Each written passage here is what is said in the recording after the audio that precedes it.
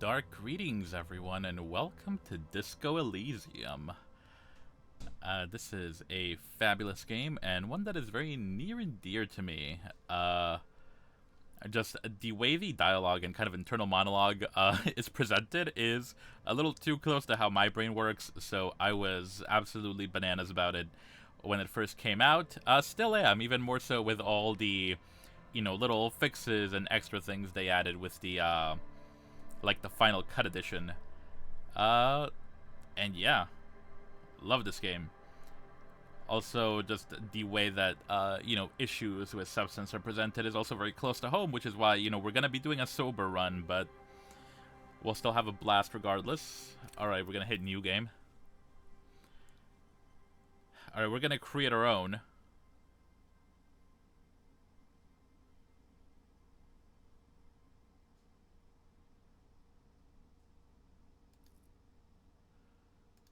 Continue.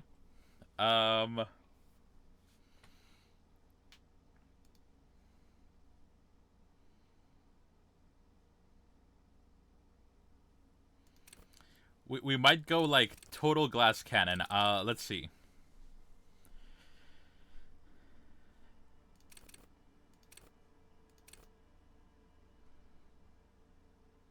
Alright, I got 3 more dots. I'm tempted to make this my spread.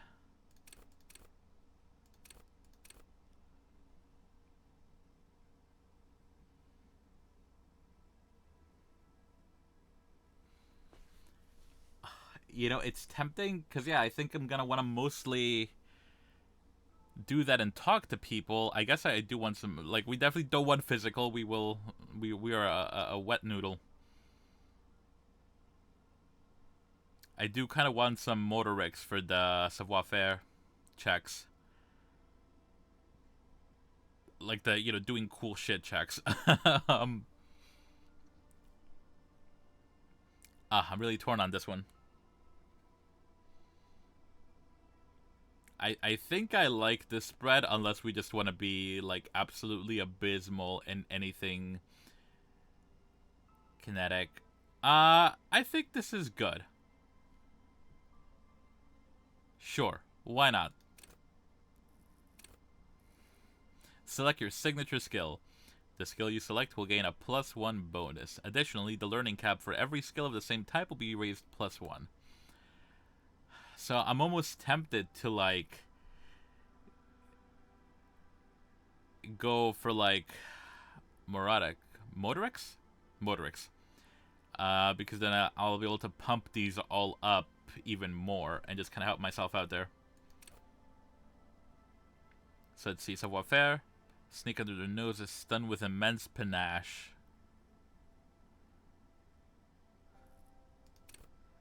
Cool for acrobats, thieves, unbelievable show-offs. Savoir-faire urges you to be better than you are. It urges you to be disco. Slip by others in some Samaritan boxing style, then tumble out the back with unexpected acrobatics. It enables you to move with silent footsteps, to groove to a good beat, and to lift useful evidence of perps without them noticing. It also makes you a cooler cop, whose athletic flair will certainly impress the citizenry. At high levels, savoir-faire will make you the king of cool, which is as much to say the most stylish douchebag in Revachol. Nobody will see you until you're ready to be seen, and then they'll get the full treatment, whether they want it or not. At low levels, however, you'll be a bumbling, feckless cop unable to catch a pair of keys, thrown by your partner without losing an eye. That's really tempting. I think that's one of my favorite little flavor things.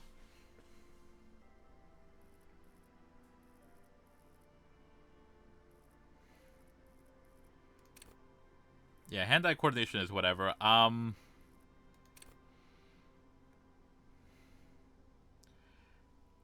tempted to go savoir. Yeah, just because everything else I can bump up to, like, bananas levels. I'm really tempted to go for savoir-faire, and then we can just bump that up as needed.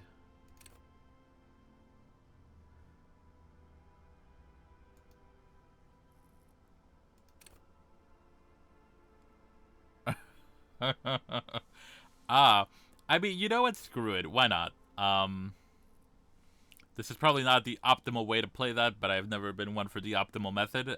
So let's go full meme. Yeah. Hell yeah.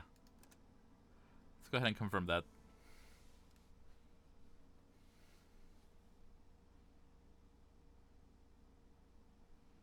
The Furies are home in the mirror. It is their address. Even the clearest water, if deep enough, can drown. R.S. Thomas. Begin. There is nothing. Only warm primordial blackness. Your conscious ferments in it. No larger than a single grain of malt. You don't have to do anything anymore. Oh, tempting. Ever. You're spitting nothing but facts, ancient reptilian brain. Never, ever. Never, ever, ever? Never, ever, ever, baby. Just keep on keeping on, non-existing. An inordinate amount of time passing. It is utterly void of struggle. No ex-wives are contained within it. Give me some more of that sweet, sweet oblivion. You got it, sweet brother. Nothing upon nothing upon nothing. How about you cough up some more of that sweet oblivion? Coming right up, sir. Smooth passage.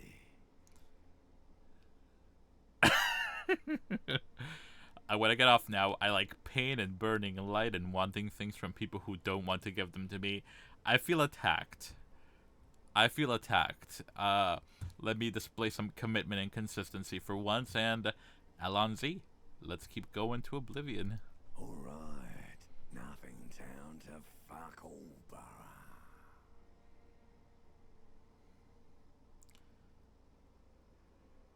Look, there's I am tired of being this type of animal, and who gives a shit? Not you.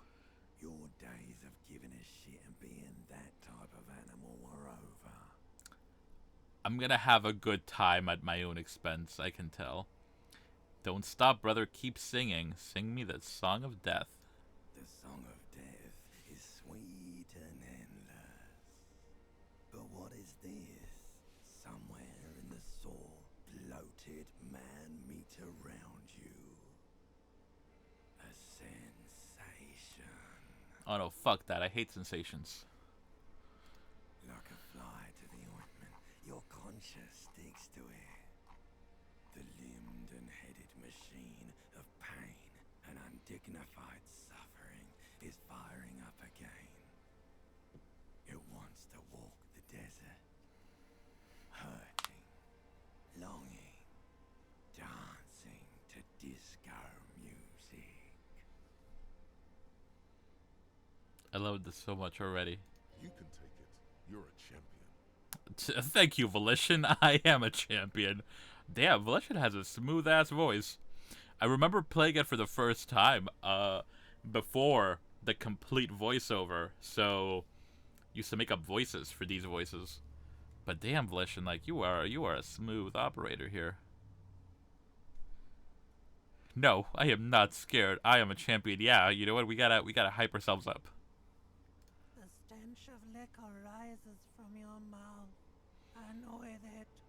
An ungodly headache. I never thought the limbic system would sound so whiny, but it fits. Help! Someone cut my head off. It's trying to murder the rest of me. A fiery streak penetrates your skull, trying to force your eyes open. It's a sound, a clarion call from hell. Somehow, you know what it is. A Caprice Canadian motor carriage.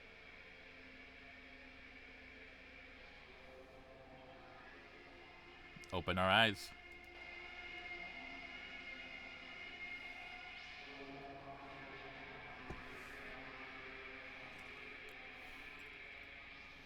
Ah, downward dog. I see I am an expert at yoga.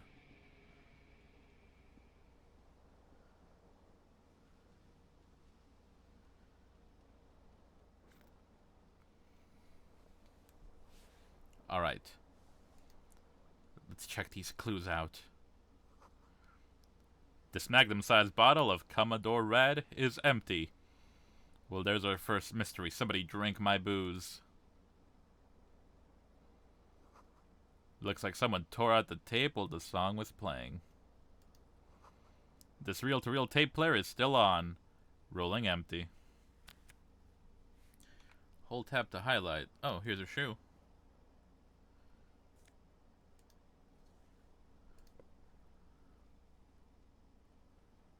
Item gained, left foot shoe.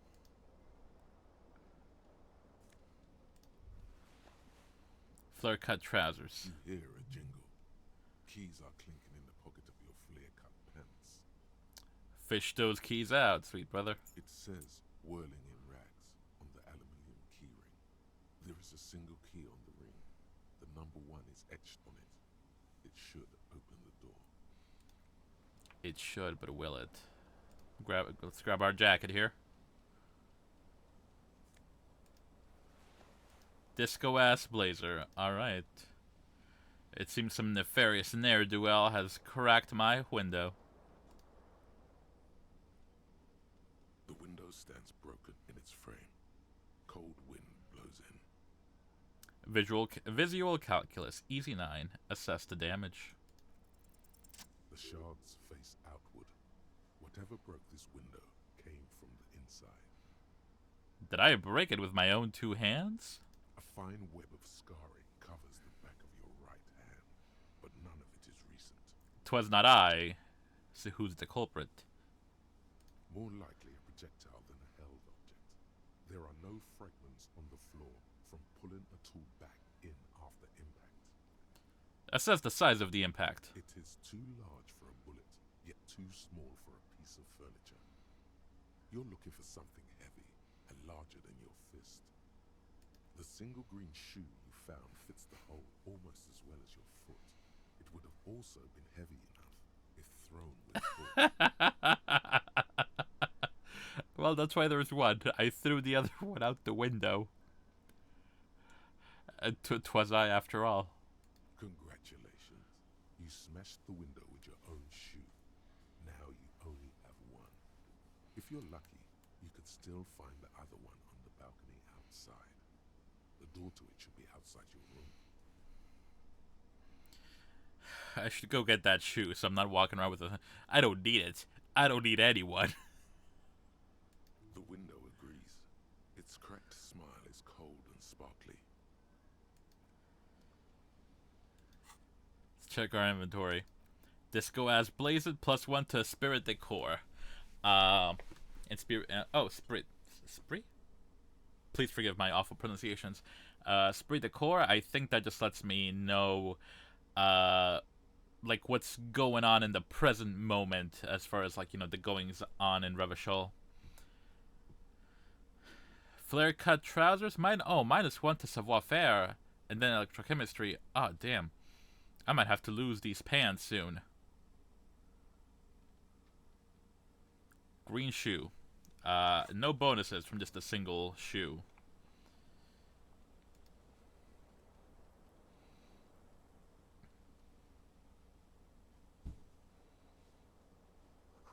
You see bottles in the bathtub, wine, beer, and sweet liqueurs.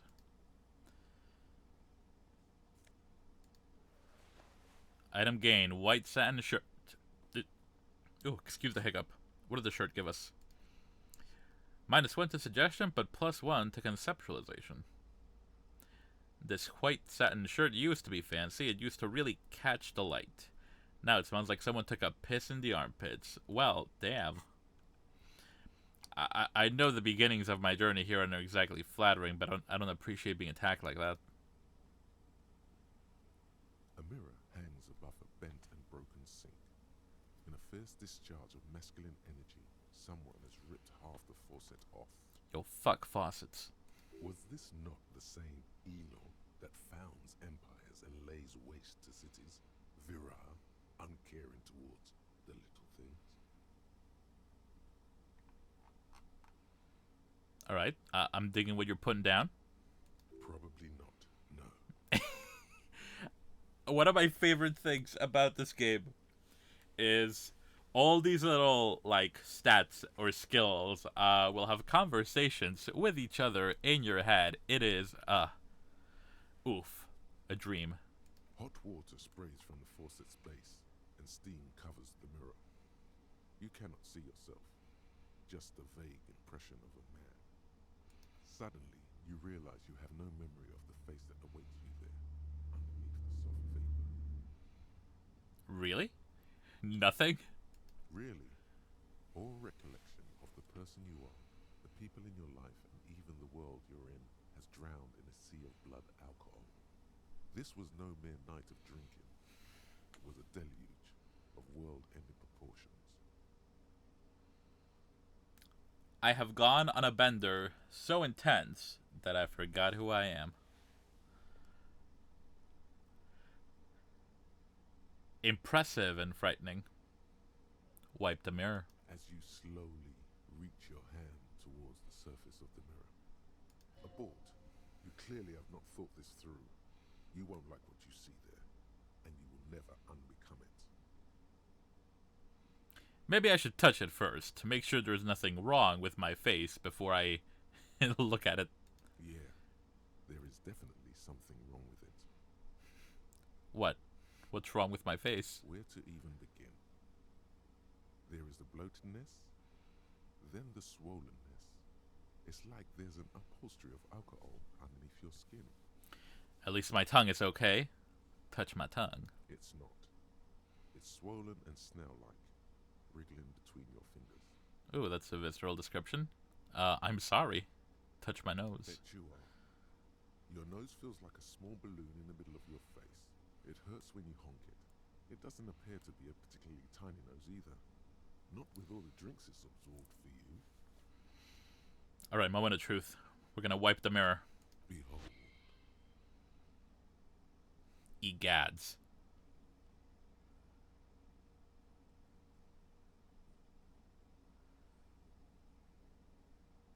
Yeah, I don't look well.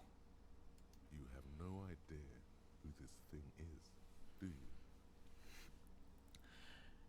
Dear Lord, help me. What is this? A superstar? Or this is the face of a late-stage alcoholic. No, we're not gonna be self-aware. Fuck that noise. Of course I recognize this. It's some kind of superstar. Yeah. I think I'm a superstar. It appears you're also dead. There's clearly rigor mortis on your face. Oh wait, is that an expression? Are you trying to make an expression with that face? Why? I think it might be because I'm, like I said, a superstar. Please stop. It's horrible. You're scaring yourself. No, this is what superstars do. Keep making the face. You can't, can you? It's like it's not even voluntary anymore. You have worn that grin into your face, and now it won't come off. What does it even mean? What is the emotion you're trying to convey? It's an expression of pain. I'm insinuating that I'm vaguely sympathetic. I think I'm sort of pulling it off, too, in a sad has-been kind of way. There's some charm to it. I think it's supposed to look suggestive. I'm afraid it's meant for the ladies. God, I don't know. It's indescribable. I'm trying to convey superstardom. You should check yourself for a pulse, superstar. From here it looks like a cadaverous spasm. Yeah, let's check the pulse. Let me learn what superstar pulses are like. You find no sign of life on your swollen neck. However, putting your hand on your chest reveals an irregular heartbeat. You appear to be alive. For now. Formidable encyclopedia. Dig deep into your mind to locate the source of the expression. Electrochemistry impossible. Oh yeah, no way in hell.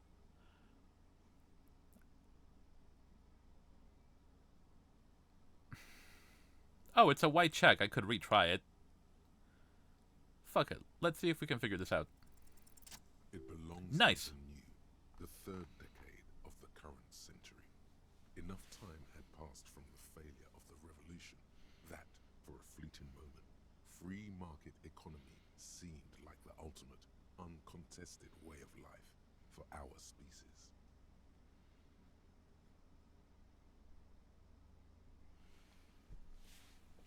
Tubular. Things were good. It was smooth sailing. People made gold and champagne-tinted interiors and facades to suit the times, calling this the new style. But more importantly, disco happened.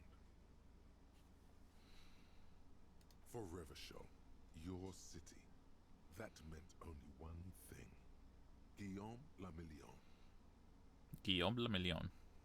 If it doesn't rhyme, you're not pronouncing it right. Drama, my favorite fucking stat. Out of the dazzling swirl of disco music, in an open-air boîte de nuit somewhere in Revachol West, Guillaume's blonde mane appeared on the screen. He sang some bullshit. Then he made the expression. So I adopted it. Why? I feel the need to add a clicking sound when I make it. How long was the new? Anything else? Like, who am I? Why did I drink myself into oblivion? How long ago was the new? Some 20-odd years. There is a vast ocean of time between right now and the expression. Looking good on you, or anyone. Humanity has run aground in that time. It's a different world now. The expression is a relic. So I adopted it. Why? Everyone loved it. Maybe you thought some of the stardust would rub off on you. Maybe it did. Either way, it's all gone now. Only the grimace remains. I feel the need to add the when I make it. The click is used to spur on a horse. It also features heavily in Guillaume le Million's regional mega hit, Don't Worry, Your Pretty Little Head. Anything else? Like, who am I? Why did I drink myself into oblivion? You have some understanding of the near history of disco. The rest is darkness. Aside from the useless fact that the motor carriage outside was a caprice ganema. I appreciate that internal consistency the encyclopedia skill exhibits. Good show. Alright, that I guess that's it then. We're a superstar. So, we're starting off on a high note. It doesn't have to be. You can swoon over Guillaume and his champagne-corked smile whenever you want to. Maybe some of the stardust will return. Electrochemistry. Yeah, I mean, it's impossible.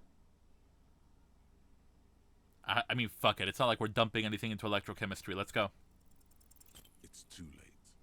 Like an image on film. The expression belongs to your primary motor cortex.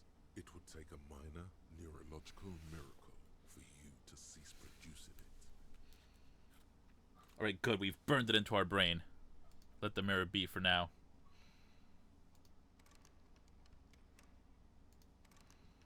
Oh, that's a door to elsewhere. Okay.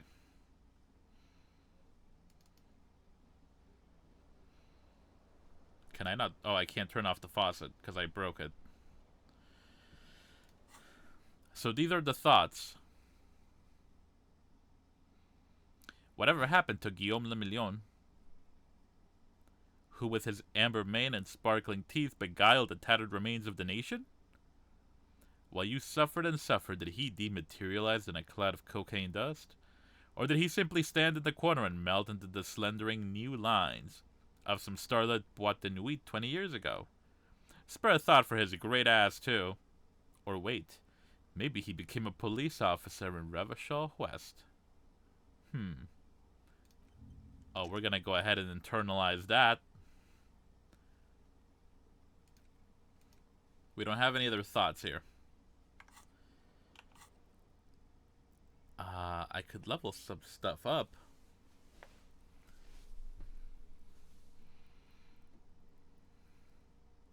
You do not have enough skill points available. Alright, I guess when it is time to level stuff up, I might want to put some points into savoir-faire. Alright, we're gonna go ahead and save because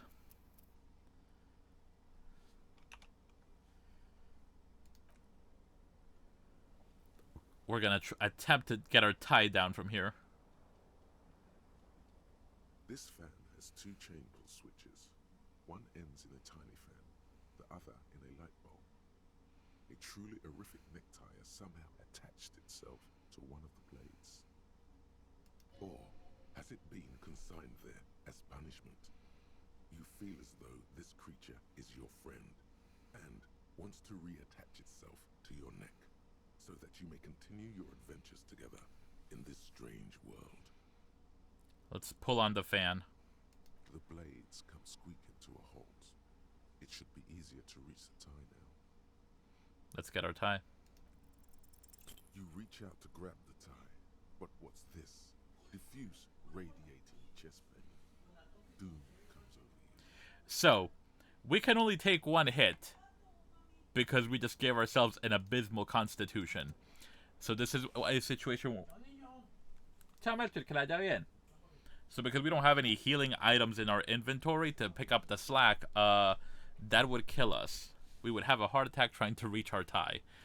So we have to save scum a little bit here. This fan has, or has it been the blades come squeaking to a halt? To be fair, I have a pretty good savoir-faire, so like, it was an abysmal failure on my part. Grab the tie, but what's this? Diffuse, radiating chest pain. Doom comes over you. Oh, I was one short. I promise this will be the only time we have to do something as ridiculous as this. But it is the beginning, so we don't have access to, you know, things to keep our health stacked, as it were. This fan has, or has it beak the blades come squeaking to a halt? You swoop up. There we go. against the tie. Snap. It's released from the blade. Warning, warning. The necktie is no longer contained. What you have in your hand is a fantastically colorful tie with 4 or 5 different patterns. The knot reminds you of a noose. If it's your friend, why was it up there? Who ties their friend to a ceiling fan? Maybe this thing is dangerous somehow. A spoopy tie. An ominous, foreboding feeling fills you as you look at the tie.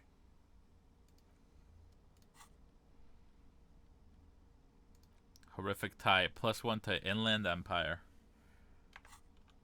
Alright. We are through here.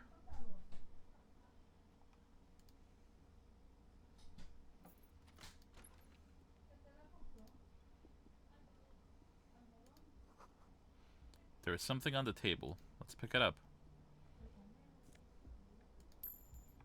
Alright. We picked up some money.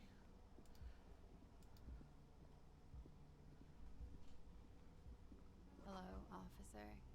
The calendar says it's March, the year is 51. Oh, we were greeted by this lovely lady. Hello. The young woman raises a cigarette to her lips. A silver jumpsuit falls off her like scale armor, sparkling. This is the sparkle of too many nights out on the city. Officer? Am I military personnel? No. She seems perplexed by her question. There's only one solution to this. You're a businessman. Wait, I know. I'm a businessman. Chief Executive Officer. Right? The young woman shakes her head slowly. Officer could be an artistic statement. You're already prone to this. Officer is my stage name, right? I can see myself as the middling disco artist called The Officer. No. You're a police officer, sir.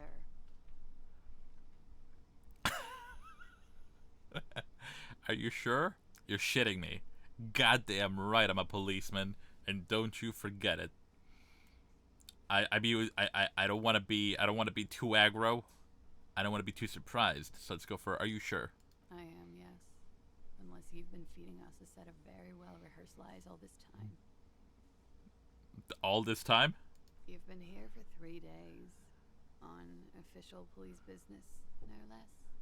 And what official business might that be? I couldn't say. In truth, so far, mostly drinking. Why don't I remember being a cop or anything else? Gracias, tío. Could it be because of the drinking? Couldn't be. Who in their right mind would let me be an officer of the law? Don't be so harsh on yourself. They let almost anyone be a police officer. You're not wrong, but that's not helping. A glib remark. Don't let it stand. Assert yourself. Actually, I can see why they wouldn't trust me with the law. I have the right character. A fondness for contradictory statements. That's more consistent than you might think. No, I get these tidbits of information sometimes, like facts, like trivia. Little facts like trivia gives me a detective-y vibe. No, I had thrown my shoe out of the window. I deduced this from the direction of the shards. No, I get these little like tidbits of trivia. Of course. She pulls on her cigarette. She remains unconvinced. Shit, rhetoric. I'm unconvinced. Try the expression on her. Let her know you want her. Physically. We'll leave that alone for now. I should get going now. Of course. Be careful, officer. They don't like the police around here. She looks back at you, a light glinting off her eyes. At least she's nice to me. It sounds like maybe my behavior and my being an officer of the law would make everyone around me predisposed to not enjoying me. Goodbye. End. Looks like she left a nice long stub in the ashtray. It's still smoking.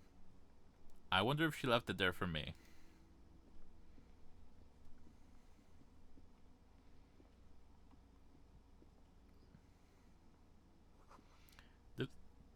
This is the weekend edition of the satirical newspaper Trompe le Monde.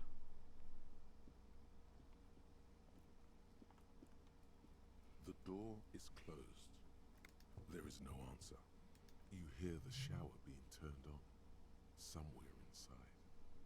A tremendous loneliness comes over you. Everybody in the world is doing something without you. I'm so alone. Why are we doing this? Don't do this to me. Swallow the emotion. The door is closed.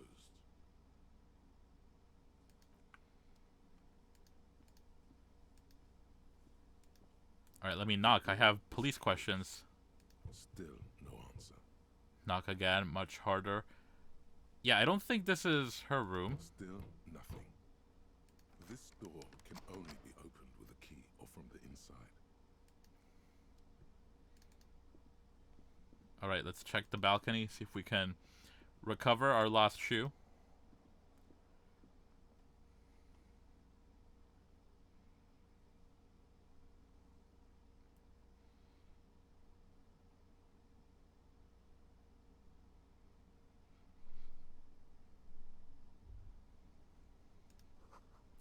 The smell of the sea makes you dizzy. There it is, the shoe.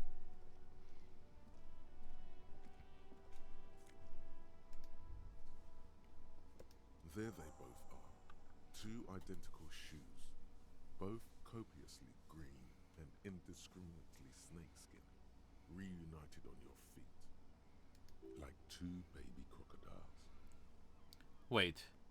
These do not look like normal cop shoes. It's pretty clear a normal cop is not what you are. How do they fit? Good. They're balanced. Comfy. Feels like the only good thing about you right now, truth be told. Ouch. +1 to composure, but -1 to savoir-faire. Why does everything keep getting rid of my savoir-faire? It's all I care about.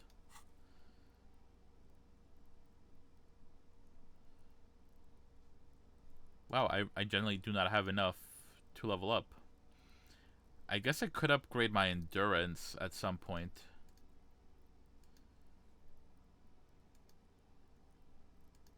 I do want to get shivers at some point.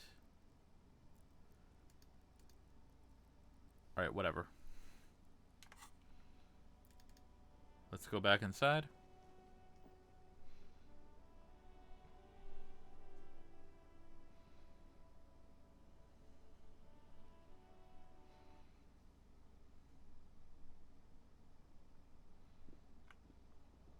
Oh wow, I can even move with like the Wazda. I'd forgotten about that.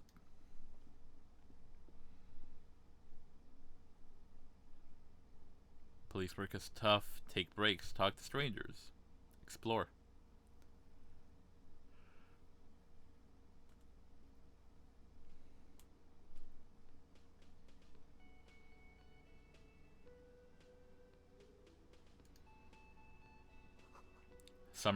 Summer door closed for the winter.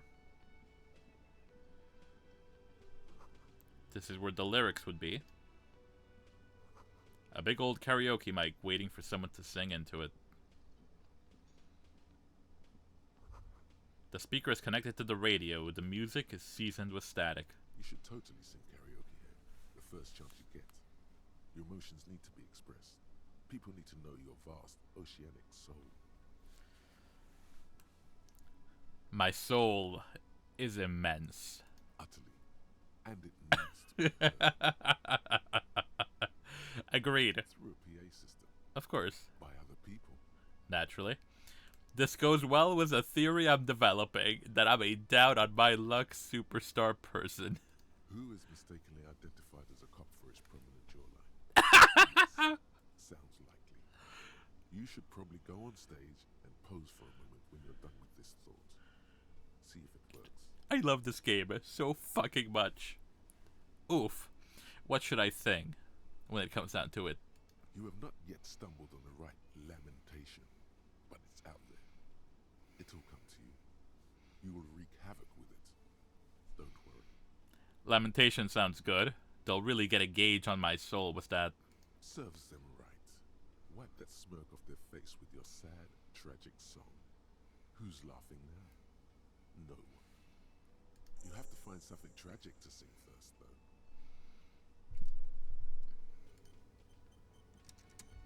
Let me pose real quick. This feels right to you. You belong here.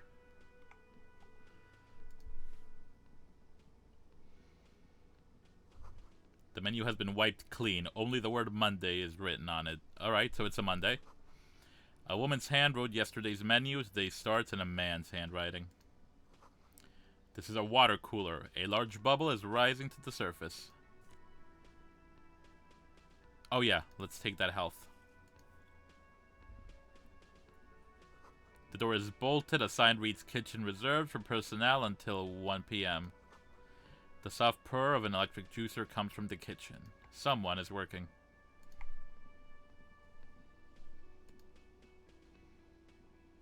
A sign reads mess hall reserved for union members. Doors open at 3 o'clock. This royal pinball machine is unplugged. Let's talk to this nice lady. Lena, the cryptozoologist's wife. You shouldn't keep your colleague waiting. Ah, I have a colleague. Let's save and talk to this gentleman.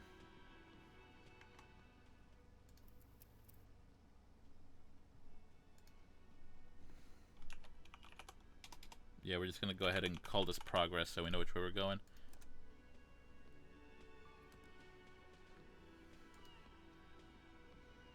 A man in his late 20s stands behind the counter, inspecting a stuffed seabird.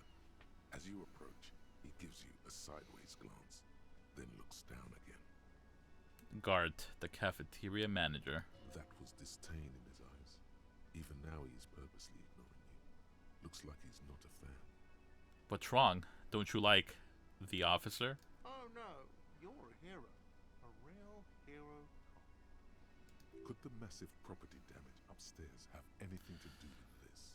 So not only am I a cop, but I'm also a hero? Yes, you are. A real decorated hero. What did I do? Tell the legend. What did you not do? First you took the body down, then you solved the murder, then you didn't trash my hostel room. Maybe you even negotiated the strike. I'm guessing I didn't do any of the... No, we're not going for the self-aware route. Oh my god, I did all those things? I don't appreciate your tone. This is no way to talk to an officer. No, let's keep building up the superstar fantasy. No, you see, actually, you didn't. You haven't done anything even remotely useful since you got here. What have I been doing then? Have you seen me around? No, I haven't seen you around. I'm not always here. Look at the stuff. He looks down again and keeps plucking at the bird. What's with the bird? A competent work of taxidermy. The white and brown seabird lies among piles of coasters and drying mugs. One of its wings broken. The man is trying to mend it. Looks like the bird was ripped off the shield that was used to mount it, most likely on a wall. This is the Great Skua. The seabird is the symbol for the discovery of the Insulindian Isola, the part of the world you are in right now. Something about it makes you feel bitter. That's the Great Skua, right? Look, your buddy is over there. He looks at the doors where a man in a bomber jacket is tapping his foot on the floor. Why don't you go and talk to him, okay? I'm a cop and I talk to whomever I please. He pretends not to hear you, concentrating on the bird instead. Leave. You know what? Fine. I'll go get my colleague and then I'll bring him over. A bespectacled man in an orange bomber jacket is tapping his foot on the floor. Looks like he's waiting for someone. You.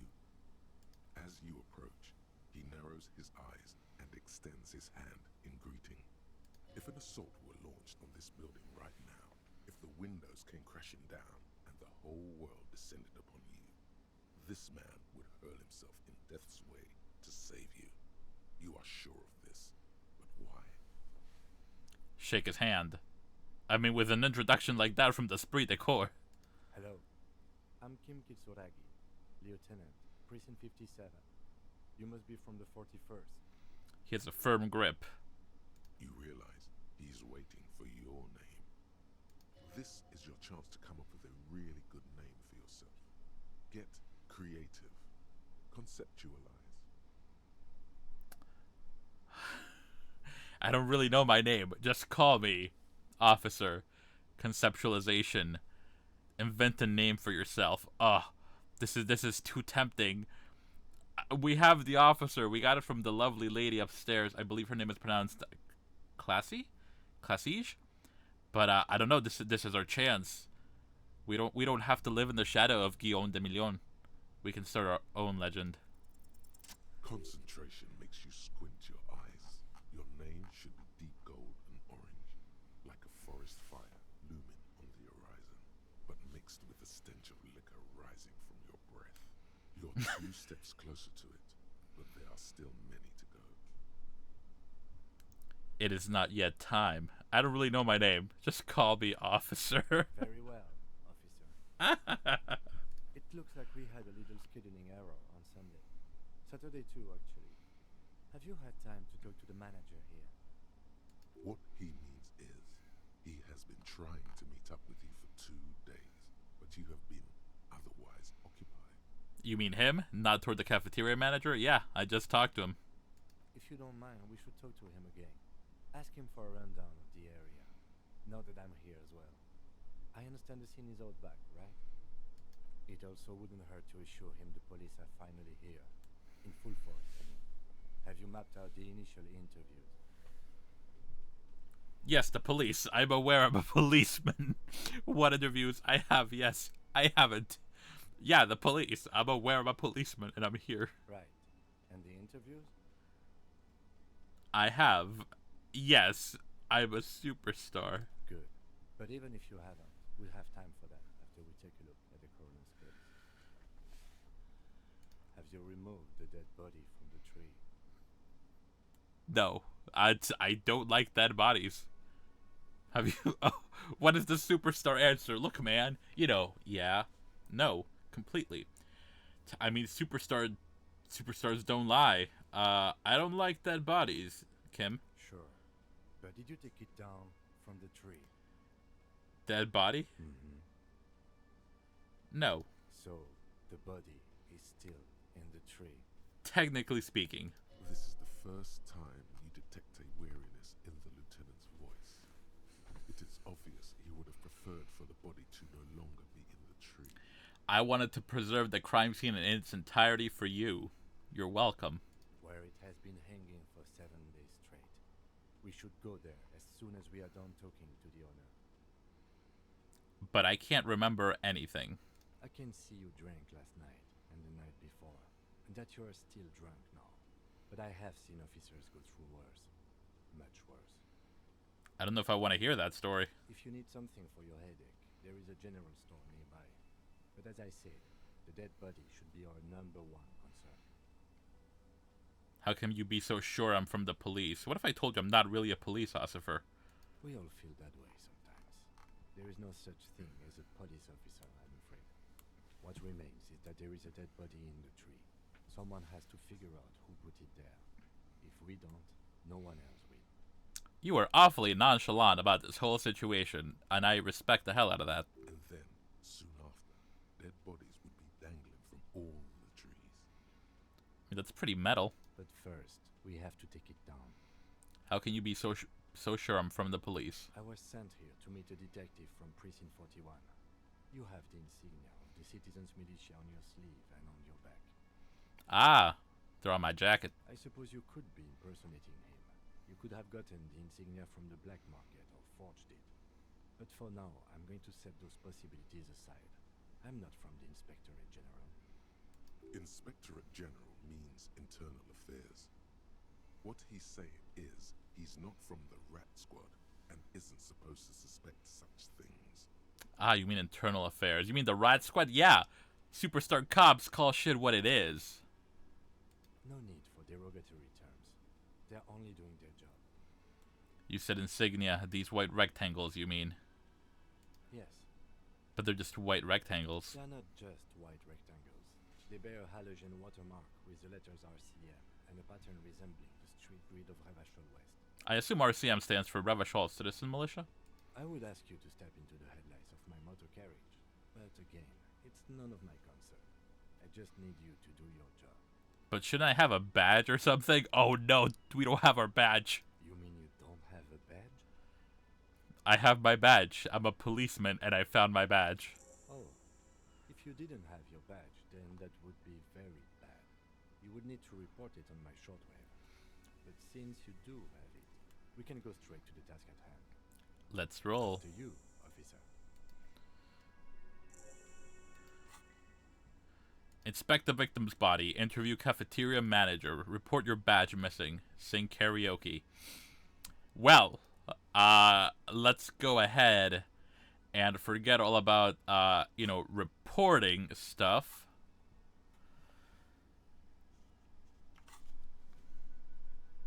We're just gonna find it on our own. Hello again, sweetie. I see you've met up with your colleague. Lena is a sweetheart. The lieutenant nods politely. Wait, who's Sweetie? Who's Sweetie? Why, you are, officer. Maybe I am. And have you found anyone to be sweet to? No, I'm done with mating rituals this time around. I don't know, wink. Maybe I have. I had once, wink twice. But then I lost her. Oh, I mean, listen, what's a superstar without a tragic backstory? What was with that fucking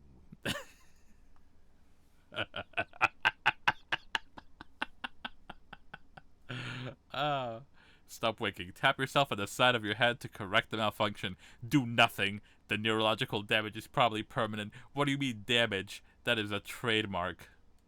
I see you are still grieving. Well, I won't pry. She smiles gently, paying no heed to the inexplicable winking. You must forgive me. I'm getting so scatterbrained. I completely forgot to introduce myself. She slaps herself on the forehead. I'm Lena. My husband Morel and I are staying with our friend Gary just down the street, but I come here for tea when they're away. Her eyes glitter over the rims of her glasses as she looks up, smiling. This Lena is wacky enough for the Motley Crew. Hire her on the spot. How'd you like to roll with me? Oh gosh, the pun. Whatever do you mean? I want you to be my wheelchair partner, fighting crime, ridding backyards of corpses, catching sequence killers. Sequence killers? Oh my. But She I think sounds you impressed. already have a partner, sweetie. A partner who needs you to help him get a corpse down from a tree. I know, but there are also side mysteries, sequence killers, and forays into the paranatural. Are sequence killers supposed to be serial killers? Is this what we're doing? I can assure you with absolute certainty, there are no sequence killings taking place in Martinez. That you know about. Kim, the absence of evidence is not the evidence of absence. Now, gentlemen, no need to squabble. I wouldn't be of much use to you anyway, sweetie. Why? 3 heads are better than 2. Thank you, but Martinez isn't the most wheelchair-accessible place, you see. I'd slow you down. Perhaps another time. She turns back to you with a hopeful glint in her eyes. I don't know if you've noticed, but I don't know where I am, or what I'm doing, or anything. Yes, officer. You look rather dazed. Like a stunned fox. But surely things can't be that bad. Her eyes follow your movements with some concern. She's a gem. We can be honest with her. I drank so hard I forgot literally everything. Oh my. You know where we are, right? The Whirling in Rags cafeteria? It was on my keys. That's right. And where is the Whirling in Rags cafeteria itself located? I know we're in Revachol, but we may as well be in hell. Yes, indeed. We are in the fine city of Revachol. I know that Revachol used to be really cool in the 30s. The new disco dancing. It seems like a lifetime ago. Her eyes are filled with light reflected of those gilded years, when the city seemed full of possibility. Much has changed, but it is still the most beautiful city in the world. A rare jewel set in the sand between the pines. Everyone says so, even foreigners. There's a pause as she studies your expression. You must look quite lost. Speaking of history, you know what year it is, yes? It's the spring of 51, baby. That's right, dear. How splendid. Here, take this pen. Knowledge should always be rewarded. Kind green ape pen. I will treasure it always. Her relief is palpable. She was getting pretty worried about you there, but now she relaxes her shoulders. I can tell that this is taxing for you, so I'll just ask one more question. What regime are we living under? What mode of government? Some kind of democracy. I'd like to think it's the dictatorship of the proletariat, but something tells me it's not. Our leaders are fierce warriors who traverse the plains on steeds. Civilization cowers before us. We are governed by intelligent machines that perform calculations to determine the freest market. Everyone hustles and grinds like a badass visionary.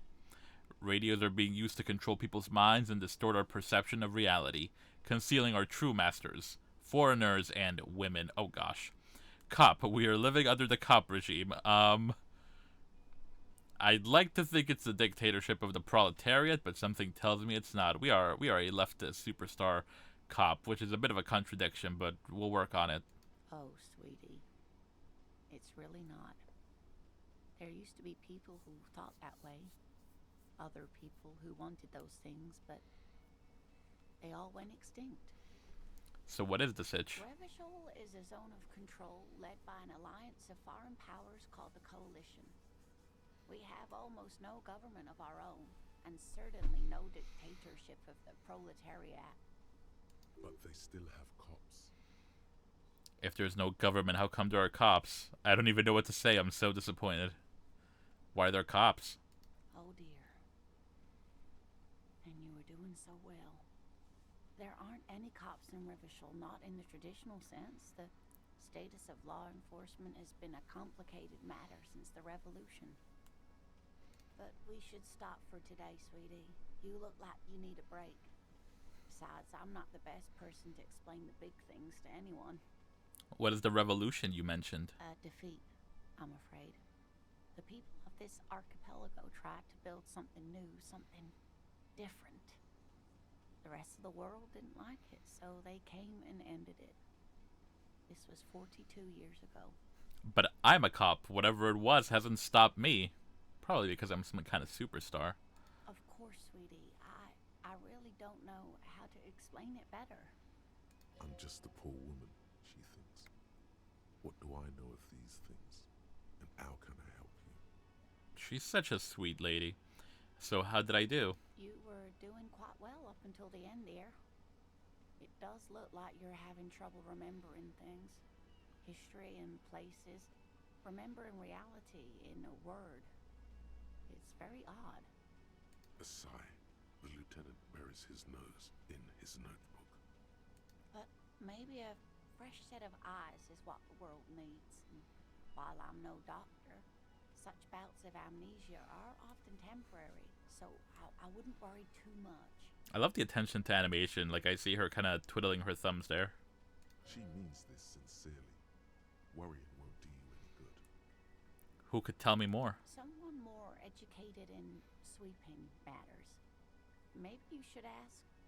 She turns to Kim. No, I'm not an encyclopedia. I won't be a guide either. I'm a detective. Of course. Then I don't know. Someone rich, maybe? Wealthy people are educated. Though I don't know where you would find a wealthy person in Martinez. Alright, the you seem to be in a chair question is woefully insensitive, but I'm wondering if that's just going to give us, like, more lore on her as a person. Because I love her very much. I don't remember what we get, so... Just a heads up, it is an insensitive question. Yes, dear. I'm a paraplegic. A paraplegic is someone with limited or no ability to use the lower half of their body. Paraplegia is caused by spinal cord injuries, like falling from a great height, or a grenade explosion. I'm sorry, it was rude of me to mention the chair. Let's move on. That's quite alright. I'm used to people asking questions. I know they're thinking about it anyway. There is no bitterness in her voice. She accepted the curiosity her condition inspires a long time ago. She is a gem. I've got to get going now. Of course, dear. Good luck with your case. Can I talk to Kim? Yes? I think you should know that I can't remember anything. No response. He just arches his brow. You know what? Let's come clean, right? A superstar's got to keep it real. He's having trouble processing it, believing it even. I feel like I must repeat this. I don't remember anything. There was heavy drinking involved. Have you tried concentrating on something other than your personal affairs? Damn, I haven't. There is a sudden, harsh edge to his voice, like he's tired of hearing about your personal affairs. But I'm completely lacking in basic information about even this organization we're in. Can you help me? Fine. We should get through this day first. Off hours begin at 9 p.m. If you're still having trouble then, I can give you an orientation. Alright, thank you, Kim. So what should I concentrate on? Try work. The case at hand. It can work miracles. What's wrong with personal affairs, though? Not a fan. It's just the nature of lieutenancy. The RCM deploys a self-styled structure called the Decomptage as its chain of command. Every lieutenant is responsible for 2 sergeants and 8 officers. That means the average lieutenant has to deal with quite a few personal affairs. Even you know this. I'm afraid this is a medical situation, and move Really? on. You look fine to me.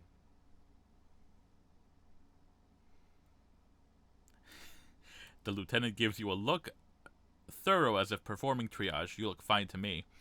I'm talking serious, unbelievable damage here. I saw myself in the mirror and had no idea who I was. This psychodrama is unbecoming of an officer.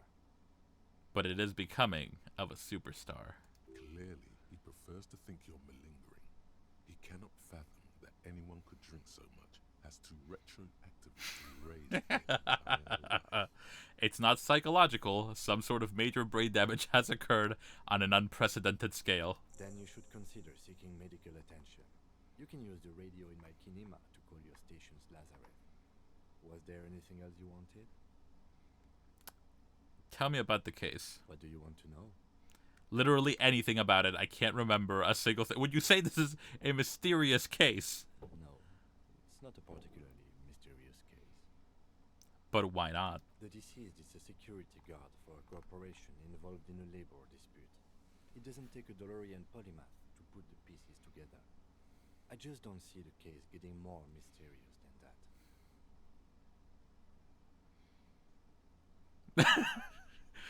Okay, so the case probably isn't mysterious. But could it be sexy? There was some interest in this case at my station, but not for the reasons you have in mind. You seem to wish there was Maybe there's a young woman involved. Are you sure there's not some sex angle we should be considering? Okay, I guess that settles it then. Are you really sure though, Kim? good point. Martinez is famed for its occult sex murder rites. We'll get on it immediately. Good man. The weary tone is the surest indicator that the lieutenant is being sarcastic. It doesn't have to be murder, it can just be sex. It doesn't have to be a cult, it can just be sex murder. That's commendable.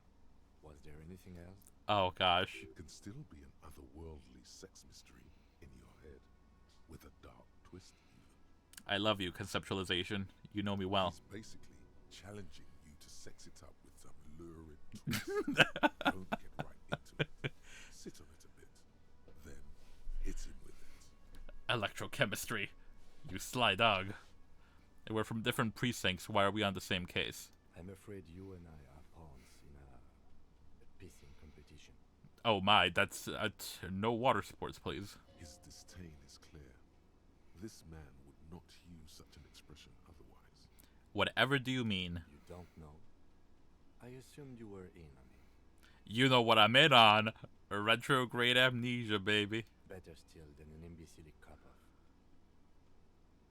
Tell me about it. Give me the lowdown. It's just stupidity. We shouldn't waste any more time on it. If you want my take, ask me after we've inspected the victim. You should tell me now. This seems relevant. Later. Was there anything else you wanted to know about the case? Literally anything about it. I can't remember a damn thing. Maybe you can tell me what you do know to help me narrow it down a bit. I know literally nothing about it, only what you told me before. Do you want me to brief you? Brief. Yes, that sounds good. 3 days ago, the RCM emergencies desk received a report about a security guard who was found hanged in Martinez. An anonymous caller said there was a dead body behind the Whirling in Rags hostel cafeteria. The cadaver had been there for 4 days. No one had come to investigate. During that time, the victim had been stripped of his belongings. The caller did not identify him, but used the word lynching. There is an ongoing labor dispute between the local dock workers and the logistics company Wild Pines. I was told we should approach the death as part of this dispute. Does the briefing say who the victim was? A security guard or worker of some sort, hired by Wild Pines. This was just hearsay from Martinez, of course. We need to find out the truth. Who was the caller? To find him or her is one of our tasks here. For now, all we know is that the tone was muffled, using a device of some sort. The desk could identify neither the caller's age nor sex. Why hide themselves? There's a strong prejudice against involving the RCM in what's seen as union matters. The dock workers' union is the de facto police in Martinez. Now it appears they've started executing too. We cannot allow that. Hold on. And the RCM is? That's us, the Revachol Citizens Militia. We're the police in this city. The RCM, or the Revachol Citizen Militia, is the police force you and him are part of. A self-organized peace corps of the occupied city of Revachol. The RCM operates within a legal twilight, yet its authority is rarely questioned. It's super useful to know this. Let me just make this perfectly clear. Our job here is to find the killer. That's right. I have all I need to know. Let me exhaust the dialogue. You mean like a brief? Do you want me to 3 days ago, during that time? the Mega victim cool, had I've heard been enough. portrayed in? Was there anything else you wanted to know? I have all I need for now. Oh no. Oh, I can put points into Inland Empire to convince Kim that there's a sexy dark twist. We're gonna put points into Inland Empire, it seems.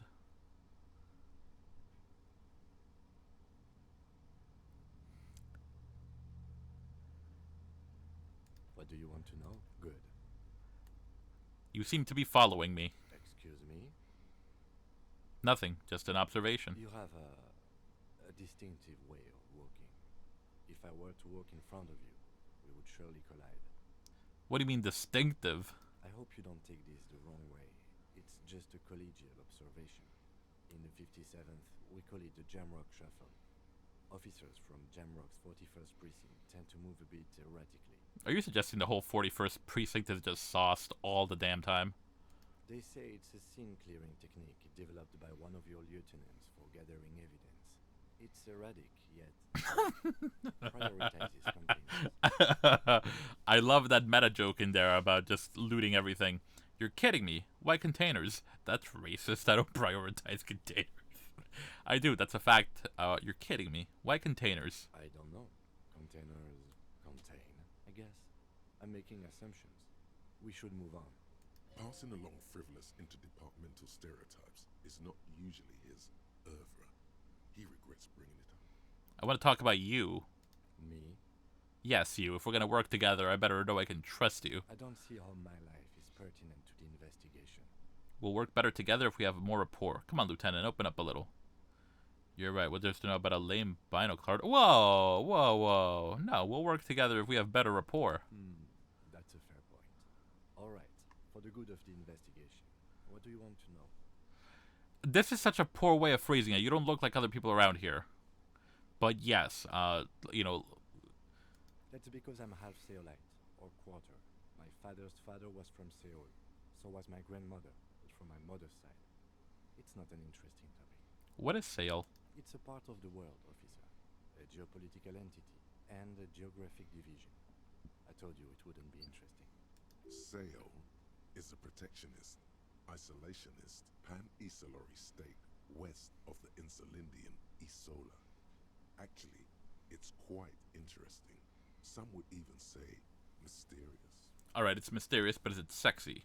You're only making it sound uninteresting. I still want to know more. You're barking at the wrong tree. I don't speak a word of Seolite. I've never met either one of my grandparents, and I've never been to Seoul. I'm a regular Revacholier. He seems almost proud of these things. A point of pride to him.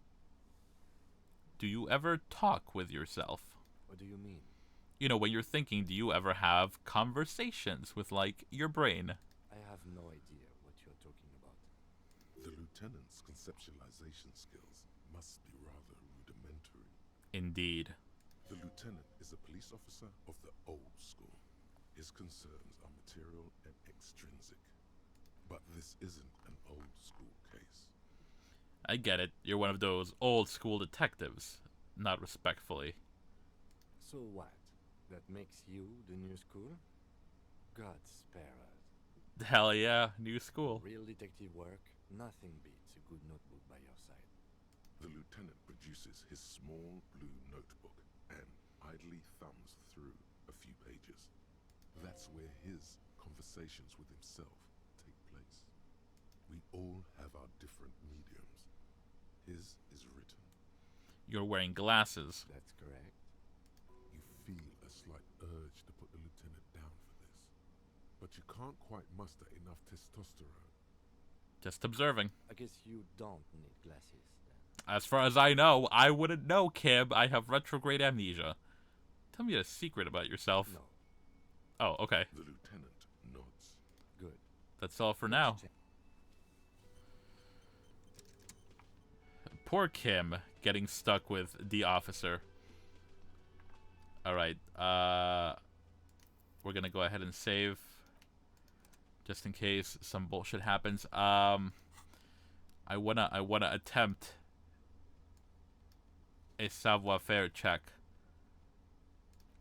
So we're gonna have to lose the items that make us lose savoir-faire.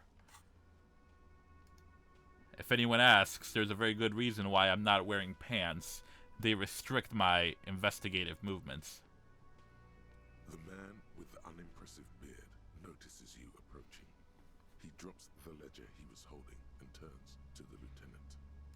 Mr. Gart, right? You run this place. The lieutenant glances into his little notebook. Yes. He responds tersely. I am Kim Kitsuragi from Precinct 57.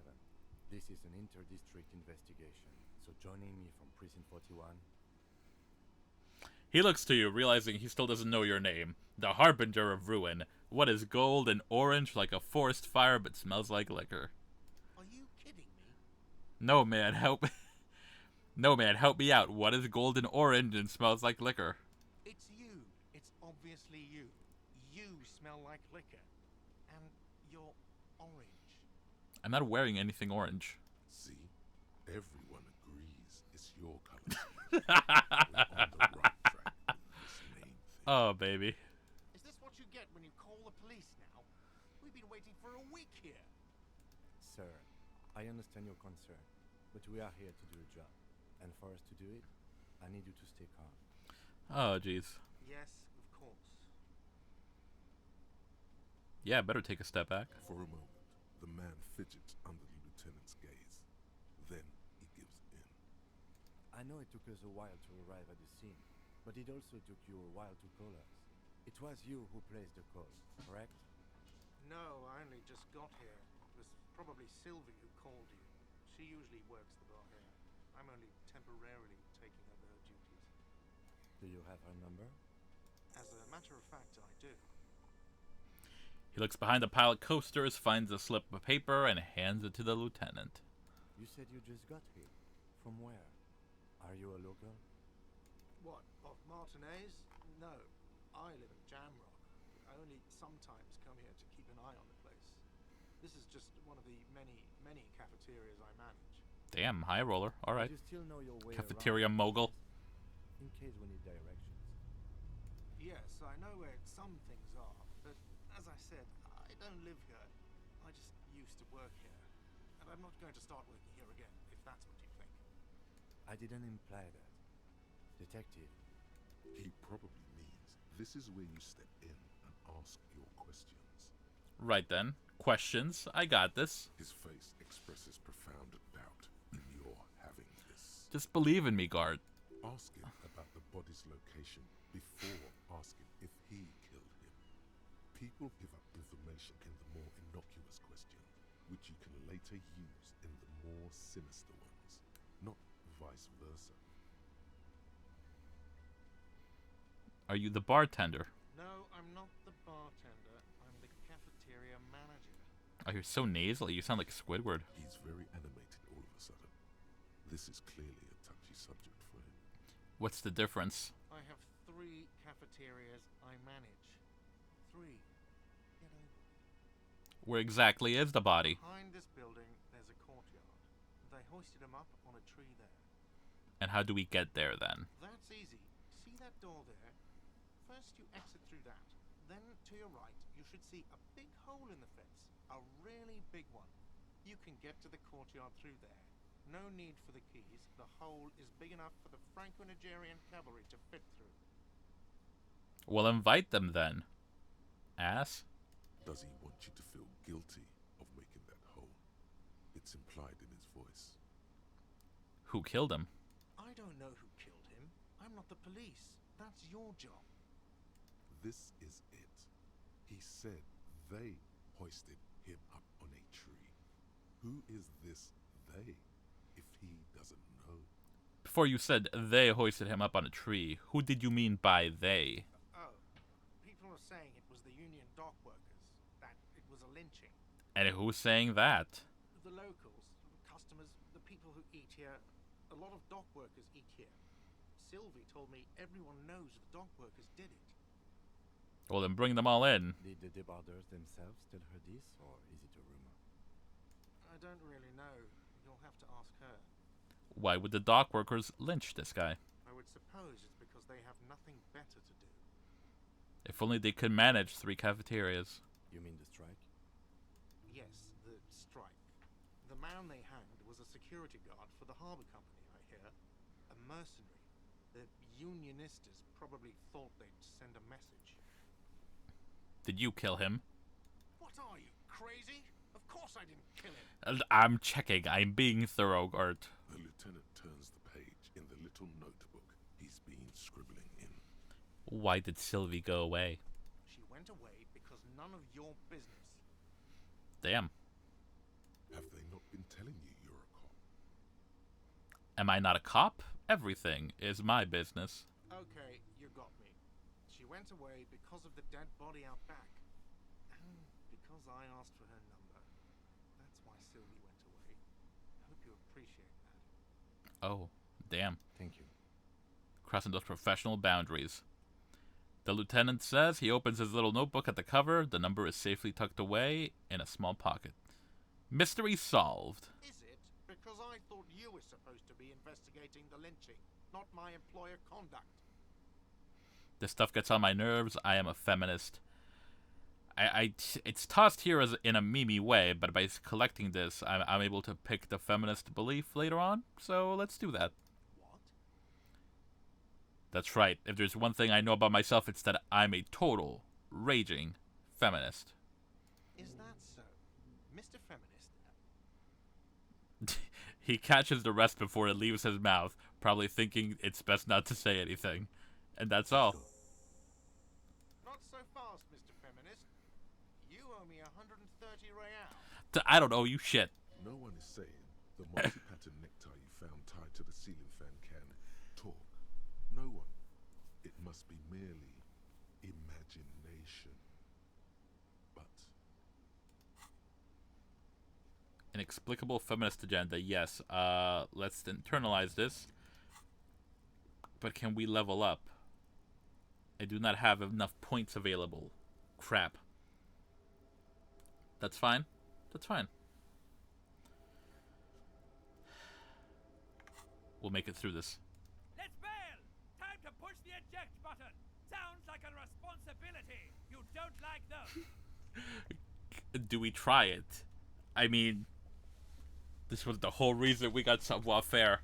We may have to reload if this goes super poorly.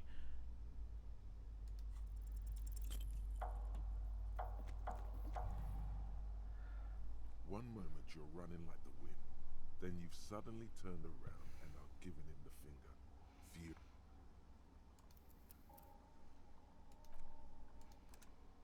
I should have quick saved. Damn it. But I don't think that I can save in between conversations. Alright. If it was any other person, I would let it go, but I'm not gonna hurt Lena. We're not gonna do that to her. The man. Mister, Yes. I am Kim Kitsuragi from... Are you kid? It's you. See, Is this what you get when you... Sir, I understand. Yes. for a moment. I apologize for this, folks. It's only until Her number? As a matter of we get through this section. You said you just... What? Of Martinez? But you still know it. Yes, I know where it's... I didn't imply... He probably means his face. Ask him about the body's location. No, He's very animated. I have 3 cafeterias I manage. Behind this build, that's easy. See, Does he want you to feel guilty of making that hole? I don't know who... This is it. Oh. The low... The I don't really... I would suppose... You mean the strike? Yes, the strike. What are you, crazy? Of course... The lieutenant turns. She went... Have they not been telling you? Okay, you got... Thank you. Is it? Because I thought... What? Alright, Is that raging so? feminist. Mr. Feminist... Let's go. That's all. Not so fast, Mr. No one is saying the multi-pattern necktie you found tied to the ceiling fan can talk. No one. It must be merely imagination. But Let's bail! Time to push the eject button! Sounds like a responsibility! You don't like those! Can I not quick save? Alright.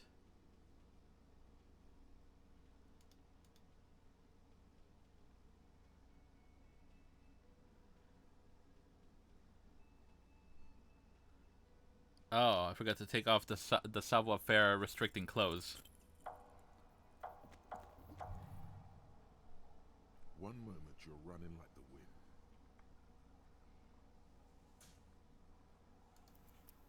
wind. F5 is quick save. Well, that's annoying. My apologies for not removing those earlier.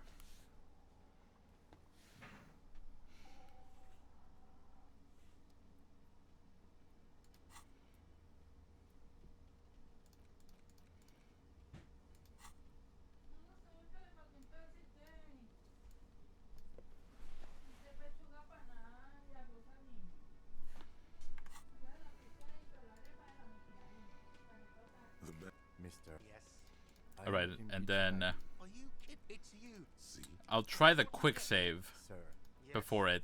for a moment. I know I just we need to do that because we're a superstar, but also we're not gonna hurt Lena. Any other botch for the rest of the game, I'll happily take, but we cannot hurt Lena.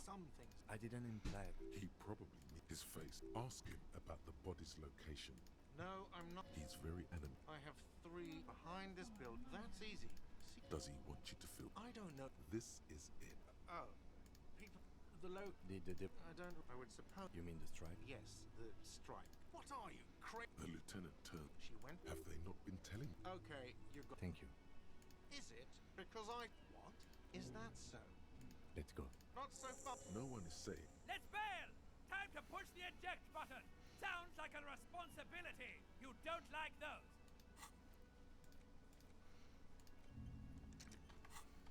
Alright, let's see if we can quick save. Doesn't look like we can do that here. Well, here we go. Well, that was As anticlimactic. Behind you, a whiny voice shouts. Real mature, man. Real mature. I agree.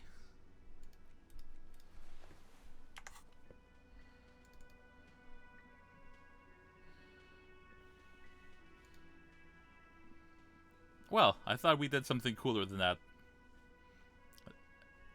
Although it fits that the botches would be cooler than the successes for this game anyway.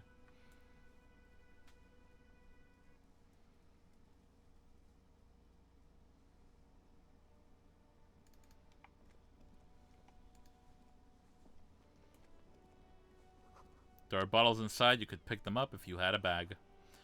Rue de Saint is Lane 8B. Alright, let's check out the body. There's the body. Fair warning about these shitty kids. They say some mighty lewd things. The letter R wears a crown on the ribbon below, a light above descending. This is the logo of the municipality of Revachol. This trash container is locked. The sliding lid has a padlock that says, whirling in rags. There's something in there, not necessarily connected to the case, but still. Why am I looking at you, trash container? You're just a trash container. Maybe you're prioritizing it. Lieutenant, what do you think could be in there? Trash, food waste from the cafeteria. They lock these containers to keep the derelicts from flocking in. Could be evidence too. Yes, I feel like there's something in there. What do you mean, feel? It's extrasensory perception. Whatever is in there holds a specific significance. It holds a special significance. I agree. We should get someone from the remote viewers division here. He's being sarcastic. Do not ask what the remote viewers division is. There is no need. What is the remote viewers division? All the detectives from all the precincts who experience extrasensory perception go to the remote viewers division. Their work is invaluable to the force. It's remarkable how he can keep a straight face. Take note. The lieutenant is well versed in deadpanning. Many of the things he says could be meant in jest. What kind of extra natural abilities do they possess? None, because they don't exist. I am so disappointed right now. I thought there was a remote viewers division. There isn't. But we should still access this container. How do we get the lock open? We could try using a pry bar. There's one in my motor carriage, Or, Lieutenant? or we could ask for a key from the manager of the Whirling in Rags. He probably has one. He might also have information. This is better than the pry bar idea.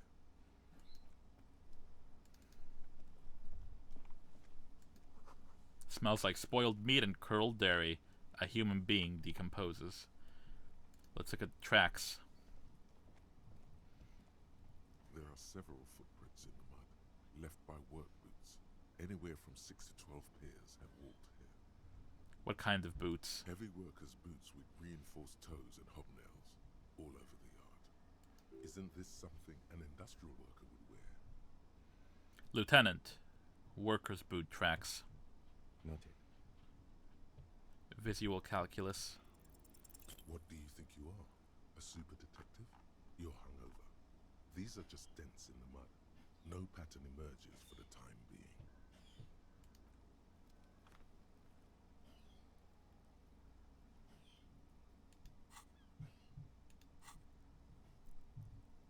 Can I level up my visual calculus?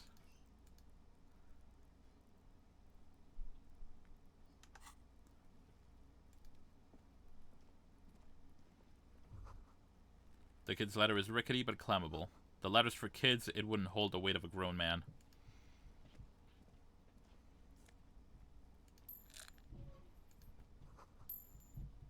Someone's trying to grow herbs at the greenhouse.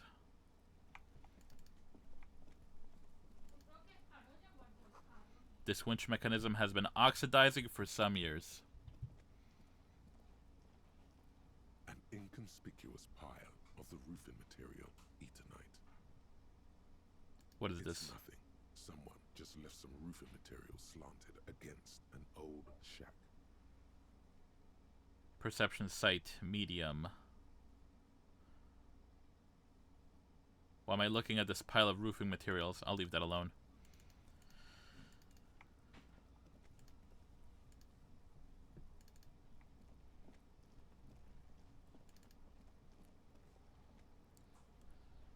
Alright, I'm about to talk to this kid. Fair warning, because he says a lot of lewd stuff.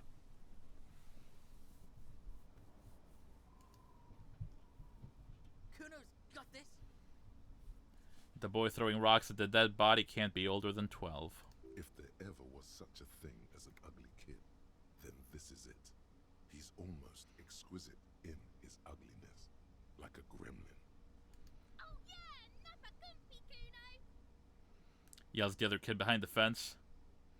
Hey kid, a word. Please business. Right in the dick, Kuno.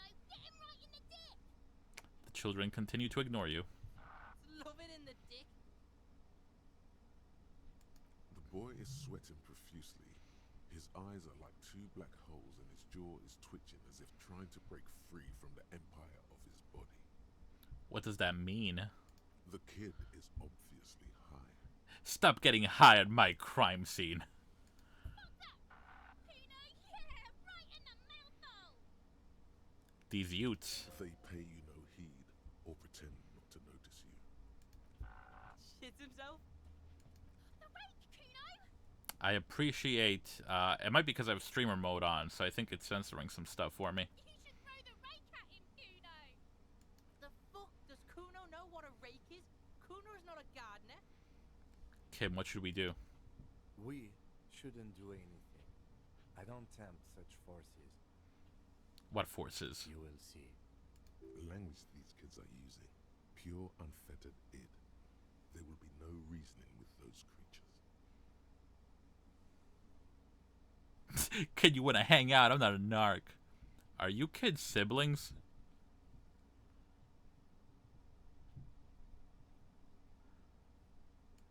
I don't have time for this right now. Let's go try to get the key for the dumpster.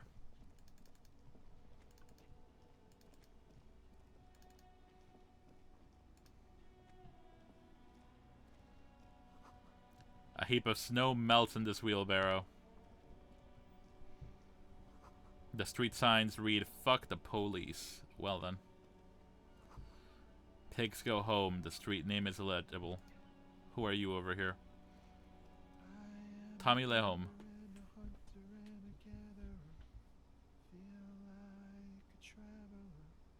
The man mutters to himself, accenting the beats as he goes. A simple little cadence.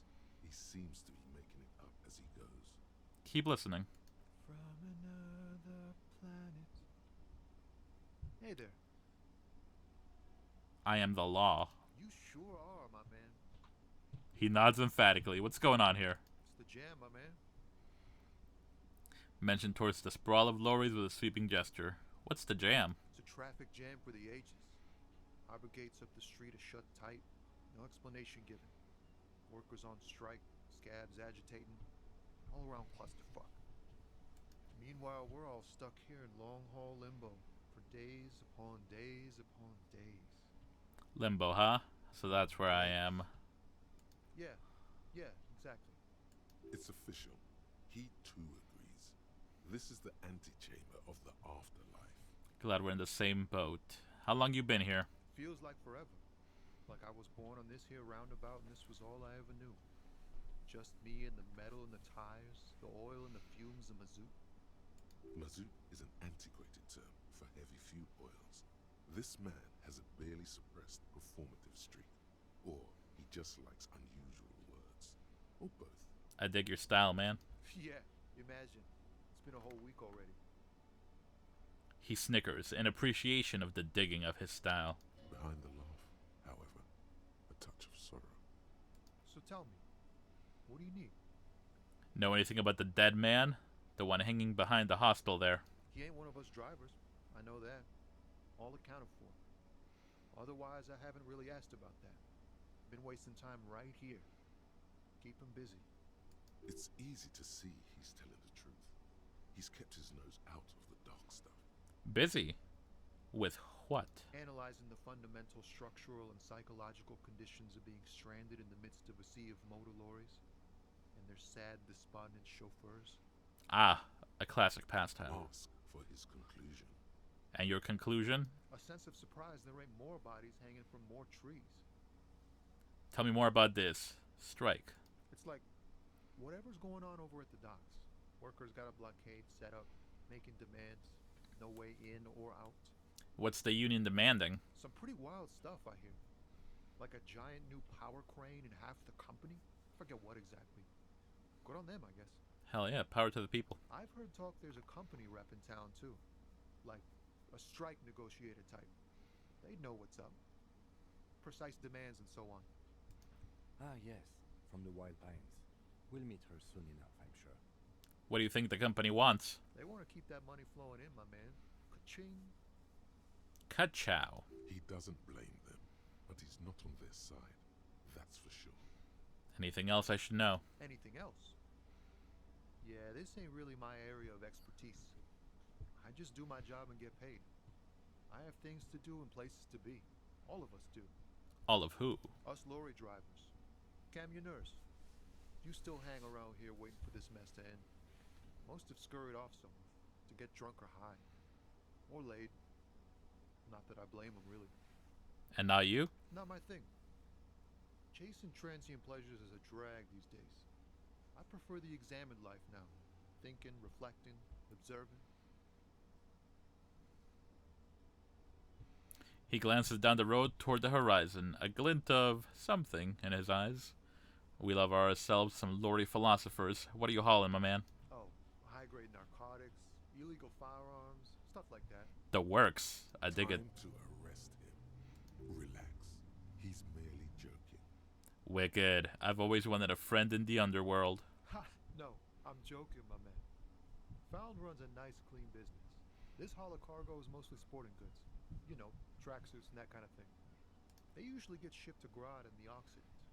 Though we've been making headway in the Il-Moran market lately. Could I get one of those fallen tracksuits you're carrying? We're pals and all, but I can't just freely hand out the merchandise. The bosses won't be happy. So nothing illegal, at least. Not unless they've illegalized sports equipment while I was on the road. That's your machine behind you? This rockin' beauty. Sure is. Like a rash you can't get rid of. You interested in heavy-duty cargo machinery? A motor lorry, also called a camion, on Caillou and neighboring islands. This one looks roughed up enough to be some sort of found rust bucket. Maybe the A6. That a foul A6 you got there? Good eye, my man. Yup, she's an old one, but reliable. Me and her spent a long time together. There it is again. A little touch of sadness beneath his cool. He thinks he's spent too long in this lorry. He might not be wrong. I had another question.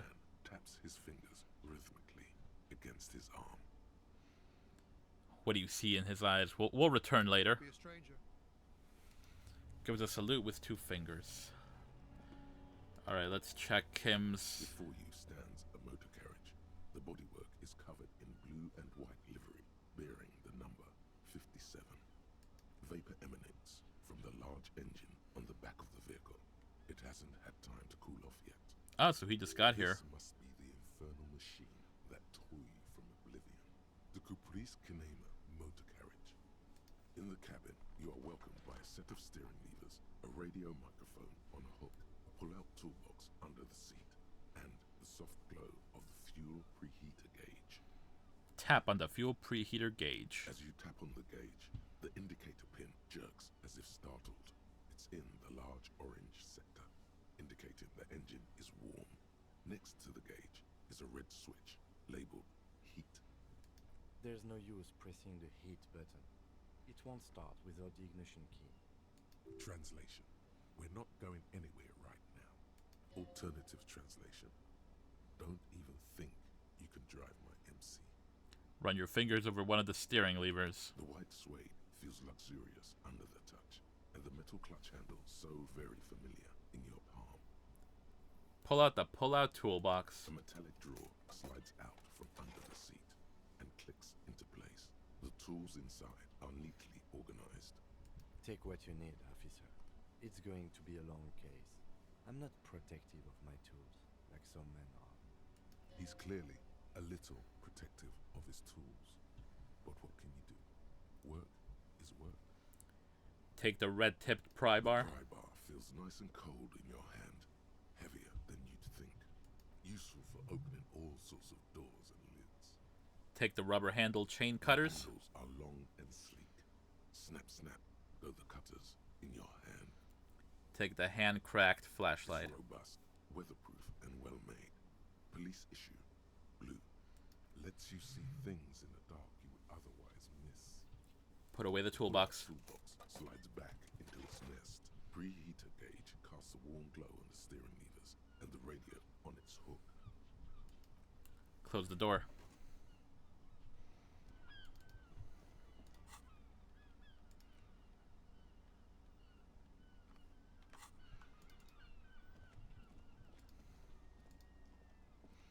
Alright, let's see if we can get a key for that.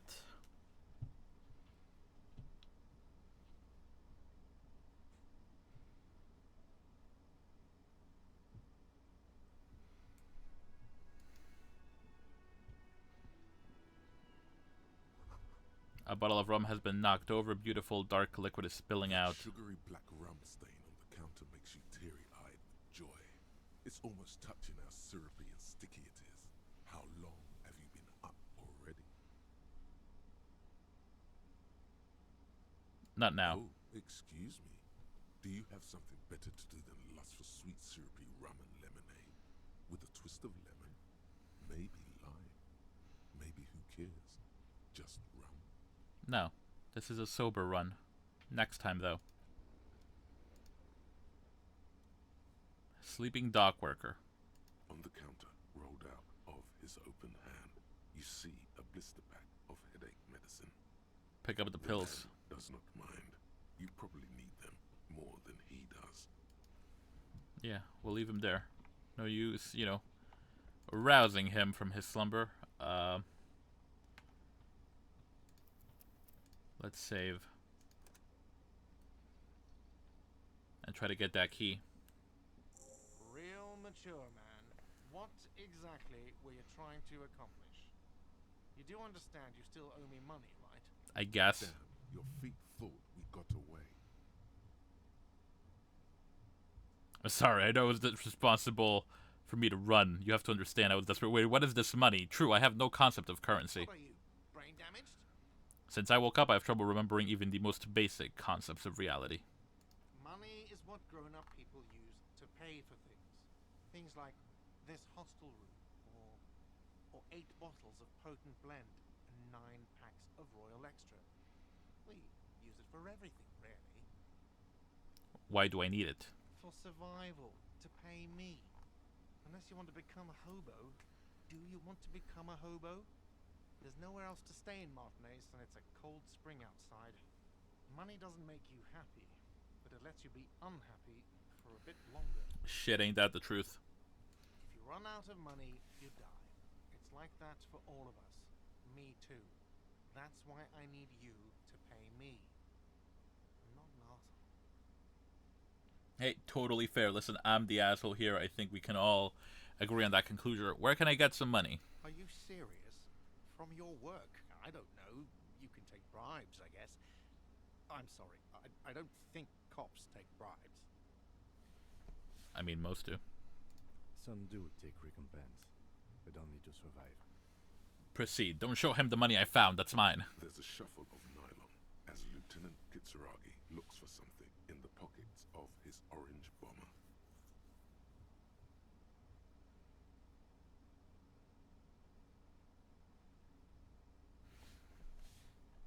That's cop 4. I haven't offered to pay because I don't have any money either. Don't I get something for effort? For being a superstar? You know what? The stupid drinks you've had are on the house. You know why? Because I know you can't pay for them. Not because you ran away. Thank you, guard. Now, I still have to charge you for 3 nights and the broken window. That's 100 square. Thank you for your cooperation. Don't thank me yet. You still owe me 100 real. If you don't have it by tonight, I can't let you up there.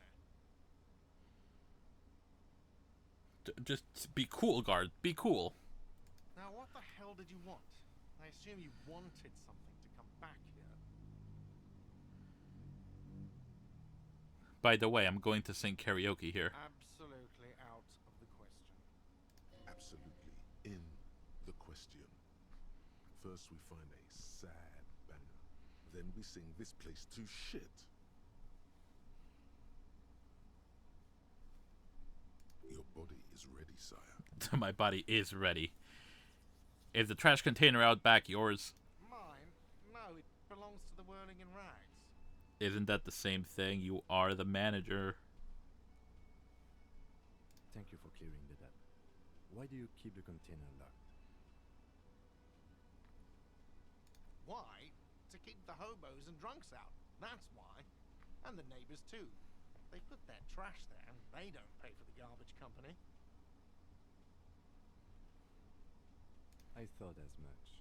And are you the only party with access to the trash container? Well, yes. Us and the garbage disposal company. It seems a little callous, doesn't it? Something stirs in you.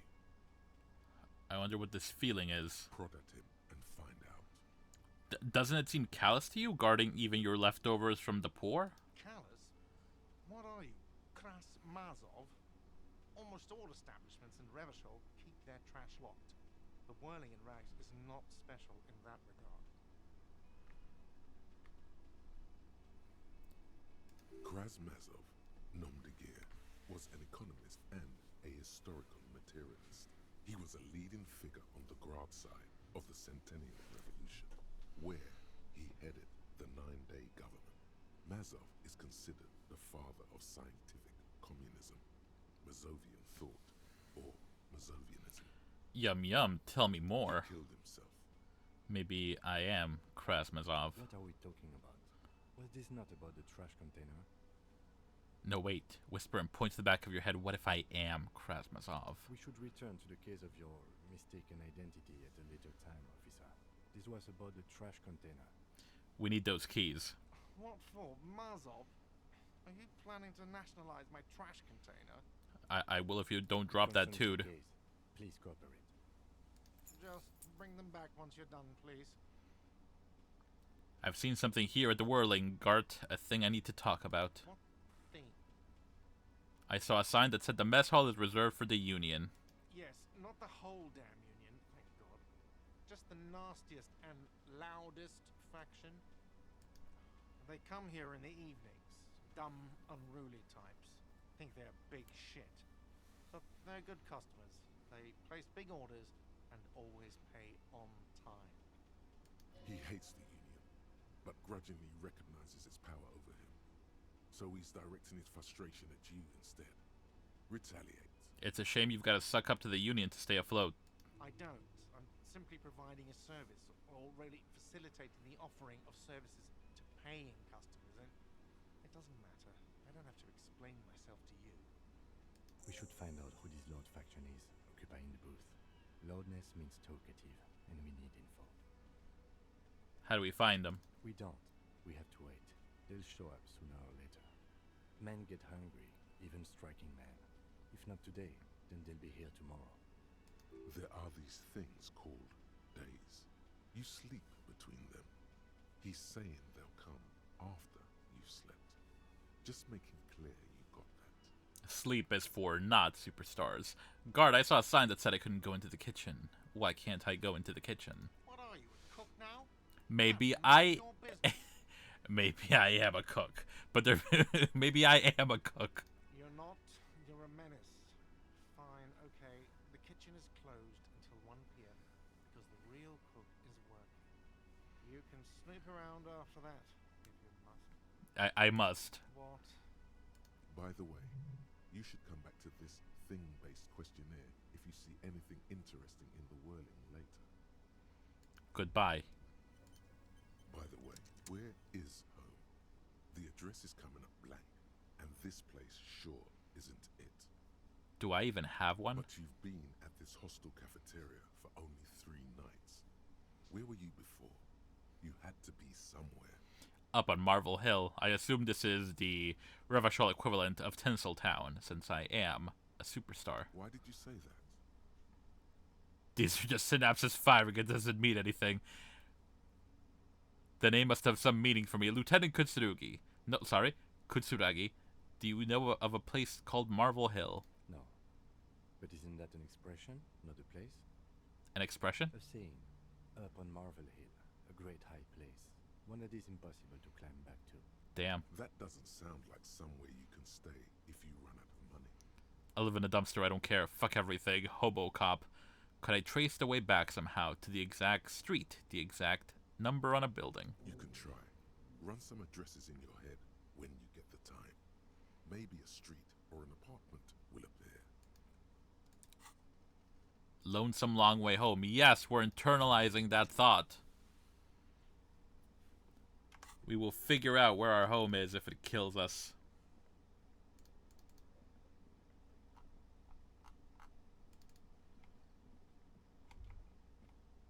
The theme on that pinball machine is a standard royalist theme, used on everything from pinball cabinets to full-flavor cigarettes. What are its hallmarks? Clinging to a picture book version of the past century, waiting for the king to come back and cast out all the profiteers and homosexuals. Basically, imagine a yellow plastic crown with a liquor brand emblazoned on it. Wait, where do I get such a crown? Although I don't like the homophobic elements of that. It comes free with a 6-pack of Vermilion Roy d'Or. The words Roy d'Or are stamped into the crown's plastic. The idea of a king and a century gone is pretty fascinating. The sentiment is called anti-centennial nostalgia, pining for a time before the turn of the century. It's common even now, after 50 years.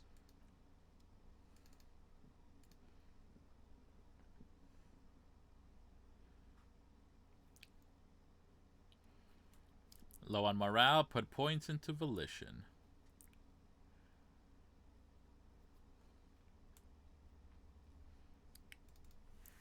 Alright, to the dumpster.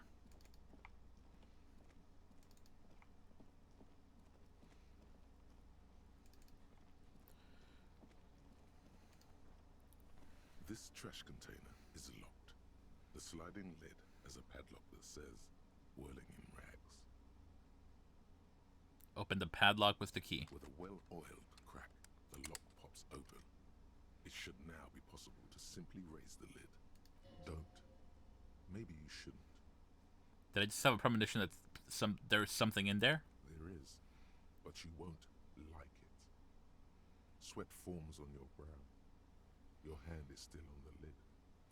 Fortune favors the bold. Open the lid. The smell of rotten food rises to greet you. You see soggy cartons, dirty rags, and organic waste. We're just in time. This hasn't been emptied for over a week. Pick at the rags. Among the threadbare kitchen towels, something catches your eye. A pair of denim trousers. Grab them. As the legs of the slime-covered jeans begin to unspool from the garbage, a rank corpse smell fills the air. The victim's clothes? Cadaverine odor is faint. If these belong to the deceased, they were removed when he was still in the early stages of decay. Drop them in here, officer. The lieutenant produces a black plastic bag marked evidence from his pocket. Begged trousers. Guitar mark, blue jeans. Pockets, empty. Or empty. He wore them with a belt, too. A white belt. The loops appear stretched, but He looks into the container. the belt is missing. That's it. Do you see anything else in there? I have another bag here. Something slimy catches your eye. Reach for it. A drab, long-sleeved shirt, olive-colored, appears from the food waste, dripping with pus. Bag the shirt. This is a military-type overgarment. No label or serial number. This is the kind of ribbed-knit shirt that's worn over light armor to conceal it in an urban scenario. Anything more?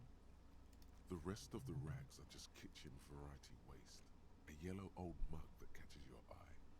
But other than that, A thrown out towel, a mug. That's all. All right. We should go to Gart again and ask if he knows who put the clothes in the trash. It could be as simple as someone from the hostel cleaning the yard. Or that one. I'd advise against confronting that force. You think someone from the whirling might have been involved? Not really. All we know is the victim's clothes are in the trash. The lid was locked and his establishment had the key. It's just a small loose thread. Yeah, we need to ask the kids who put them there. The fuck's he on about, kids? You hear that, Kuno? He thinks you're an infant or something. See? Okay, the lieutenant proceed. nods, then looks back into the trash container. Search the food waste. It's just organic waste, cold and slimy on your hands. Apple and potato peels, mostly. Unidentified sludge, and the occasional chicken bone thrown in for good measure. But hey, nothing. It's nothing. Nothing more to see here. Shut up, Inland Empire. What's this? What? A blue piece of plastic sticks out from the apple peels. It's shiny. Looks like the corner of something. Pick it out, baby. Badly damaged, but you can still make out forms and notes, written in a man's handwriting. A man. Officer, is that your paperwork? I don't know what this is. It is. Look, the plastic has the RCM street grid on it. You've even got an autopsy form in there. A miserable looking slip of paper sticks out the board. If you don't mind me asking, how did this get in the trash?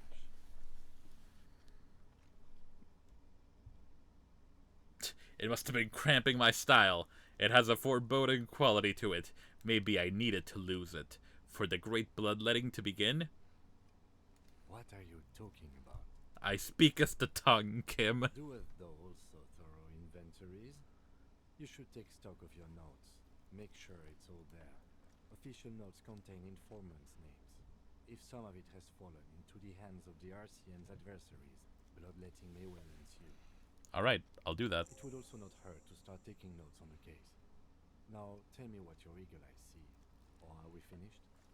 Look under the boxes of carton. You see milk and egg rest with one broken egg in it. Some pasta wrapper. Picking up the soggy packages somehow feels familiar. A box falls into pieces in your hands. Batiste Soleil cereal. There are plastic pasta packages below. And turbo noodles. Nothing of note, however. The mug. I'm getting that mug too. You pick out a broken mug with an oddly racist depiction of the yellow man frolicking in saffron. An antique? Only in its social sensibility. Take the mug. Mm-hmm. What does the yellow... The container sounds a muffled gong. I took the mug. I guess I can I sell the mug? That's one thing off the list. I think we got it all. What's with the mug? Ah, it's a racist ass mugs. What's there to read here? Not much. There's actually quite a lot to read into here. Look at all the content. Here we go. What are you going to say about a broken, tossed away mug that you dug out of the garbage?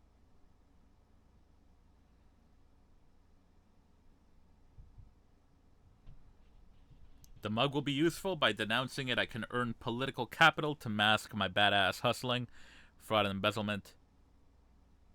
The mug didn't belong to the trash. It was just funny. No. Yeah, this is mug as an example of prejudice. I'm going to use it as an example of what not to do. But it was in the trash. Why not just call it out when you see it? Or do some volunteering work. Just finish your case, detective. Don't tell me what to do, narrator voice. Alright, I won't read my ledger just yet. I do have enough experience to level something up, but I may have to wait until one of my thoughts is done so I can internalize it, so we're gonna go ahead and wait.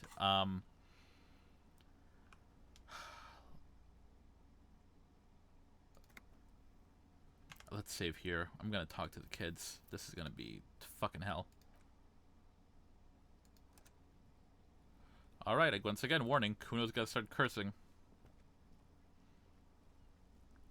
Can't you see I'm throwing rocks? Are you kids' siblings? The fuck are you talking about? He's calling us Kuno.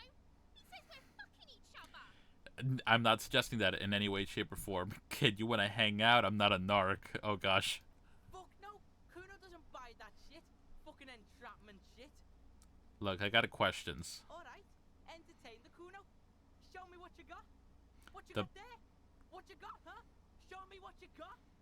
I'm going to be upset.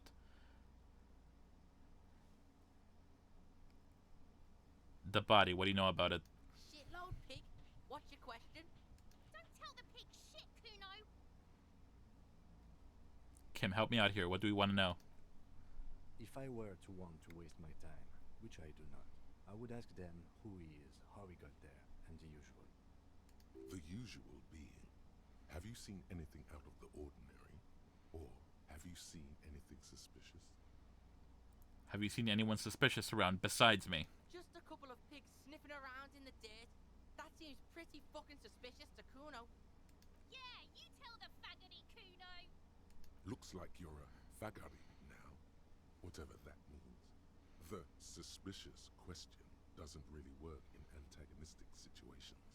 Do you know how I got it up there? Probably climbed. Kuno was busy down the road when that shit went down. So you didn't see it happening. You heard Kuno. Kuno wasn't even in Martinez. Kuno wasn't in Revachol. Kuno wasn't regional. Alright, where did you go then? I don't know. Some fucking He looks around trying to come up with something. Mesco or I don't know. Some other place. Night City. Kuno was in fucking Night City. There is no Night City anywhere. That sounds like the name of a city in some pulp science fiction novel. Where is Night City? Kuno gives this info out on a need-to-know basis, and you don't need to know. Kuno didn't smoke the gimp, if that's what you meant. I appreciate him quoting noir novels at me. Thanks, Kuno. That's one name you can now cross off the list. Do you know who he was? Kuno's fuck gimp. Kuno uses the fuck gimp for target practice. He's trying to hide the fact that he doesn't know. So you don't know anything. Kuno knows all kinds of shit. Kuno's not a snitch, that's all. Trying to make the Kuno sing into the popo phone. He shakes his head, clearly offended. You're testing Kuno's patience, yeah. Get lost. About the crime scene, you kids often play in the yard? Right, pig? This is where Kuno plays with his little wooden choo-choo. What do you want with it? The dead man's clothes were in the trash container. How did he get there? Yeah, Kuno doesn't know shit about that. That shit is beneath Kuno. Someone may have tampered with the murder scene. I need to know. Listen, listen. Kuno doesn't care about this small-time shit. Just listen. Kuno saw what you did there, dumpster diving. Sad shit. Kuno could hook you up with some sweet rags. Shit like Kuno's wearing. Your size, good price. 500 real. What happened to his clothes? Look, Kuno ain't seen shit lying around. Except for that up there. Now you want performance gear or not, Grandpa? The lieutenant remains silent, but his expression couldn't say, "I told you so," any louder. Alright, entertain me. What's so great about these pants? Pig, these are found modulars. Liquid fit, performance crotch, urban survival shit. Made in Mirova by scientists. Pants scientists. Believe it, you need this shit. Where'd you get these pants from? He unzips his jacket to give you a quick peek at the plastic wrap pants. They are graphite black and look brand new. These could drastically improve your chances of survival in the urban wilderness. They will also make you into an idiot. I might be interested in the pants, but we'll talk about that later. Alright, Pico. Shit's rolling. Don't do business with the pig, Kuno. He's gonna steal all your money, Kuno. As you can see, Kuno and C don't trust you. Can't do business without trust. There's more to his distrust than being a pig. He feels threatened by something obscure in you. What that is, however, remains a puzzle for now. The ladder. Ever climb it? Look at that fucking shit. You're trying to get Kuno killed. So you would say the ladder is unclimbable. Fuck does Kuno know? Kuno's not a fucking acrobat. The lieutenant takes a quick note in his notebook. It's a trap, Kuno. Don't climb it, Kuno. What's in that greenhouse over there? Dunno. Kipta's gardener used to work there. Kipt is a pejorative term used to describe people of South Seminese or Erie Uppergite descent. It used to be a common first name among the Erie Uppergites of Ilmarin. Not so much anymore. You mean the young woman by the whirling in rags? That gardener? Look, Kuno doesn't explain shit. Kuno just says shit. He looks to you in the eye and nods as if agreeing with himself. Yeah, her. What was she doing in the greenhouse in March anyway? What kind of gardening is done in March? Fish is sometimes used to fertilize the soil a few weeks before planting something. Maybe she was preparing the garden beds. I should ask her about that. Yes, it seems suspicious. You don't like things being like that. Suspicious. Kuno, there's a stack of Eternite back there. That's just some shit roofing gimps left behind. Lazy dinks. He's hiding something. Are you hiding something from me, Kuno? If Kuno was hiding something, it would be hidden. But it is not hidden, is it, sire? You picked up on it. You should examine the pile of roofing material again. I found this mug in the garbage. The fuck?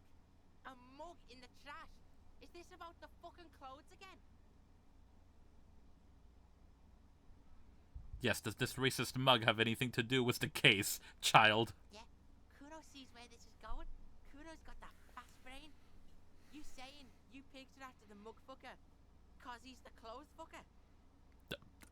Yes. Can't hear you, Kuno. Speak louder, Kuno. That's exactly what I'm saying, Kuno. Someone has tampered with the crime scene, cleaned some of it up.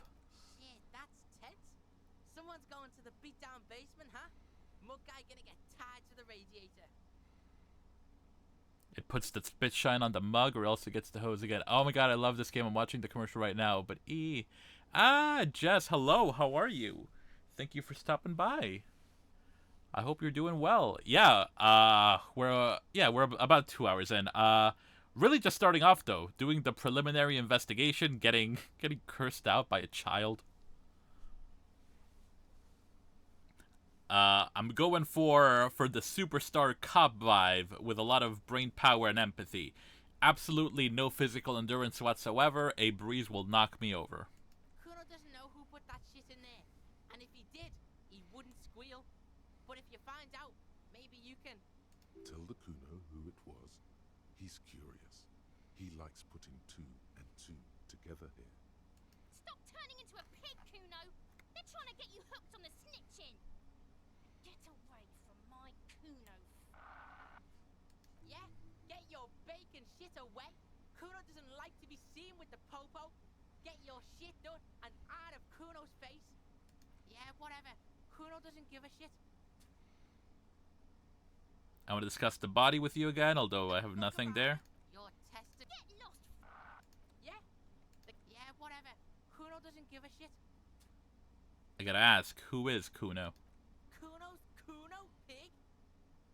It's always Kuno, never I. Clearly the kid's using the third-person perspective as a shield. Interesting, you refer to yourself in the third person to distance yourself from the situation. Kuno doesn't do that smart shit. Don't throw that bullshit at Kuno. Kuno knows you're lying. Trying to get Kuno hooked on the book. The boy knows he has an addictive personality. Admirable insight for his age. Watch out, Kuno. He's trying to fiddle you. He's gonna put his hands on you. The thing behind the fence starts squealing, shrill and violent like a fire alarm. Help! Pig's got Kuno! Help! Ray! Oh, Kunoise. Help! He's got the Kuno, help! I'm not I'm not doing anything, see.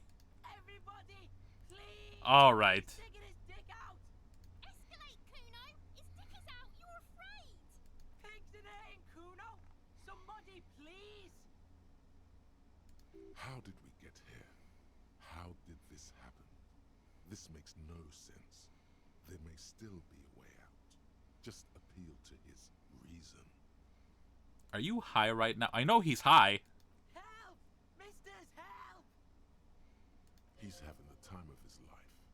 Total ecstasy. Fuck the pig. He's flashing Kuno! He's showing his genitals! If you don't help Kuno now, it'll be too late! Be logical, kid. I haven't done anything to you. Oh god, I guess we're exhausting all the dialogue. Fucking logical! Help! The logical pig is fiddling Kuno! What is this sick charade? No! Get off Kuno, you sick fat fuck! The nearly psychopathic way they can slip in and out of the act implies you're not the first victim. Who put you up to this? The thing behind the What? fence? Kuno's doing this because he likes it, pig. This is where Kuno establishes dominance over you. Change your plan. You can't let that happen. It will make things harder down the line. You may end up missing crucial information. Help! The pig's gagging him! Kuno can't speak! I'm not gonna hit a child. Alright, we're leaving. Look, For emphasis, a ghost is saying this. A shit-eating psychopathic ghost with an ace up his sleeve. I know you wanted to hit me. You got that I'm gonna fuck that Kuno up look. The Kuno's dad gets. The murder look. The rage look. Relax. He can't read your mind. He doesn't know you were thinking that. How do you know that? You can't see inside my head. Can you read my mind, Kuno?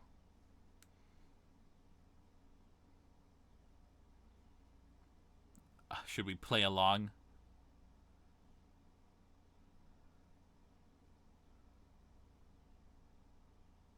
Fuck it. I can. Kuno can smell that violent shit. I know what you were thinking. I'm gonna fuck that Kuno up. I'm gonna shut his shit down. You know what?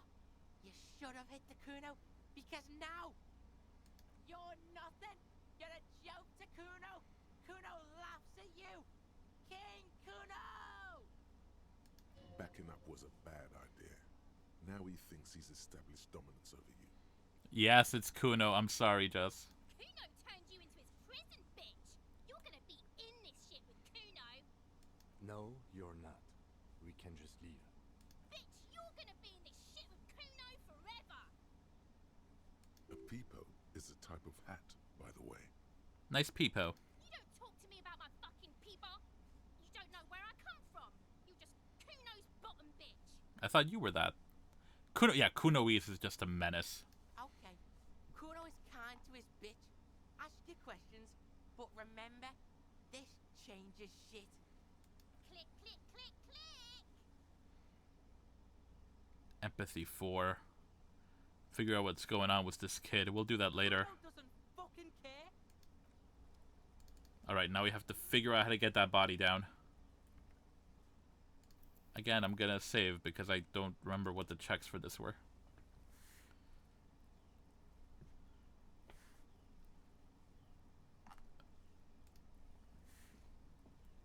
The corpse looks at you with bulging white eyes.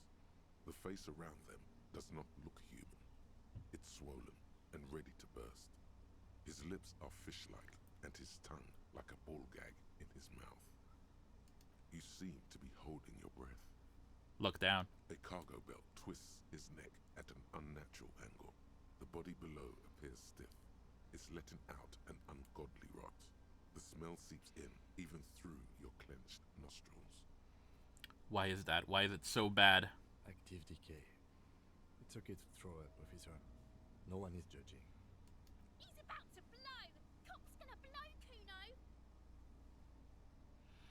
I mean, yeah, I'm probably gonna fail this check regardless, so let go of your nose without throwing up. The smell is repulsive. It pushes in from your mouth, more instant and more familiar than anything you expected, more fever than odor. It fills your mind, flushing you from within. Try to walk away. Oop, warning.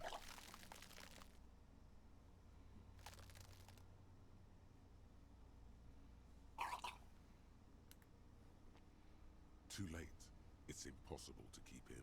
Your body curls and pushes it out, burst by burst, until a pool of vomit lies under your feet, and your throat stings from the stomach acid. Fucking corpse. Keep it. Thank you. The hangover is clearly making this worse for you. You could use some ammonia to clear your head. You think ammonia would help? If you can handle the headache. Some officers use it to deal with cadaverine odor. But not you. I can't handle the headache. There is Fritz nearby, east of the hostel. They usually have a small apothecary. If they don't, there's a greenhouse here, and a gardener with a wheelbarrow on the corner of the whirling in rags. If she works here, she might have something for the smell. Pretty clever. Alright, let's go talk to the gardener and get our hands on some ammonia. That works well, because I have to ask her what she's doing either way. The RCM in Martinez. What can I help you with? You sound surprised? We don't see a lot of police around here, that's all. I've got some questions for you. Of course. What Tell me, can what I a- help you with? What is this fuck the police business? Excuse me? She doesn't understand. She's uncomfortable. Maybe you should drop this line of questioning. The street sign says fuck the police. Oh, well, I didn't write it there. I'm just sitting here. It's alright, I didn't mean to startle you. Okay. I need Is directions. the street signs messed up? Okay. What do you need? Where am I? What do you mean? I'm a bit disoriented. This is Revachol, correct? Yes, sir. District of Martinez. This intersection is called Roundabout North. He knows where we are. He just wants directions. What is up in the north? There's the pier, the Cape Side apartment buildings, some more tenements. Not a lot, really. What about the east? The harbor gate. Some kind of commotion, I think. I don't follow the local politics. A fleet store, too. What is in the south? Some shops and a bridge. The canal bridge leads to the coast, but it's broken, I think. Some kind of accident, probably. What is on the other side of the canal? Just coast. There's a little fishing village there, and a fish market. But that got closed down ages ago. What's in the west? It's just water. No, actually, I think they call it the Martinez Inlet. There are some islands in the bay, but they're hard to reach. That's all for now. Problem. My partner told me you may have some ammonia. Can I have some of it? Sure, I'm done with it. Go easy on that stuff. It gave me a terrible headache. What exactly have you been doing in your greenhouse in March? Well, this might be the last snow we get. At least I hope so. Snow has nutrients in it. Helps everything green up in the spring. At least that's what my grandma always told me. Yes, think about the cute grandma, not the weird snow. What nutrients? Nitrogen and sulfur mostly. And whatever factories and aerostatics exhale too, I guess. The grandma is a bit much. A bit much? What are you talking about? That's what my grandma told me, okay? She feels interrogated now. It's hard to say if she's lying. Relax, miss. This is not an interrogation. We are just checking some facts. Visual calculus. Let's go. Stop looking at her. Look around. What do you see? The traffic That's jam. right. And the canal, the bookstore, the harbour gates. This is a great vantage point for keeping an eye on you. Are you by chance keeping an eye on us? No, of course not. I don't understand what this is about.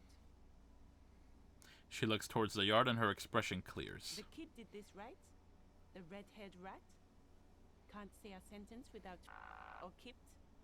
He's always giving me trouble. I was talking to him, yes. Maybe you shouldn't be. I mean, you do your job, but that kid is beyond help. And he certainly won't help you. You've been resting here for quite a while, haven't you? The lieutenant intervenes, looking at her intently. Yes, I'm tired. I understand. The RCM isn't welcome here, and the locals want to keep an eye on us. There's silence, the smallest of smiles. That's okay, Miss. Do what you have to do. I think we're done here. Let's go. Of course.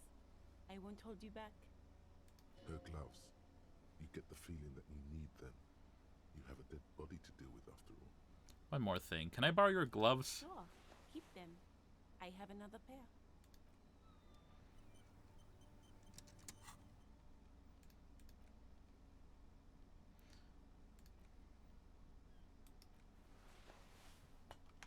Alright. I got some gloves. Alright, now let's see if we can finally get that body down.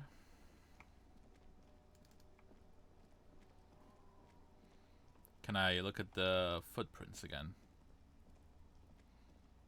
There are several footprints in the mud, left by work boots. Anywhere from 6 to 12 pairs have walked here. I wonder, could I stick a point into visual calculus? Fuck it, let's do it.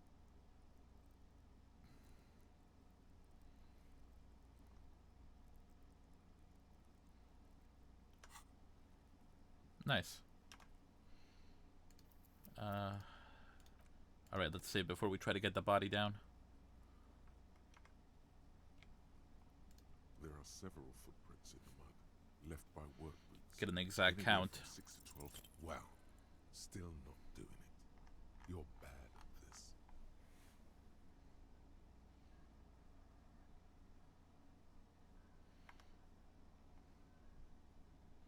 Why is this so complicated? I keep failing. This seems really important. Don't beat yourself down. Neither can I. We'll have another look later. Oh, that sucks. I shouldn't have put points into it if that was going to be the issue. I keep hitting the wrong button here. There he still is, looking right through you. With there he still is, looking.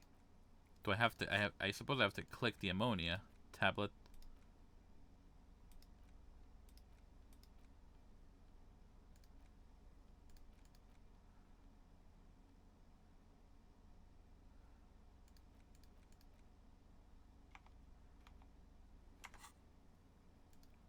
There he still is. The ammonia only makes it worse. The combination forces tears out of your ducts. You manage to keep it in once. The second time, not so much. When the vomiting is done, your cheeks are wet with tears.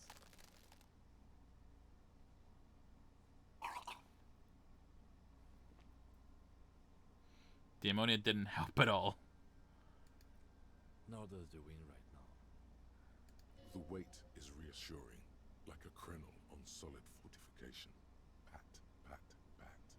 I've seen strong men turn themselves inside out for hours. You are facing tough odds here. Alcohol withdrawal makes it considerably harder. Why can't I keep it in if I've been a cop my whole life? I've seen captains puke their guts out. It never gets easier. You never get used to the smell. Every Monday is cadaver day. Throw it, investigate. Throw it, initial autopsy. Throw it, bag it. Then drive to the station. Maybe throw up on the way there if you didn't bag the thing tight enough. You seem to be fine. I think I've lost my sense of smell. A white lie. Not being hungover helps too.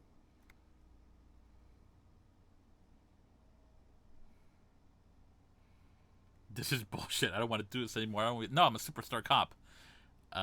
Do it without me. I just can't keep it down. Can't we do something else right now? I think I want to solve something else right now. That's probably a good idea. Clear our head.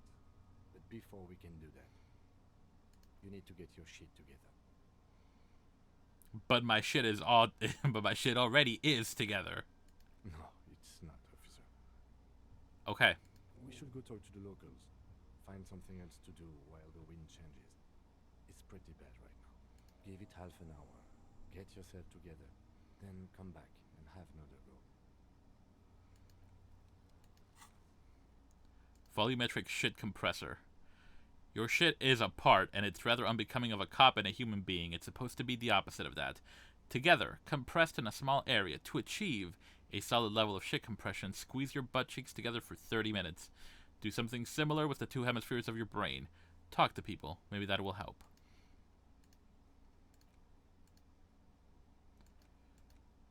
Oh no.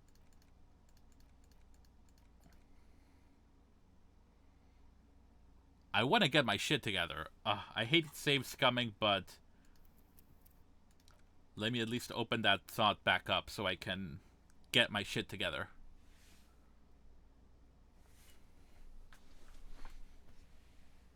I would rather try to get my shit together than...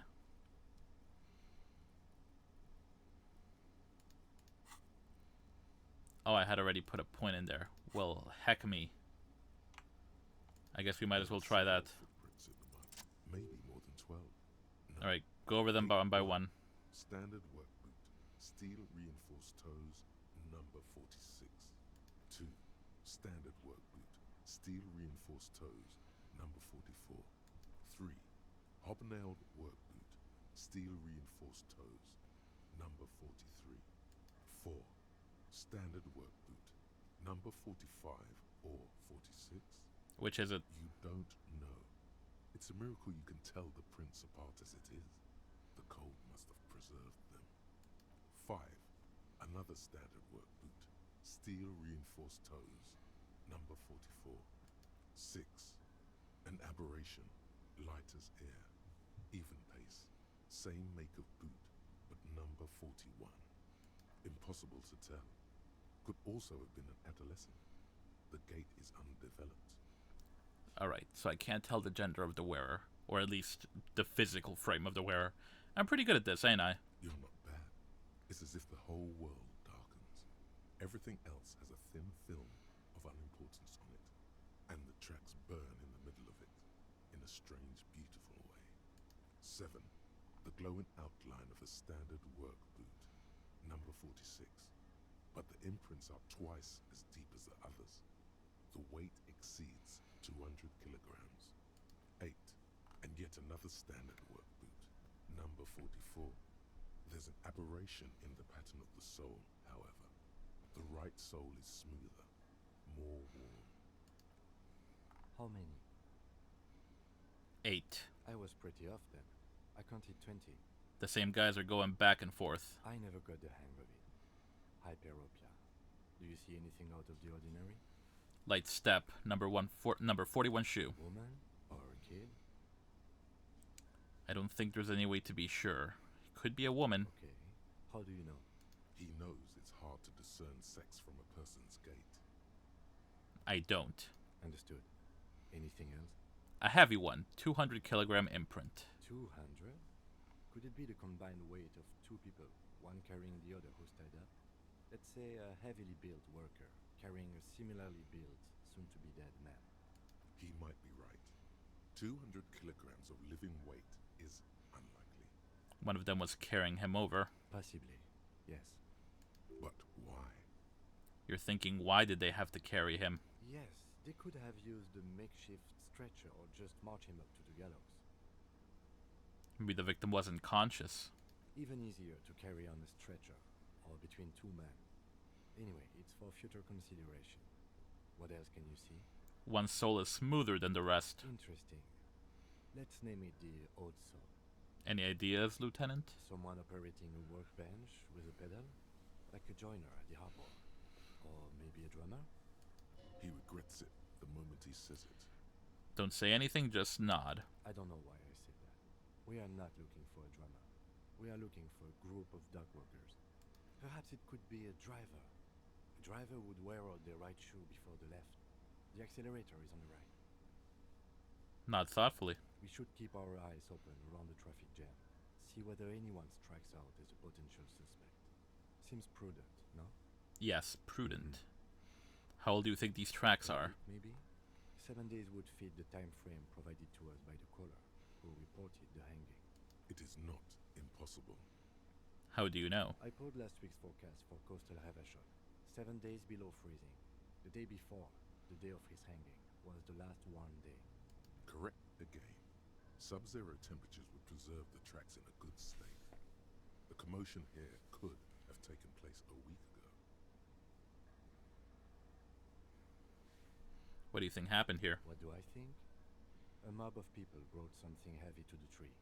One of them was carrying the victim. They shuffled around, especially under the tree.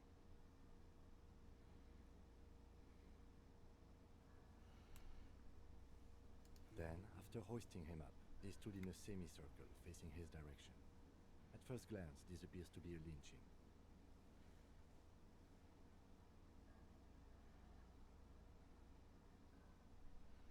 Indeed, they all stood in a row here and looked at the tree.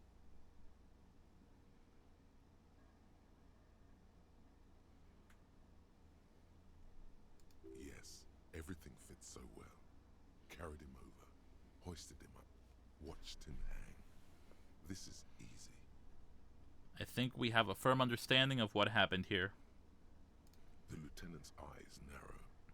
He's thinking to himself. I doubt, perhaps, it would be unprofessional of him to be sure of himself at such an early stage of the investigation. Either way. What else?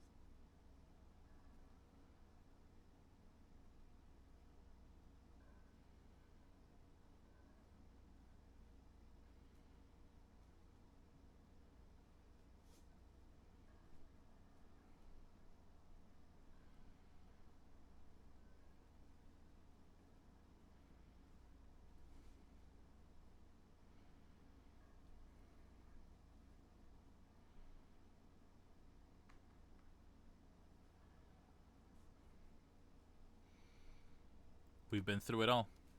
Alright, so, I mean, the save scumming kind of helped. I definitely don't want to make a habit of it. I was just trying to get back that 1 point so I could open up more thought slots. But yeah, I think since we have that half hour to kill before the wind changes, like Kim said, let's go ahead and call Sylvia and then talk to Guard again. We may as well so we don't waste the ammonia capsule. You see a set of steering levers, a radio microphone, a pull-out toolbox, and the soft glow of the fuel preheater gauge. Pick up the radio. The frequency tableau lights up, and the green button labeled Prime Line glows like a feline eye. And then you hear something. The soft purr of electrical kittens, radio waves cast far and wide over the metropolis. A woman's voice greets you through the static. This is Precinct 57. Hello, Lieutenant. How may I assist you? Hello, Alice. Please assist our colleague from the 41st Precinct here. I'm putting him on. Come in, Delta 10. This is Firewalker. Copy. This is Officer Alice Demetri, Precinct 57. How may I assist you? You could swear she was friendlier with the lieutenant. I need you to connect me to a civilian, a Sylvie. She may have reported a murder. Of course. What is her number, officer? Kim, didn't Guard give you Sylvie's number? Yes, hold on. Her number is 005 1944 298.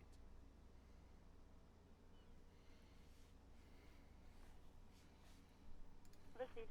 Hold on, officer.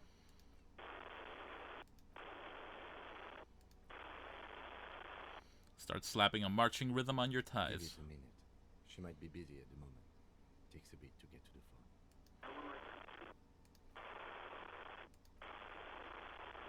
Officer, I have Sylvie Malaika on the line for you. Yes, hello? Hello, this is the police calling. I have some questions for you about your last days of work. Oh, right. Hello, officer. What can I do for you? You can hear resentment in her tone. She's not thrilled to be talking to you again. Was it you who called the police? No, not me. But why didn't you call? Didn't a corpse behind your workplace bother you? Do you know who made the call? No, sorry. I don't. Not a lot of people have phones around here. Copper thieves take the wires. People don't have the money to have the cables put in again. They use the Union's phone, or the one on the coast. So the Union has a phone, and there's one further down the coast. Got it. It was someone else. We'll find them sooner or later, officer. It just might take a while. But why didn't you call? Didn't the corpse behind your workplace bother you? What? Of course it bothered me. But I thought the Union already knew about the corpse. What does this Union have to do with anything? No one calls the police. The Union would get angry. What do you mean by that? You know, what the Union says goes. People listen to them and they take care of their own, which is like everyone here. Garbage. Wait, Kim. Lower your microphone. Is she speaking the truth? The Union is the law around here? Legally, no. In reality, yes. Martinez is de facto police by the Dock Workers Union. Words are not necessary to feel the lieutenant's discontent for the situation. I am the authority around here. Okay. Tell me, why exactly? Alright, no, I'll back off. I don't know what to tell you, officer. I didn't call you because I didn't want to get in trouble with the others. With the Union. I'm sorry about that. Next question. Go on. Do you know who put the victim's clothes in the trash? No, I don't know. It wasn't me. I haven't been out there since. I was terrified of the stench and the corpse. Do you know how my paperwork ended up in the trash container behind the whirling? Well, Papi, ¿cómo le pongo volumen? I tried to jam it down the toilet, sir, clogging it completely. After I had unclogged the toilet and retrieved the paperwork, I threw it out in the trash, thinking you didn't need it.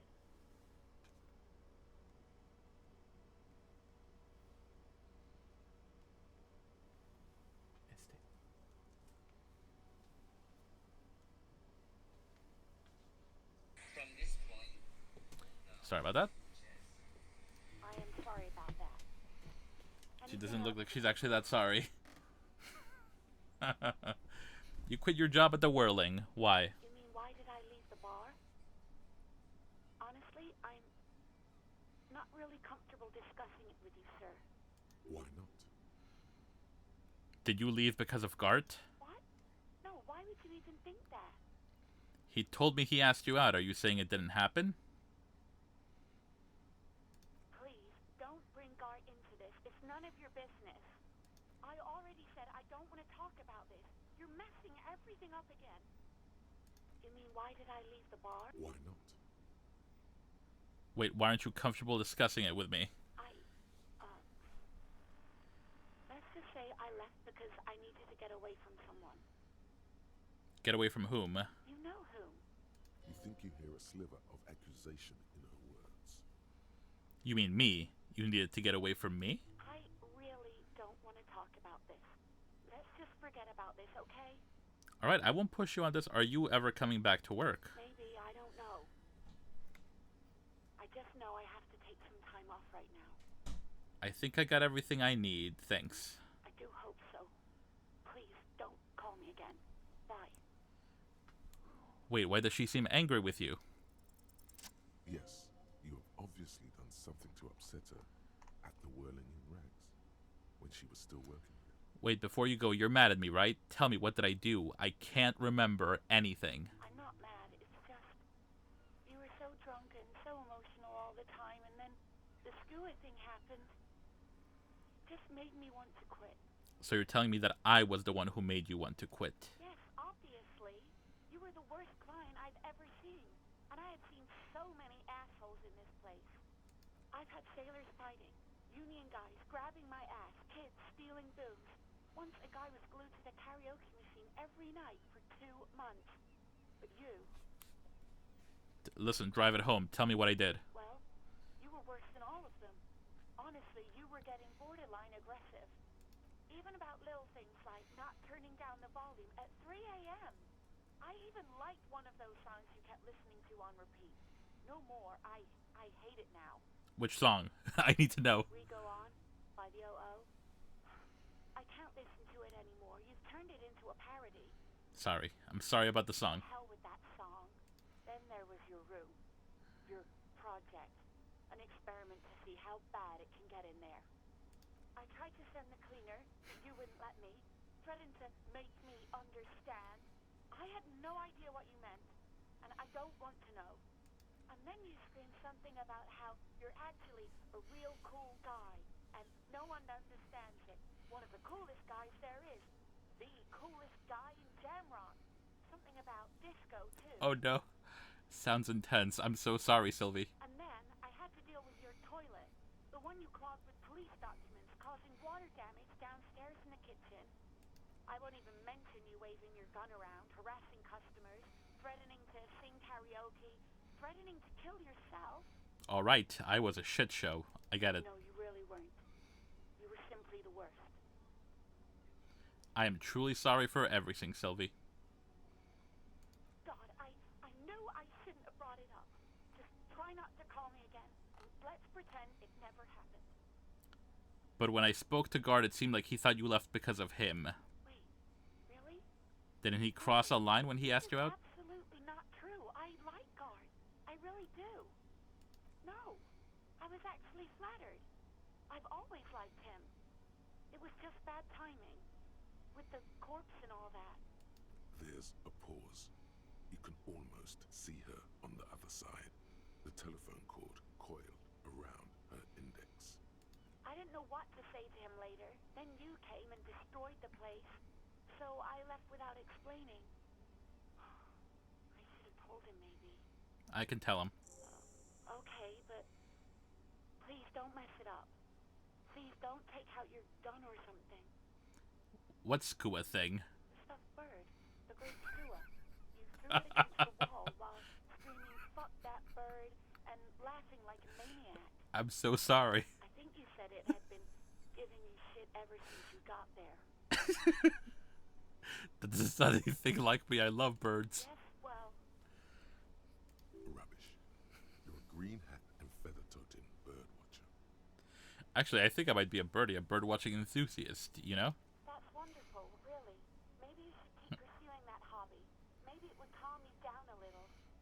What else did I sing beside the OO? I'm looking for a song. All sorts of things. From disco, rock too. So much disco and rock. Maybe you can help me identify this one particular song. Which one would that be? One that was really sad. Sad? I think the one you mean is the smallest church in San Sanz. Richard, that write-up. Interesting. You still have to find it, however. Thank you for talking with me. Take care. You hear a sigh of relief on the other end of the radio. Wordless, the call breaks. Then, the already familiar voice. Anything else I can help you with, officer? I was told I need to connect to my station, the 41st Lazarus. I'm done with the radio for now. 7, over and out. In the cabin, you see a set of steering.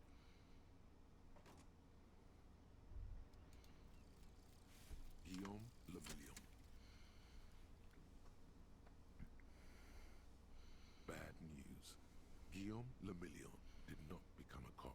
In 38, he went on a tour to the Sinyao province in Safre, where he died of autoerotic asphyxiation. His body was found hanging from a decorative dragon tree in his junior suite, amid drug paraphernalia, unwholesome objects, and the Sylvia Trainer single, Wonderland, skipping in the background. And yes, you can take this as a metaphor for Revachol in the 30s, and also as a warning. Oh yeah, we're accepting this. Superstardom, baby.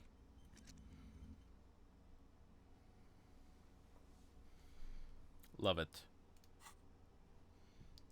Alright, read your ledger for more of the case.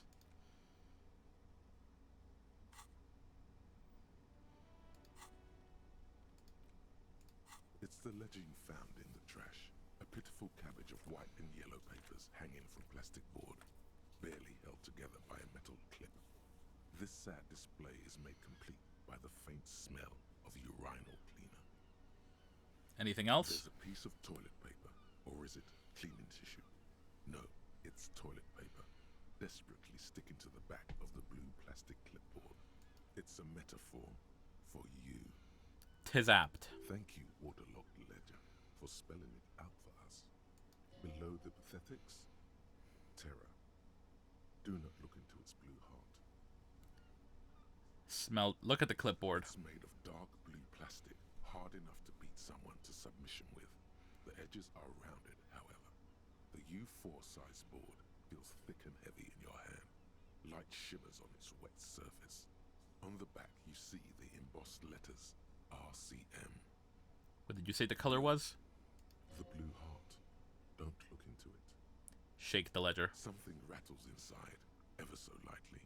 Is there a hidden compartment? Permeables. It's not hidden per se. The compartment is made for permeable materials that would get damaged if something happened to it.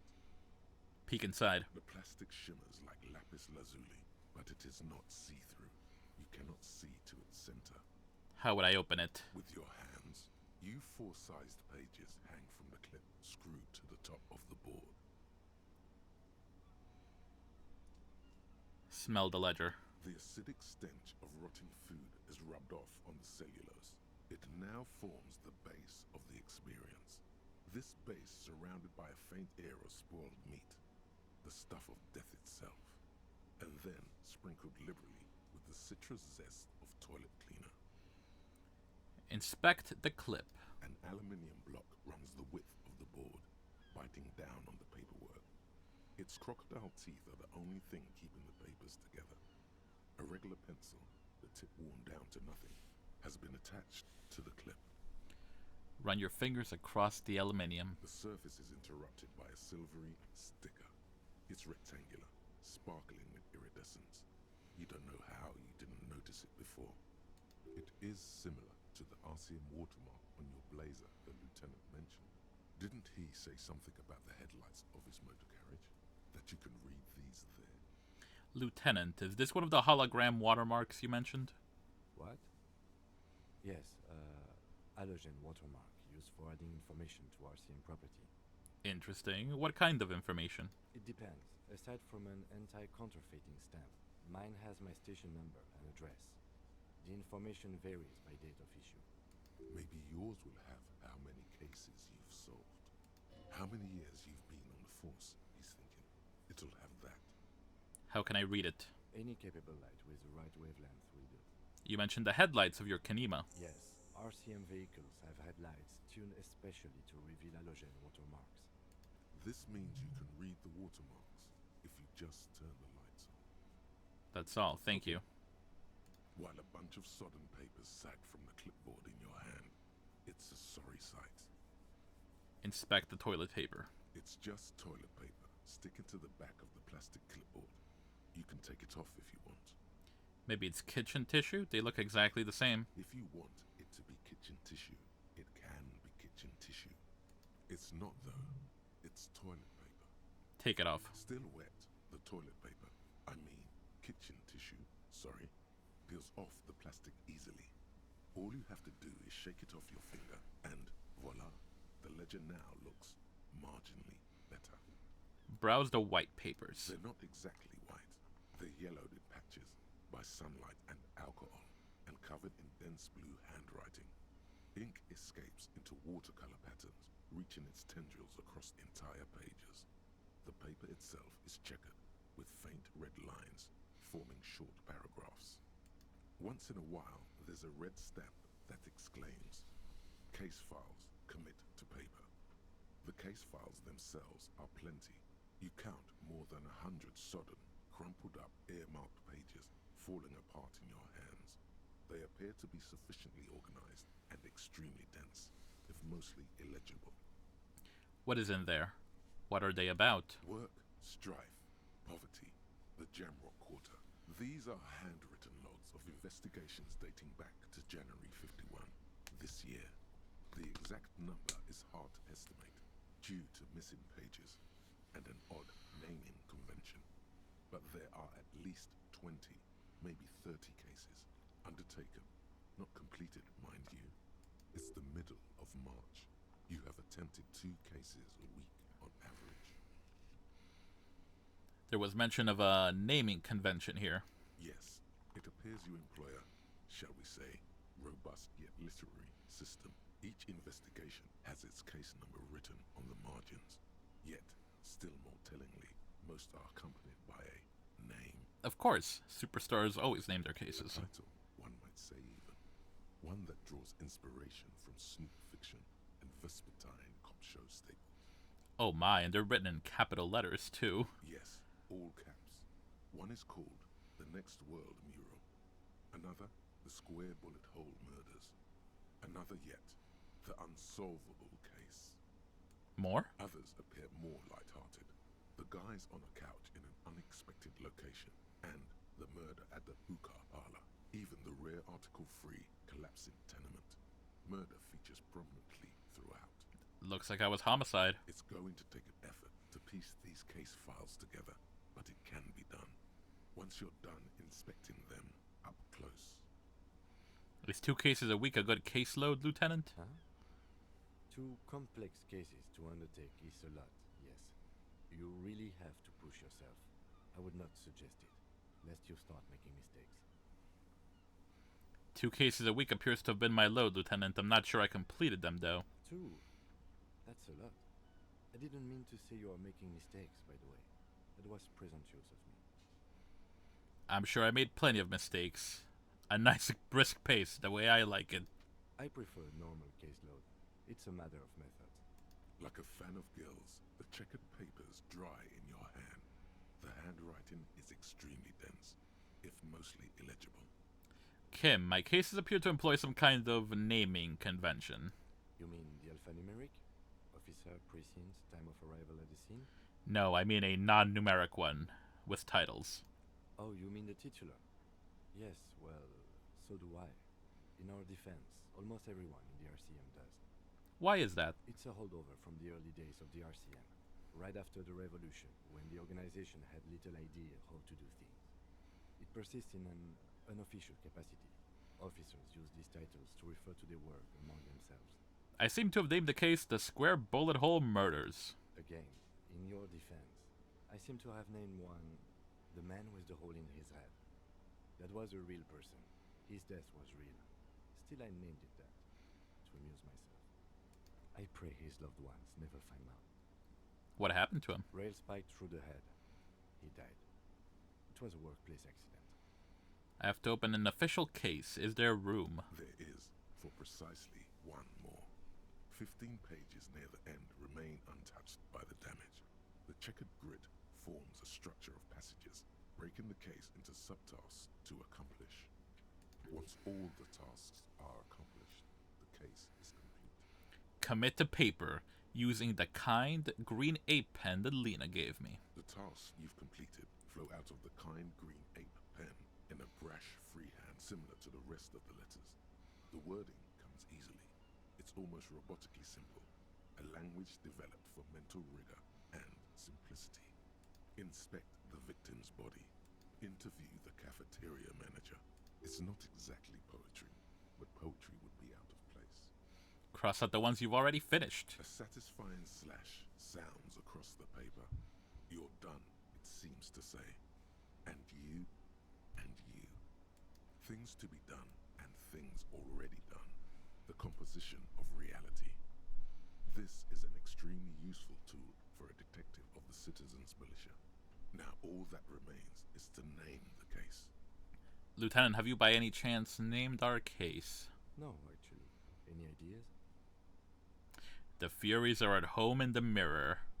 The Hanged Man. Yeah, the Hanged Man. Great. That's great.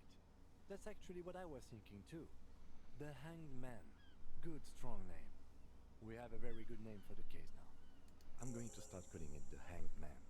It's good we sorted this out. I'm done inspecting these. Close the You case don't file. exactly close them, so much as distance yourself from the smelly papers. They're a little further from your nose now. Browse case files again. You don't exactly close them. So Browse much the as yellow distance. pages. In the back, you see thin, translucent copy of paper. Some neon yellow, some bright red, all covered in boxes. marching armies. These look like official forms waiting to be filled out.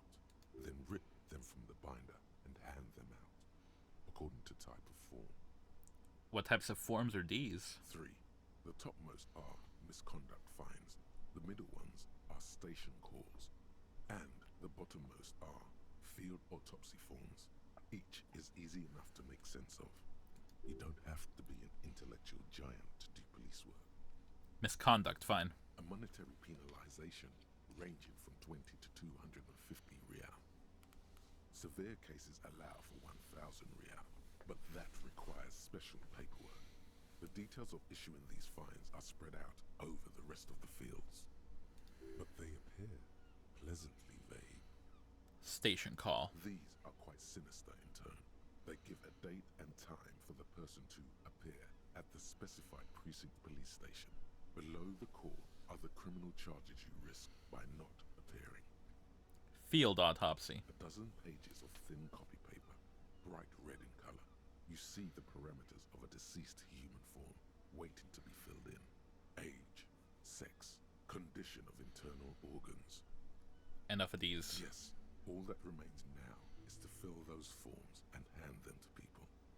Fines for wrongdoers, interview requests for bad guys, and field autopsies to dead guys. The rest of the stinking cellulose is much worse for wear. Being sandwiched between the board and the rest of the paperwork must have spared the fragile copier paper. Can I read the case files now? Yes, you can piece them together using the alphanumeric code on the margin. It always begins with HDB 41, then date of initialization and time of arrival on the scene, followed by the title. For example, HDB 41120111700,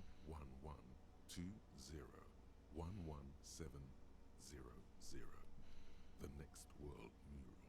Wait, HDB 41. Weren't those officer precinct? Why, yes, your precinct number is 41. And HDB? Every last alphanumeric in the files begins with it. And these are your case files.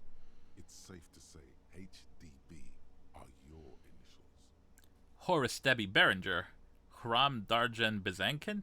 Those aren't my initials. I'm not feeling them. Feeling isn't really the jurisdiction we're in right now. Probably for the best. Because HDB feels like bad news from yesteryear. Like shit, Honcho. How long does it take to read a case? It takes about half an hour to piece one together using the system you've devised. Where do you want to start? I can revisit this later. Not much has changed in the meanwhile. A bunch of sodden papers still. Put the ledger away.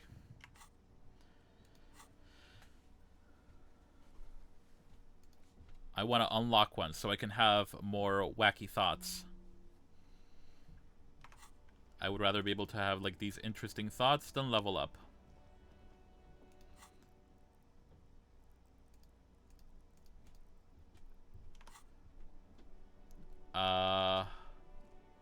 Alright, let's try the body now before we talk to guard about everything else.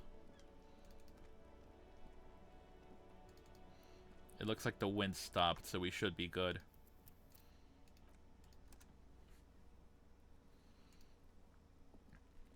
There he still is, looking right through you with his white eyes. The body below is entirely dedicated to that corpse smell. The ammonia only the second time, not so much. When the vomiting is done, your cheeks are wet with tears. The ammonia helped nothing.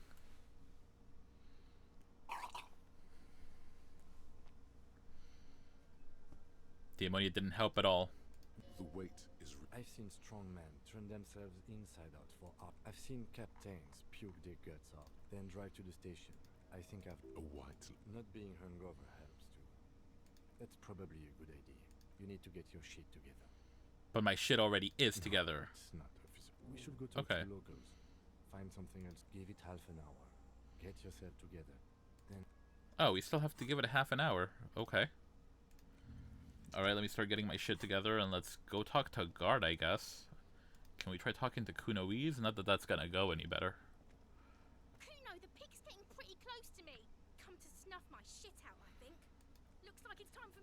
Kuno. Pig's come to take me in. I'm going away for a long, long time, Kuno. Going away for life. What's going on there? Fuck are you trying to pull, pig? What are those strange words you use, girl? I come from the woods, good David. You don't want to go there with me. You don't want to see what I've seen. Don't be traumatizing her. Get the fuck out of here.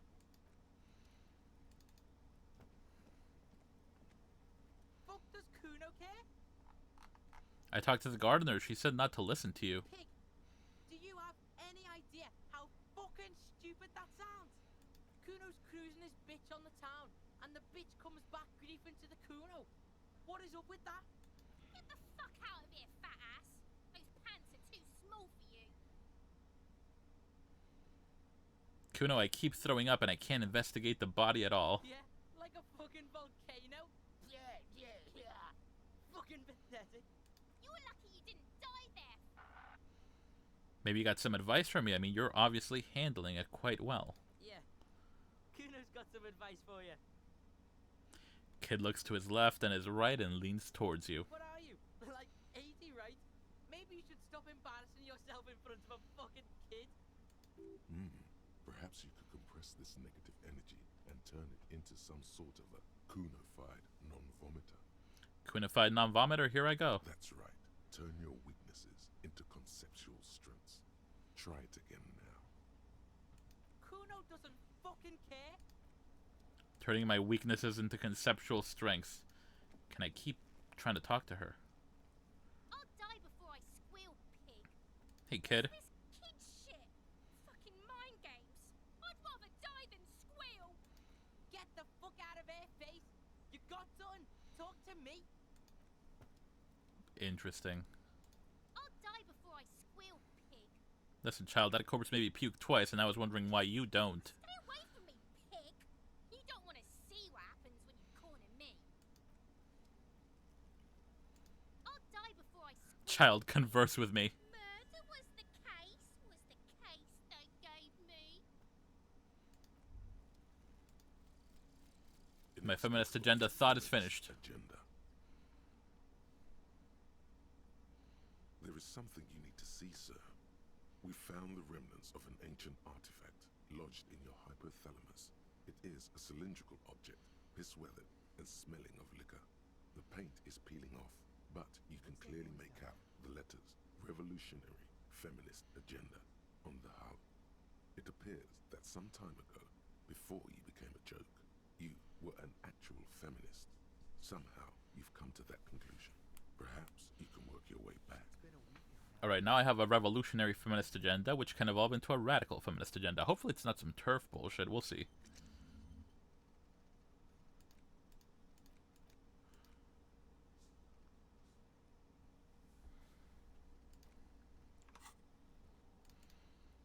Alright. They said that I could try it again now with the Kunoistic whatever. Let's try it again. There he still is, looking.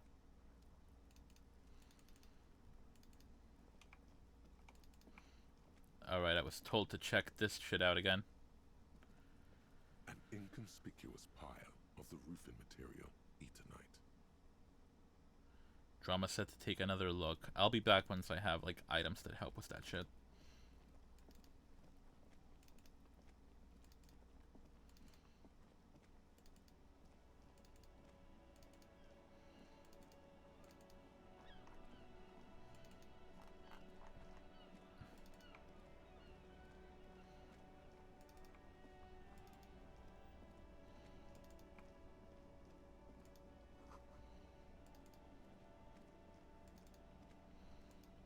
You got anything new for me by chance? Hello again, my man.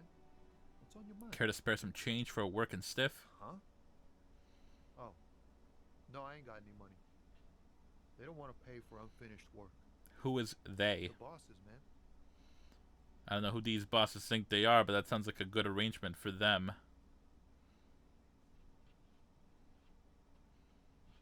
Yeah, for them. Yeah, it sure ain't good for me. Or you. I'd spare a coin or two for a city cop down in his luck. If I had saved 4 myself. This is a white check. You may retry it. Empathy formidable. What do you see in his eyes? Ease into it. Don't go too far. This seems like a personal matter. Man, you look sad. What's going on with you? You really are the law, aren't you? I get that being bluntly observant and inquisitive comes with the territory, but it certainly doesn't help with your conversational skills, does it? Perhaps you have some advice there. Maybe the full-on, direct approach wasn't correct. Damn, it's tricky business looking into someone's eyes and not doing it wrong. Alright, let's read the sign and then check out the Fritz store at least.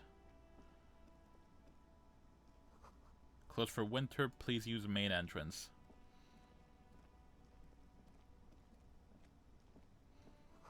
A glossy magazine, most able-bodied men. Jump Jams, a popular music mag. Frit.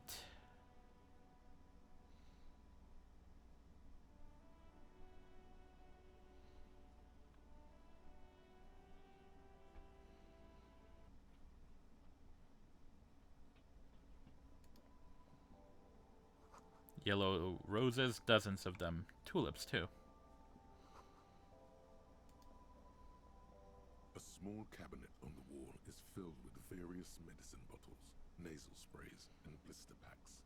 They all bear the Saint Baptiste Pharmaceutics logo. Their logo is the bloodless rose, pure white, untouched by harm. Just ask me if you need anything from Saint Baptiste. We don't stock prescription meds, but we do have Nosafed, Duramine, Magnesium, and Hypnogamma. What do those products do? I don't know. Let's see. Nosafed is a nasal spray. Duramine is a really good painkiller. Magnesium is a dietary supplement. Hypnogamma is... I don't really know what Hypnogamma is. I guess it makes you feel less shit. It's recommended to use after lots of partying, studying, or exercising. Can you be a little more specific? No. Sorry. I'm not like a doctor or anything. Who is Saint Baptiste? Saint Baptiste. You know, the pharmaceuticals company. Saint Baptiste Pharmaceuticals. The one that sells meds out of Saint Baptiste. That one. There. Alright, don't get testy. She is right. Saint Baptiste, the company, derives its name from Saint Baptiste, the city. It's so named because that's what it is. A rare case where that really is the full etymological history. As far as almost anyone knows, at least. Do you have any ammonia? Yeah, there's like an ampule somewhere. Leave. You see several packaged raincoats fill a low shelf beneath a display of croissants and juice bottles. The raincoats are transparent, except for the big Fritta slogan on the back. What's that? What is what? It's a raincoat. If you want to buy one, then it's only 4 real.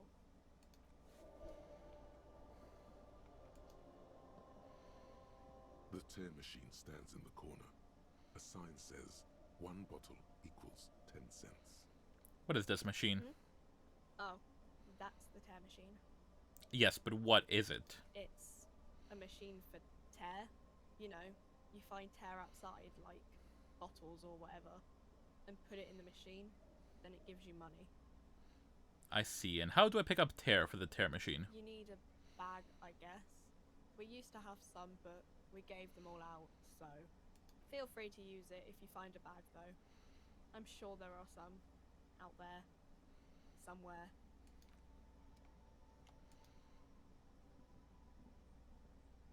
A colourful display of cigarettes and alcohol bottles line the shop wall, inviting you closer. This is not a good place for a recovering addict. Guess not, no. She looks at the wall of goods behind her and adjusts her hat. I'm obliged to inform you that both alcohol and cigarettes damage your health, but I guess you already know that. Please tell me more about these products. The Pale Age vodka is special, I guess.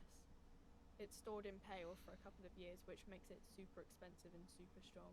What is pale? You know. Okay, what will consuming this stuff do to my body? I mean, I already said it'd hurt you. I don't know what else they do. Do you sell any under-the-counter vices? No, Frit only sells legal drugs, like the law says. Heck the law, except when it's me. Welcome to Frit. Feel free to look around or something. Everything is out on the shelves. What's that magazine she's reading? What magazine are you reading? You mean this? She looks at the cover, boasting a colorful photo of two girls kissing. This is Pop Stars. It's got, like, famous people in it. It's not for sale. Damn. Looks like it also has something called Police de la Mode, featured on page 34. This speaks to you. Forget all about that. What is this fashion police feature? It's where they rate different outfits famous people wear. It's kind of funny. They're kind of mean. It's about who's the most stylish. Who's the numero uno guy in there right now? And does he look like this? Point at you. No, I don't think so. We are not the fashion police. We're the real police. Before we go on, what is this Frit? I don't know. Frit? And what is Frit? A 7 to 11 grocery store. Why is it written with 3 T's? I think they think that the extra T makes it funkier. It doesn't. The story goes that normal Fritta, with 2 T's, a men's workwear shop in Vredefort, was already taken. So when Fritta Retail Inc. grew into a multinational corporation, they had to add an extra letter to avoid trademark infringement. Let's proceed. I have some questions. Okay. Can you tell me... I'm not really supposed to be chatting to anyone, but... What, can you tell me about the dead body? I don't really know anything. I mean, I know it's there, but I haven't seen it, so... Do you know how the man died? Or wait, did you know the man who died? Not really. Not really? Does it mean you knew him a little? No. I didn't know him at all. How long has it been there? I don't know, really long. What do you think happened? I don't know. No need to worry. It's just standard procedure for us to ask around. If you hear anything, let us know, okay? Okay. Thank you for your help. Can you tell me anything about this reality we're in? Reality? You mean, what reality? Economic reality, or...? She is like a student unexpectedly called upon by a teacher. Can she answer the classroom question? Yes, tell me about the economic reality. I don't really know anything. I mean, I'm 15. 15 is an excellent time to learn about the economic reality. Yeah, that's why I'm working my arse off in Frit. So I guess, like, that's economic. What about the physical reality then? I don't know. What about it? Where are we? We're in Frit?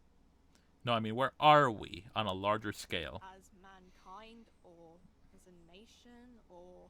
What will her essay prompt be? As a nation. We're in a transition. You know, transitioning from monarchy to democracy, all that stuff. What time is it? I don't know. Look at the clock. It's right behind you on the wall. The clock shows the time at 10:09. The hands seem to be still. It's apparent the clock doesn't work. What is the revolution? When ordinary people take over the government and demands democracy. What about the one we had here in Revachol? Yeah, it happened like 50 years ago or so. Sorry, I'm not very good at this. At history, I mean. The coalition, what's that? Someone told me there is one. Our government? Or do you mean something else? Sorry, I really need to finish this article. I won't bother you with this nonsense anymore. Leave. Volumetric shit compressor. I have my shit together finally. Bizarre scientific news from Revachol West today, where a police officer's shit has been observed at a pressure of around 495 gigadecimals. These metallic hydrogen levels of shit togetherness were thought to exist only at the center of collapsing stars, not law officials. It remains to be seen how long the shit singularity lasts. Well, my shit is at least together now.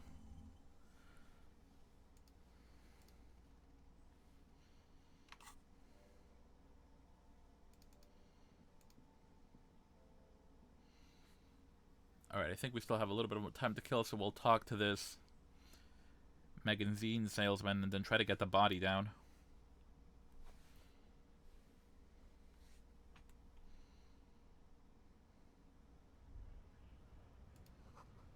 Three T's. How idiomatic.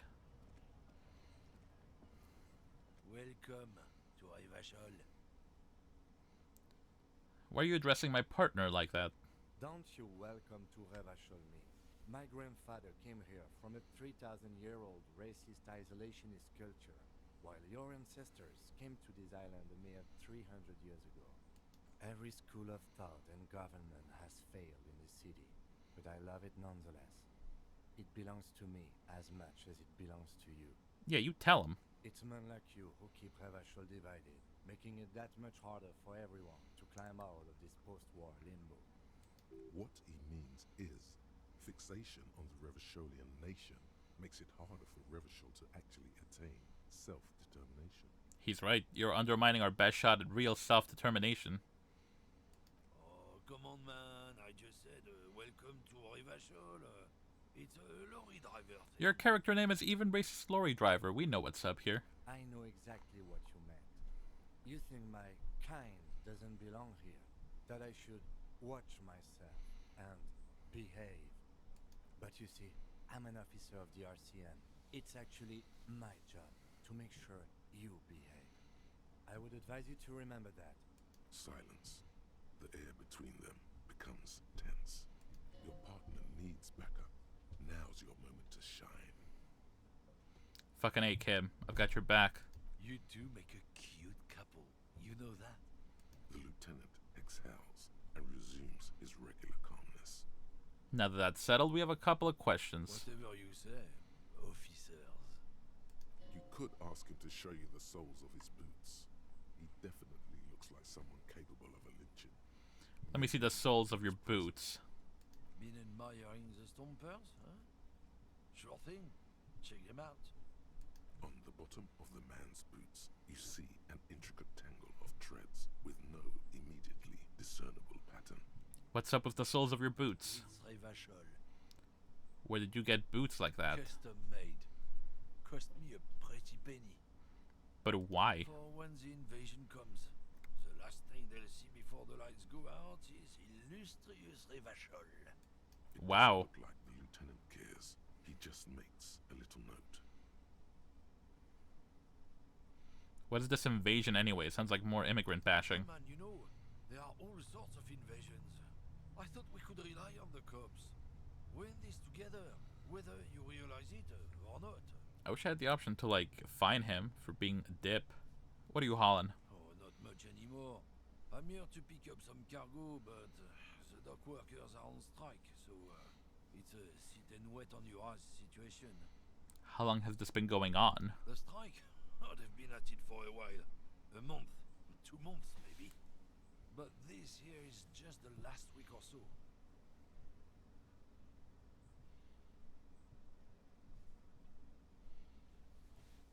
What kind of cargo are you supposed to pick up? Apples.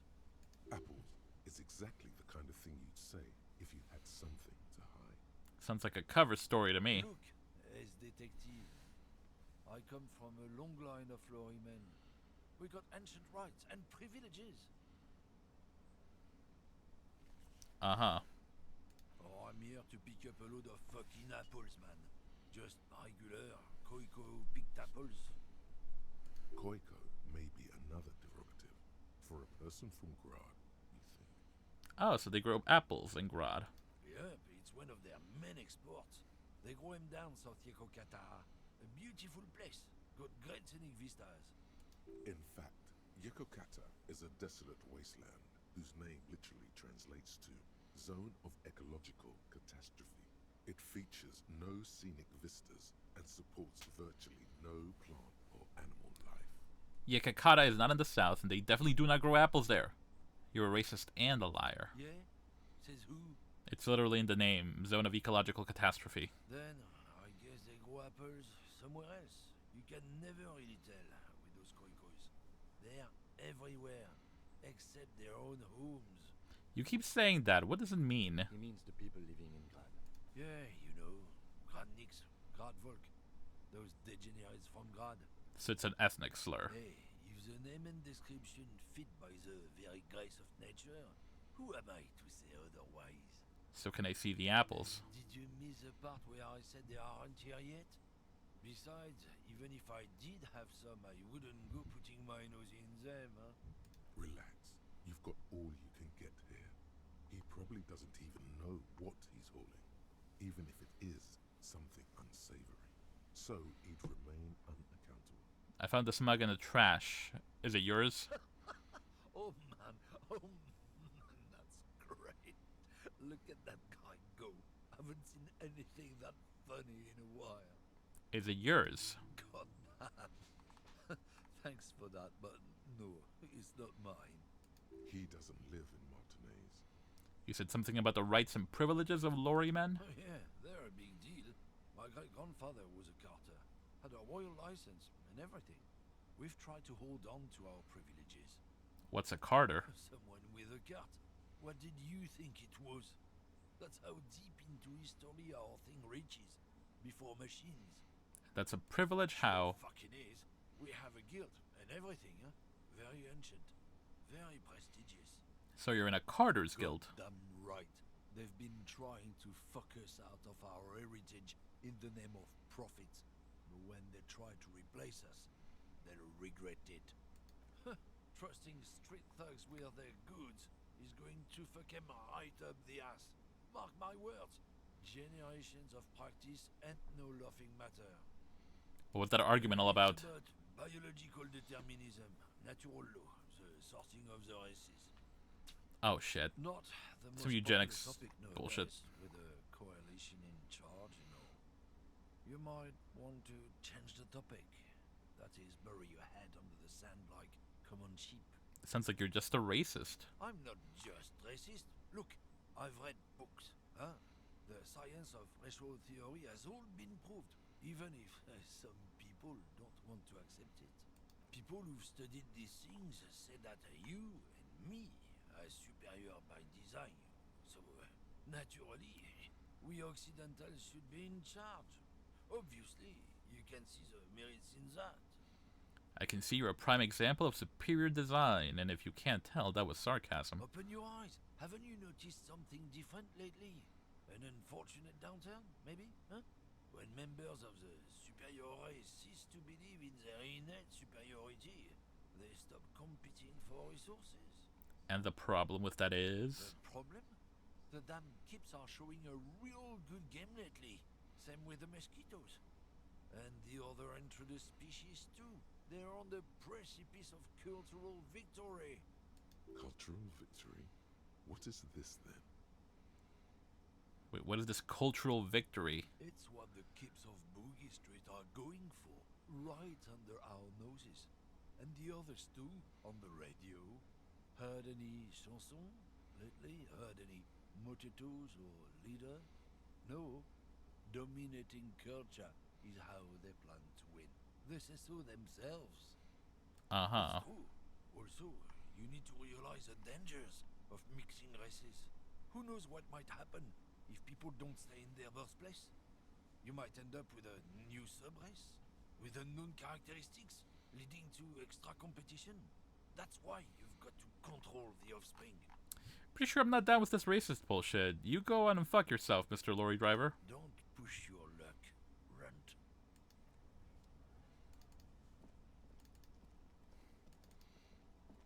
I should have been able to find this dude.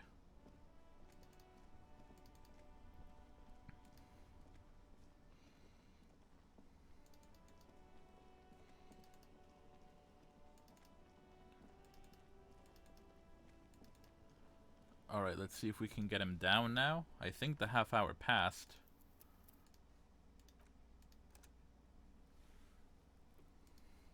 There he still is, looking right through you. Shit With his compressed. white eyes, the body Cunified below non-vomiter. is entirely dedicated to that corpse smell. Emitting it is all. Ha ha ha. Again. The corpse laughs at you, pus dripping from its mouth. You will never be able to hold it in. It's always too much. Every time it happens, it gets worse and worse. There's nothing more to throw up now. All that's left is crying and convulsing dryly at the same time. Even though I got my shit compressed, how is it possible? I'm at a loss as well. I could swear your shit was together, detective. Sometimes even that is not enough. Life is unfair. What do I do now? Officer, you just need to be stronger. Learn to keep it in long enough for us to work. There's nothing else to do. Relax. It's okay if you don't make it today. The bloated corpse isn't going anywhere.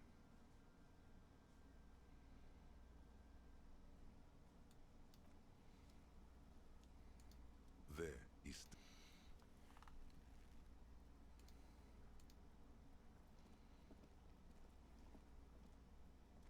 What do you see? Alright, I'm gonna load that one back up because I don't want to have to wait a day, because then we're gonna have to do something that's gonna set us back a little bit. I need to get it down on day one.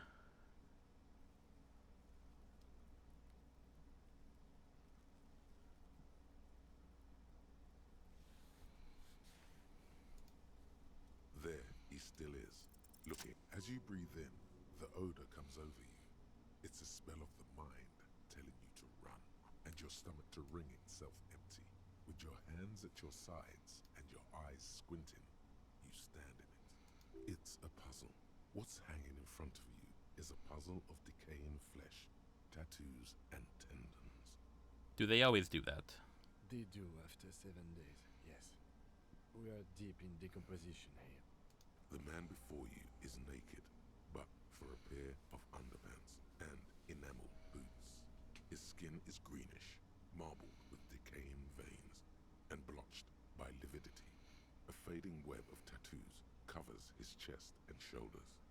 The cargo belt used to fasten him to the branch above appears industrial in strength. Inspect the The boots. material appears to be ceramic. Its clean white stands in stark contrast to the decaying flesh above the knee. The man wore thick polymer socks, probably for padding. A fine array of interlocking plates covers them. Delicate and fragile, they feel alien to the world around you, out of place somehow. These are clearly not boots. They're armor, possibly part of a larger set. These aren't just boots, are they? This is the armor he was stripped of. Indeed. Technically speaking, these are sabatons, not boots. Oh, the lieutenant uses a memo technique A6. That's not just any notebook. It's a classic. Thanks. Super useful to know. All you, baby. What kind of armor is this exactly? Ceramic plate. Zirconium dioxide, most likely. This is where the make would be. Where? Under the heel. Fair weather. Fair weather model T500 VE. I'm guessing that's vitreous enamel. This is advanced stuff. The material looks out of place here. It is. It's expensive. The lieutenant draws a line in the condensation in the ceramic with his index We've finger. requested similar material for our tactical units for years now. The constabularies deemed it too costly. In that time, we've lost 6 men to semi-automatics.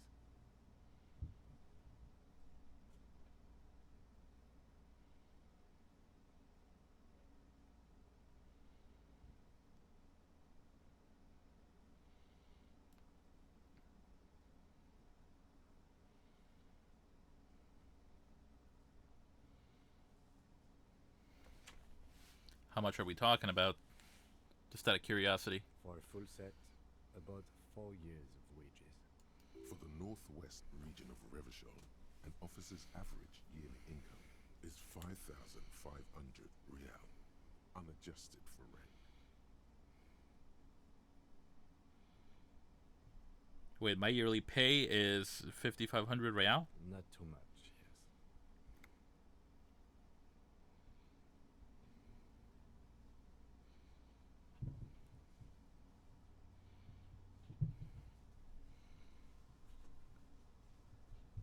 Sounds punny. Sounds puny, no wonder I can't pay my hostel bill. Pathetic. I need to hustle more and hate less. No, I'm not a... Yeah. sorry situation, I agree. Where's the rest of it? Scavenged by the locals? Piece by piece. He's been out here for 7 days. It would be odd if they didn't. We should keep a lookout for these species. The armor could yield information. This is one thing he might actually know.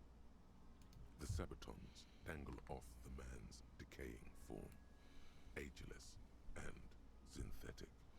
How could this man afford such expensive hardware? That's for us to find out. Mr. Gart implied he was security personnel for the harbor company. This confirms my own assumptions.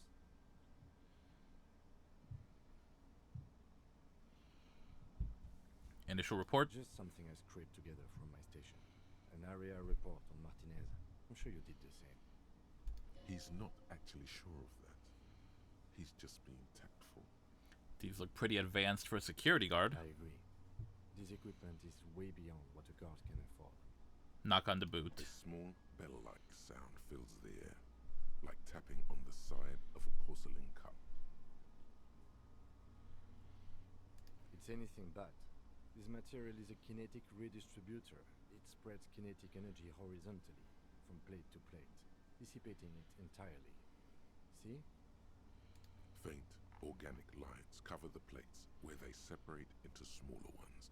These plates then divide into smaller plates until there are hundreds of them altogether. Like whirls of floorboards, the design looks organic, influenced by highly resistant wood materials, like lignum vitae and ebony perhaps. What does this remind me of? Trees were made of porcelain. This is what their cross-sections would look like. Run your finger over the The lines. smooth, glossy surface fractures into ever more intricate interconnections, peaking on the right sabaton, where you notice. The whorls are in the shape of a letter and number combination, E50, 100, 1000. Looks like there's a serial number on the right sabaton. Good. Can you read it to me? X5415 6745 678222. Let's lie. We're gonna go ahead and lie because we're gonna steal these boots.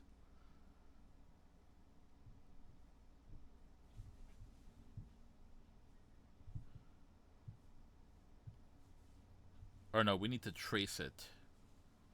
We have a make and a number. That's something. We can use the radio in my kinema when we're done. Either station can chase it for us. Pull the boot off.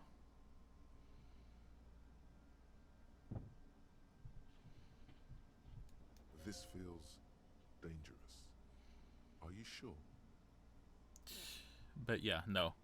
We'll do that when it's on the ground. Sabatons dangle. The cadaver slowly twists on the cargo belt. Inspect the belt. Hangman's knot is pulled tight by the weight of the corpse below. Yellow, hard-edged polyester cuts into his neck. Above, a sliding buckle ties the belt to the branch. This is a steel-reinforced cargo lashing belt, big brother of the regular cargo belt. It's used for tying cargo under six-rotor airships. Don't ask me how I know, but this is a lashing belt used for airlifting cargo. Airlifting? I thought it was used on lorries for strapping cargo to them. Apparently this is for the reinforced kind for air transport. My brain tells me so. The local harbor uses 6 rotors to shuffle containers around. I get the sense they use whatever was on hand, without paying much attention to not incriminating themselves. They sure wanted him to stay up there. The rope is reinforced with steel wiring. I was afraid it would be. Thin steel wiring, parallel strands. This makes getting him down more problematic than I had assumed.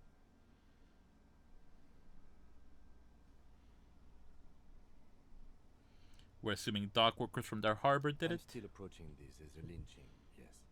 Motivated by the ongoing strike. You? No. You feel like it was something else. But what? I feel like it was something else. Yes.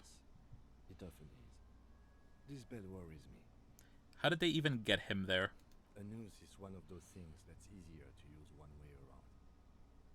Did they climb up using the kid's ladder? That ladder can't carry a grown man. I didn't see any splintering either, did you? I think they lassoed the branch, then pulled on the belt to close the buckle. Could be. The shape of the branch supports the theory. The cadaver hang an intricate web of blue lines stretches across the torso, from the right shoulder to the solar plexus. Each time they intersect, a small white star is formed in their crossing. Hundreds of fading asterisks riddle his skin. Their concentration is highest around his heart. His corpse is marked by stars. Where will mine be marked by? Alcohol and heartbreak. Is this a map of the night sky? A map of the stars. I do see some similarity to astronomical charts. Great century Messinian, maybe. But this seems more particular. Customized somehow. As if someone left out most of the night sky, filtering it through personal choice. The principle of this filter remains unknown to you. The thought dissipates, and you feel as though you were only half right. I'm missing something here. So am I. He takes a thin piece of milled aluminium from his coat pocket and pulls it open. Sounds like a sword being unsheathed. A small lens appears. Some sort of camera. What's that? A Trigger Sunshine. Mini. I don't know what the hell that means. Triggered is the world's leading manufacturer of intercommunication devices, primarily projectors. The camera before you looks familiar somehow. Shit, Kuno! What the fuck is that? An instant color camera. He produces two metal-capped ampoules and clicks them into place on the side of the apparatus. A thin slot shines I there. have only 2 ampoules, so nobody move. I don't want to waste one. He points the camera at the corpse, peering into it. The lens need adjusting. Then, A sound, a shrill flash, followed by the breaking of a small ampoule of glass. You see streams of color pour onto the thick, glossy piece of paper, rolling out. In case we need it. the lieutenant says and shakes the paper, letting it dry in the cold wind. On it, a color-perfect copy of the dead man's tattoo chest. Cool machine. Yes. It is pretty cool, isn't it? What do we need this photo for? It contains insight to the victim's person. By his build, I'd say this was a man of physical violence. The story he wanted his body to tell was important to him. It is his letter to us. Someone should decipher it. We'll need to show it around. Can I have it? I should look at it later, without the corpse smell. Sure. Just don't lose it. The glossy-eyed corpse looks by. Look him in the His eye. mouth mute. His eyes are milky white and blind to the world, protruding comically from their sockets. There is no one home, just subaquatic terrors there. Dark brown hair grows on his head. His face is ready to explode from the organic processes inside.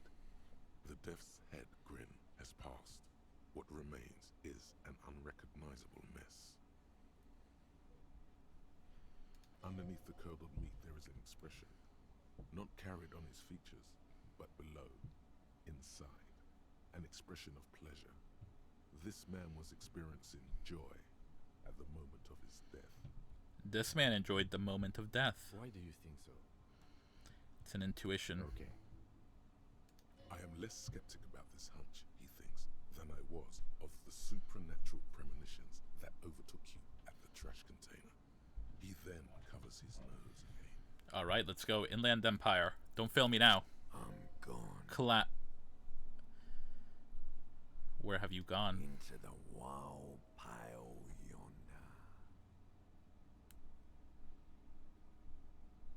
In the past, way out west.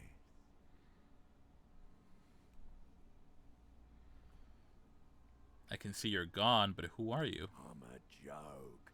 Look at me. You are now, but who were you when you were alive? For motherfucker and a killer. I have another question for you. Go ahead, Kobo. What is happening? What do you mean? I'm talking to you. It's the power of your imagination. Yeah, man! Don't be crazy! Inanimate objects and dead people can't really talk to you. Your wild imagination is doing this. Ask some more of those questions you love so much. Listen, you've yet to steer me wrong, Ty. He loves those.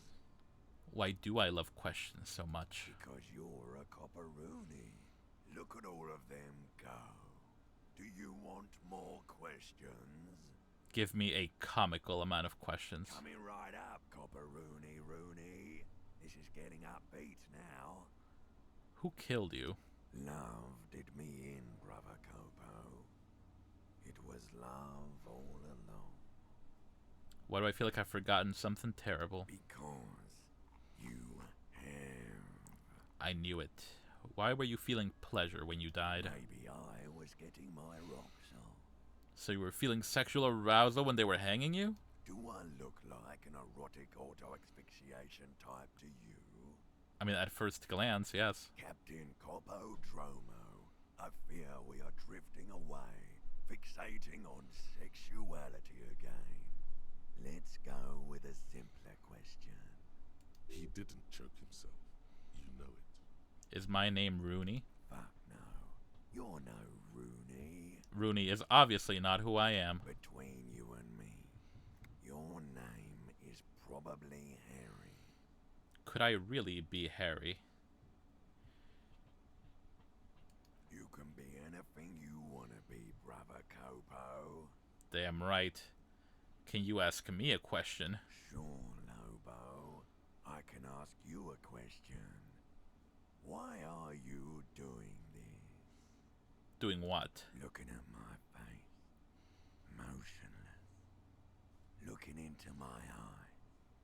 Standing here. Why are you investigating my murder? Maybe this will lead to something. Something indescribable, unforeseen, miraculous? The clown lips on the corpse appear to smile. The face rotates before you. Slowly. I hate you. You stink and you're boring. Do I remind you of someone? Oh, don't say me. Please don't. Born with Muller's disease, harlequinism, grown up miraculously. A baby, affected with harlequinism. You sure wrinkled out of that one, Coppolini. Alright, that's enough. Come back later, Coppo. Amuse yourself with my frank manners and my memento mori features. If possible. Also, see me in your dreams. Squint and take a step back. As you narrow your eyes, the monster before you blurs into a violent mess of green and pink. This is a trick. You've done it before. Pink is where the blood settled in the first hours post-mortem. You can use it to see if the corpse has been tampered with. Does his position at the time of death match the discoloration? Does it? Only the lower extremities are pink with a dash of blue. His fatted hands, thighs, and his neck, just above the noose. The rest of the corpse appears dark green in the cold spring air. His face and hands are pink. Thighs, too. I see it. His neck too. The lividity goes right up his chin. We have good, well-pronounced discoloration here. Relax your The eyes. monster comes back into focus. An explosion of color, coursing with dark marbled veins. His stomach appears pregnant with something. Black liquid streams down his thigh and onto his boot. So, what do you think? Something's coming out. He's beaten. He's beaten up. See the bruises? I do. Most of them are post-mortem. Maybe even all of them. The delinquents have made our jobs harder with their little sport. Stop talking in riddles, coin slot. He means you fucked him up good, Kuno. Fucked him up brutal like. Something is coming out of him. The pool of blood and feces has eaten into the frozen mud below the man's feet. Purge liquid is dripping into it. appears to have contained no more than half a kilogram of digestion at the time of death. The fuck he's saying? Talking about shit. Maybe he went to the bathroom sometime before dying. Maybe. I think he was upright after death. His hands, feet, and neck are discolored. Agreed, especially on the neck. The belt acted like a tourniquet, keeping the blood in his head. The hypostasis supports a hanging. You would still like the hypostasis marks in the neck to be a bit more pronounced. For some reason, my brain would like the pink to be more pronounced, especially in the neck. Maybe it looks faint to you. It could be more pronounced, actually. Du m'en noter. Maybe he was strangled by someone? Yes, there's always a chance we are wrong. We should check for ligament marks on his neck to see if they're in tune with the belt. We'll have to get him down first. I mean, he's dead. That's the most obvious observation. His personality is no longer a part of the world. Totally dead. The world no longer stores his personality and its composition. There was a time for that, and it ended 7 days ago. That sounds about right, yes. Alright, back off and catch your breath. But there is no breath to catch. Only the I have something I need to know, corpse man. Of course. You have come back later. So how do we get him down? Finish the preliminary examination of the cadaver. We might miss some of these things once he's down. Step back and have another look. Twists on the cargo belt. Yep. Preliminary examination is done. The steel reinforced belt presents a unique challenge. I brought chain cutters, but I don't see a good angle of approach to the belt. He doesn't actually think the challenge is unique. He thinks it's frustrating, annoying, and harder than he thought. The cadaver is a good 1.2 meters up. Neither one of us can reach the belt without assistance. And even if we do, there's the question of cutting the airship strength materials. We could saw the branch. Climb up there and saw the branch?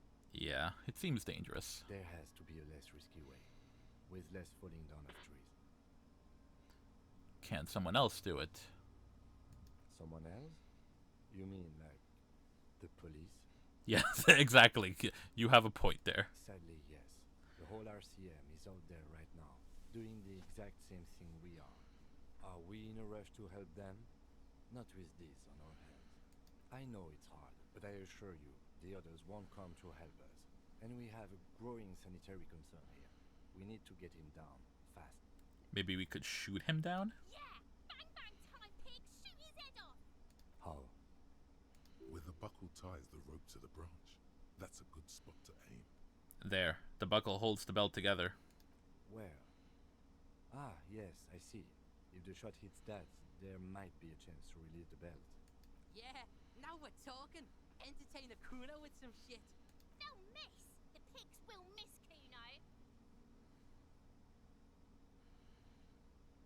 Take the shot, Lieutenant. What's the worst thing that could happen? I'll blow his head off. Take it! Take the shot! Yeah, take the shot. Kuno wants some of that shit. These damn kids. Silence. With his elbow sharp, the lieutenant unzips his jacket and produces a lightweight firearm. He drops a paper cartridge in the barrel, separates the scouring stick, and gives the cartridge 5 tucks. That's a Kiel A9090 Armistice, mass-produced muzzle loader, ascetic, frugal, one of the most common firearms in the world. He then steps back and assumes the fellow's stance position, taking aim. The corner of his eye twitches. His finger is on the trigger. Say nothing. He needs to focus. He's gonna fucking miss! The kid's voice is drowned in a shrill blast that echoes off the walls of the surrounding tenements.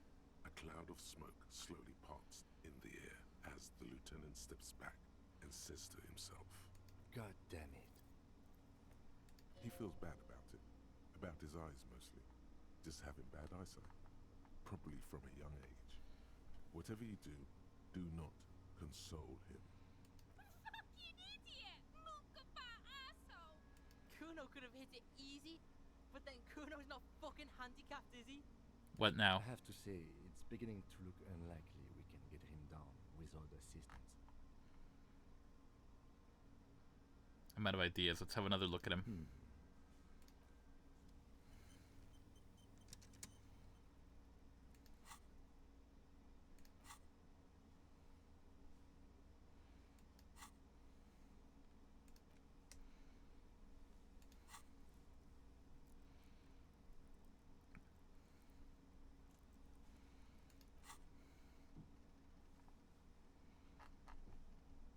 I could just unlock another thought slot. That's what I may end up doing.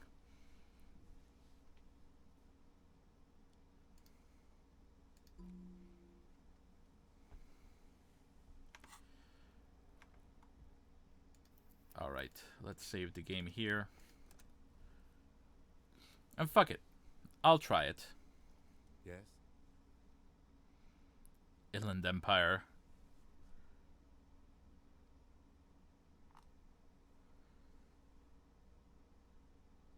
Sure, why not? Only banal things struck one you should be ashamed of. It's no wonder the soft one doesn't want it back.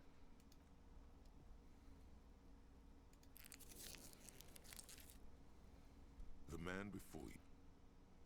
Yes, we do. I can try to shoot him down myself. As bad as it is, as shooting firearms like punks here.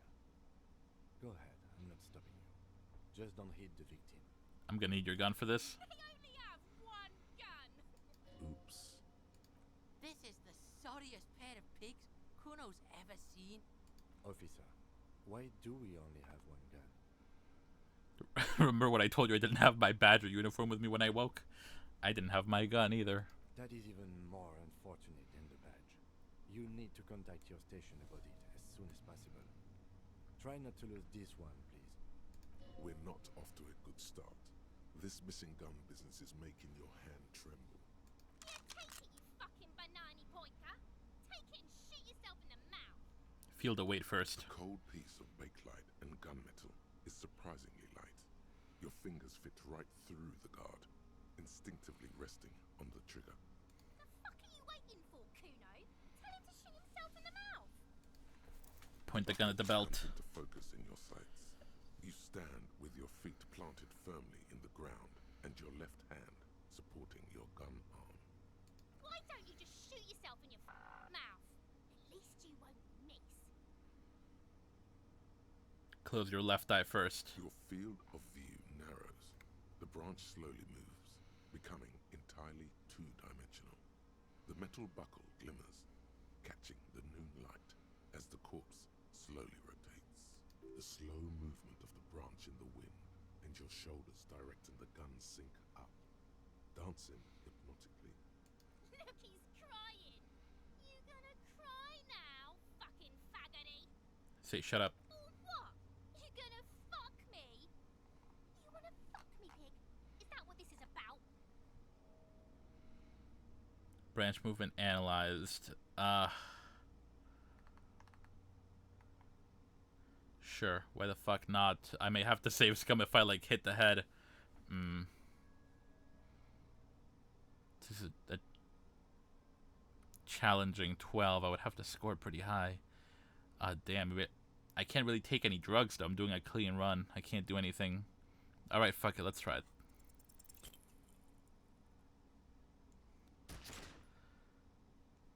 God damn it. A plume of smoke erupts from the barrel. Your hand goes numb from the explosion.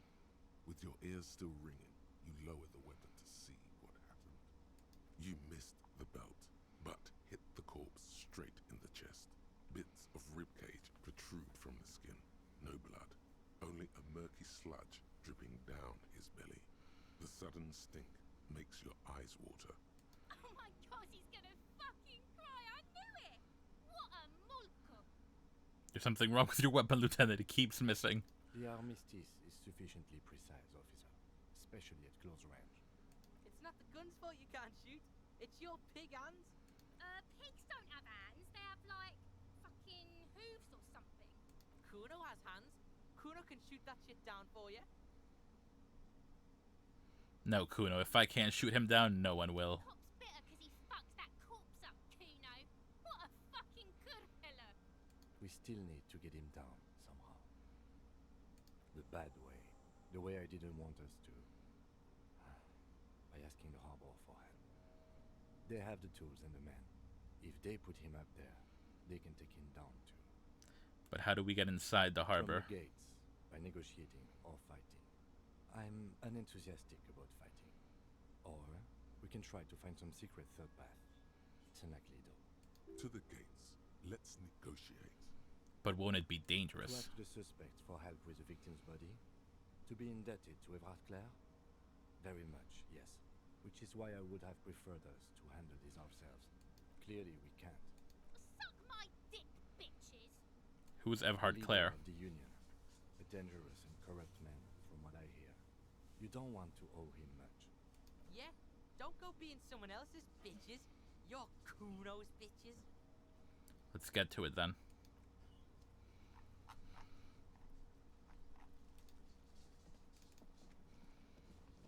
Alright, we should have enough time to at least just talk to the guy who can get it down.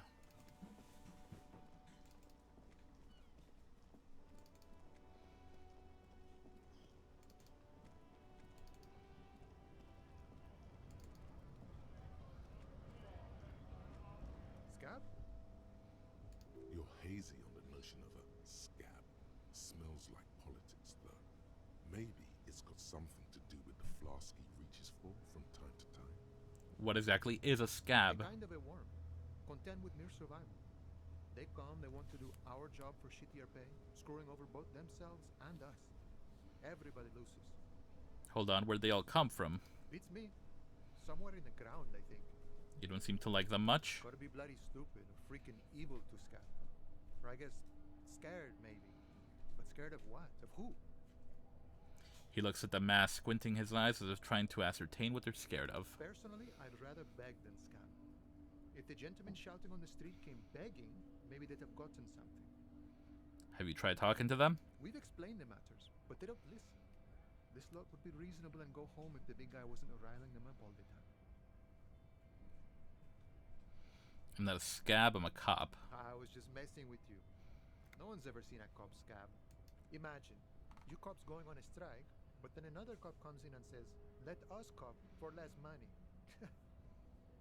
Speaking of, what brings the RCM here? To the Wild North? Come to see the strife? What's the strike about? You know, serious business. I'm sure the big boss will be glad to tell you. You'll have to ask him first. He's a chatty guy. Wants to talk about the strike. Return once you've met the union boss and are on a better footing with the organization. I've come to Martinez investigating a murder. Murder, huh? That sounds like a lot of hard work. You'd never see me investigating a murder. It's actually very fun and easy. Maybe you want to help me solve it by telling me who did it. Of course, Policia. It wasn't me. You can rule me out. Easier that way. He didn't do it. It's the truth. I'm looking for assistance with a dead body situation. Body still hanging in the tree? Hey, that's a rough pickle. Can't help you with that, sorry. I'm not really an admirer of dead bodies. Might be someone else from the Union can render assistance. Does this mean you can let me through the gate? I don't operate in that capacity. I'm not a granter of passage. The passage grants itself. If it's all so simple, why don't the strikebreakers just go up the stairs? That simple? I can just walk in? Aye. Walk right past Measurehead and go in. Past Measurehead? Yeah, the 2.5 meter tall Semini supremacist there. Walk right past him. Right. Then press the button to unlock the door. Aha. And go past him again. Okay. You enter the arbor through the office. Está. So you're saying it's actually quite difficult. Don't worry, I'm sure it's not completely impossible. For example, you could best Measurehead in a physical confrontation, or you could convert to a Semini supremacist worldview. Or, maybe it actually is completely impossible. Has anyone here ever bested him in a physical confrontation? Not yet, no. He's incredibly strong. Have any of the scabs tried converting to his worldview? Jean-Luc himself would say the philosophy has proven overly heroic for the scabs to convert to. Not enough intuition. Got it. Another thing. Sure. A bit short on money right now. Can you give me some of it? Sure thing, my friend. I can help you out. I'll try to catch it. The coin narrowly slips by your outstretched fingers and falls to the ground. Oh, I'm sorry. Didn't mean to throw it like that. It's a thing we harbor folk do, passing around cargo and such. Was not meant as provocation or ridicule. Lieutenant Kitsuragi picks up the coin and hands it to you. Appreciated. Right, always glad to help out the RCM. We're on the same branch, you and I. Humans, I mean, not slithering scabs. Alright, good talk.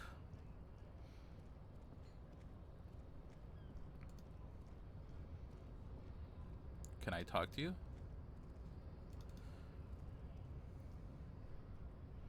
Measurehead. Your body betrays your degeneracy. Yeah, Measurehead. His body totally betrays his degeneracy. Encima de la mesa del comedor tiene arroz y pechuga. Bueno. ¿Y usted por qué está tan sexy? Más estoy grabando.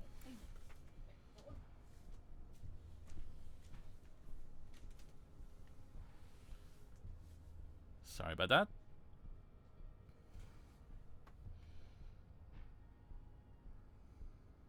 Don't say anything. Size him up first. Say nothing. Size him up first. Are you admiring my morphophysiology? Well, he is a giant man. It must be frightening to stand in the shadow of this racial pinnacle. Be calm, Sandwich. You are not in danger because you are not a threat to me.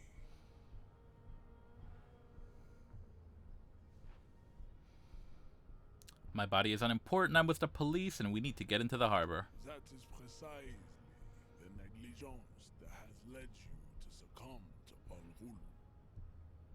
You reek of it. An invisible sword of Al-Ghul emerges from your throat. You cannot see it, but others can.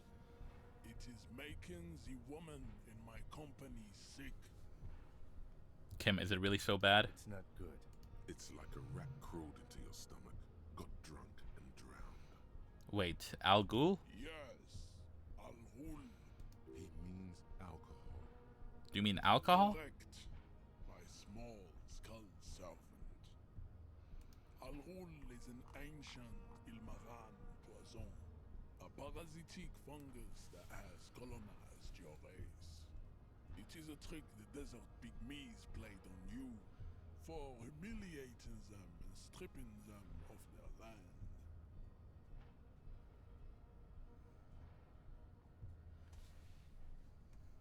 Intentionally fermented drinks have existed for 10,000 years. The Ilmaran people did not invent alcohol. It's existed since the Neolithic. This is a fabrication the alchemists of Yizot and Bashir and their Rolam Al-Ghul have fed your people. Go on believing in it, race loser. I don't think that's how history works, Measurehead. Why don't you have another drink? Your features are not yet congenitally deformed enough. Oh yeah, Measurehead.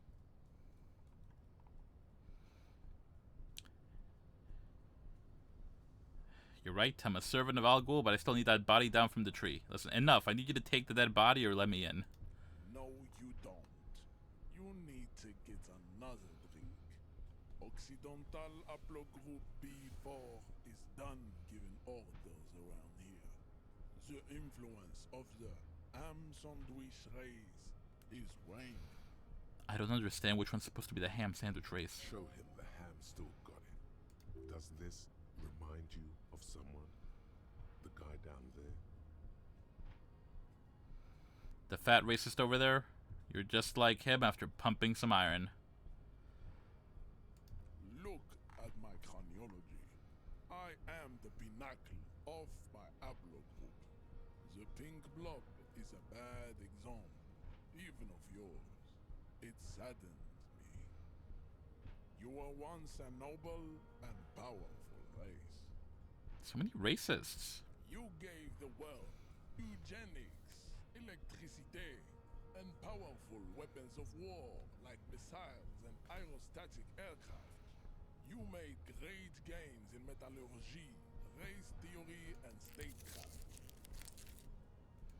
You dominated lesser cultures, like the deformed Hemians and the inexplicably potato-obsessed Khoikos. But now your ascent to the genetic summit has halted. You are obsessed with sadness and with frivolous pop culture. You will be superseded. Isn't that right, babe? It is, baby, yeah. You know it. There is a button right behind him, just out of reach. It must be the one that opens the door to the harbor. This man is not budging. Let's hope his superiors inside are more cooperative. Come on, I just need you to move about 20 centimeters back. It is my task to keep the degenerate drunks from entering the harbor. You're right about all this? Now I need you to help me get that corpse down from the tree. Whatever. Enough with this begging. You should leave the stage of history with dignity by inviting the other races to a great world war. Bring your troops to the Seminine Islands and to Boogie Street, and we will pulverize you. When you are gone, we will build a museum for you.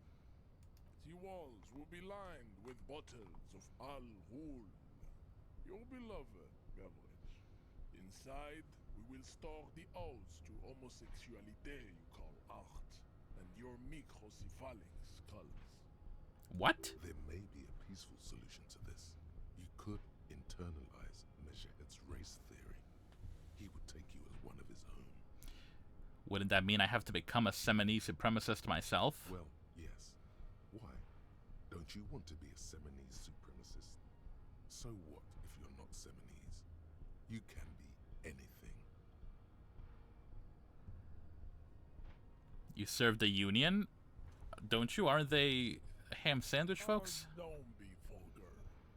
White or not has got little to do with this.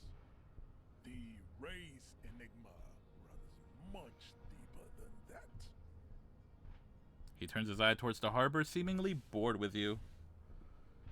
There must be some friction there. He's keeping it well hidden, however. But you still serve them. How did that factor into your life? Mr. Clare is a man of vision and means. He has the will to confront polycultural capital, something your race, naivistic communists, never did. Also, to serve is noble. It takes discipline. Your petulant individualism has only contributed to your race failure.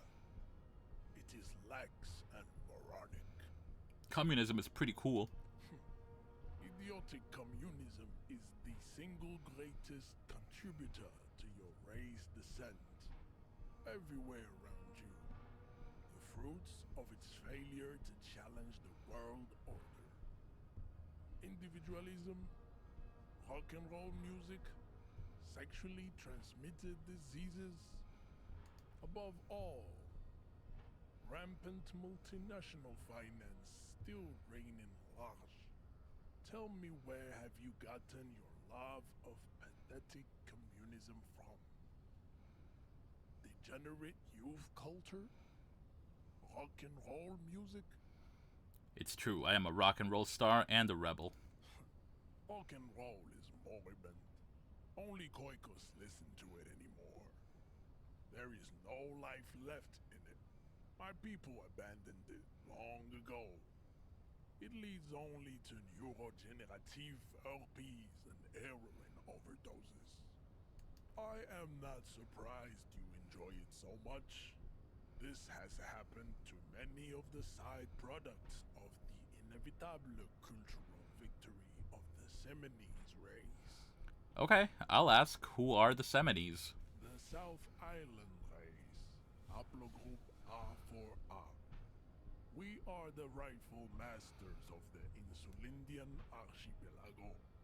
We descend from the Areopagites of ancient Pericarnassus and arrived here 4,000 years ago. Millennia before you. We are the future. That is all you need to know. So you were born and raised on the islands before you moved to Revachol. I am a descendant. The narrow streets of Ulimbuir are with me in my genetic dreams.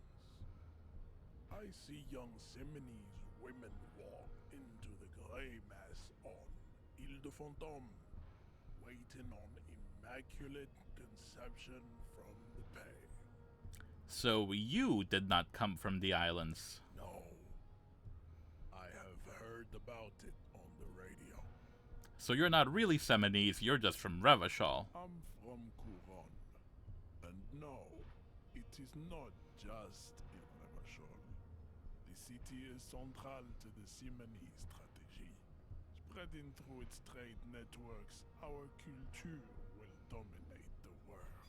Okay, so this has all been bullshit. You're not even from there. You have heard enough about our phylogenetic secrets for today.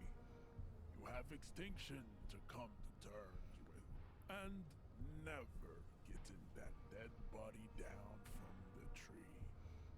Kim, what do you think about this? This racist is better than the last, but the next racist will be the really good one.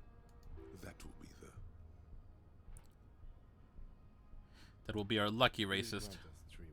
Your pedomorphic friend has quick wits, a protruding occiput, and an indented zygomatic bone. Those aren't real terms. The lieutenant does not flinch. You should keep him close. The congenital defect of farsightedness does not render him a complete invalid. He still has the use of his mind. Know anything about this mug? He does not so much as glance at the object. This your kind of thing? Stop showing me your pathetic cup. I have no interest in it. He had nothing to do with it. What are those tattoos of yours supposed to mean? Racists are generally not very good examples of their race. He gestures toward the lorry man down the street. I am not like them. I am craniometric perfection. I have taken the trouble to permanently draw a phrenologic grid on my skull and features. This should dispel any doubt. The drawings are precise and look true to their pseudo-scientific ambitions. One thing, however, it is not entirely free of throwbacks in the phylogenetic tree. His large jaw, for example, could be a trait indicative of criminalism. Also, his earlobes could be small. Are you sure? I mean, that jaw is clearly an atavistic stigmata. Atavistic stigmata makes pussy say yes, plenty. Babe, thanks. But I got this. I am... The drawings Your earlobes are too big. The size of the earlobes is not a real craniometric criteria. Everyone knows this. Your earlobes are flawless, Jean-Luc. Yes. You sure I'm not craniometrically superior to you? You exhibit forward projection of the jaw, indicative of schizophrenia and sexual inaccountability. From a purely aesthetic standpoint, the dimple in your jaw makes you look like a baby. This is not craniometry, just an observation. What else? It is impossible to see any more of your bone structure. It is covered in the ravages of Al-Hul. From what remain of your features, I can see fleshy lips, baldness of the head, and long arms relative to lower limbs. This leads me to conclude you are not a police officer. You are a common criminal, an offspring of murderers and sailors from Sur la Clé and Vesper. and possibly even the degenerate sheep herders of Ubi. Interesting. So one of my ancestors was Sula Cliff and the other Vesper? Your racial heritage is uninteresting. It is the same as all Rivisholians. Your parents and their parents made the decision to reproduce while under the influence of Al-Ghul. That is the only reason you are here. We still need to get into the harbor. We need help with the tree situation. As you turn, a bright light catches your eye, making you squint. Where's it coming from? From a distant sunset, a stage light, flash photography, nowhere in particular. It's just what superstar law officers do. They squint at lights, and they solve shit. Yeah, that's me. I've been establishing my superstardom hard lately. Yeah, you have. You're a big dick cop, Dick Mullen. Salam Rocky Baye, badass on the edge disco cop. Time to recede into a ludicrous fantasy world. Here we go. Camera, lights. Action. With a sudden flash, the world freezes around you, and you along with it. In an iconic monochrome solution, a black silhouette against a rasterized orange world. It's... What's on? I don't know. Hey. Psst. Look around. Psst. Hey, you. Who, me? Yes, you. Word on the street is you're ready to start building communism again. This is the first time I've mentioned it. How is the word on the street? You keep saying things like, down with the bourgeoisie, eat the rich, sodomize the landowners, impale all people who have more than 25 real in their pocket, literally murder all human beings, regardless of their political beliefs. That kind of stuff. I mean, that last one is a stretch, but that mostly sounds like me. Funky style. Very funky. So tell me, do you have any questions before we fire up the big communism builder? Or do we get right down to it? Wait, first, what's this communism even about? Failure. It's about failure. I don't do failure. Of course you do. You are failure. You are communism. Absolutely vanquished, beaten, curb-stomped, shat on. While everyone else is out partying, having a callous laugh, you will reverse the fortune of the workers of the world. You alone, against every living thing, against every human alive. 800 trillion real in the hands of an impossibly well-organized ruling class. Towering city blocks of bankmen who have the ears of prime ministers. Million-headed armies of nations and the love of your own mother. Oh, damn, okay. You against the atom, the charm and the spin. Where the whole world failed. Matter failed to bend to human will. Human will failed to get out of bed and tie its laces. You alone, single-handedly, will rebuild the dreams of the working class. You are the last communist. Holy shit, the last communist. Now get to work, comrade. Roll up your sleeves and start building communism. Opt in. Get the firing squads and the animal wagons ready. Wait, firing squads? You didn't mention anything about those. Too late to back out now. You can't make an omelette without breaking a few million eggs. Alright, let's go, comrade. Thought gained. Wait. Lonesome Way Home. Some kind of superstar. -2 logic. Internalize.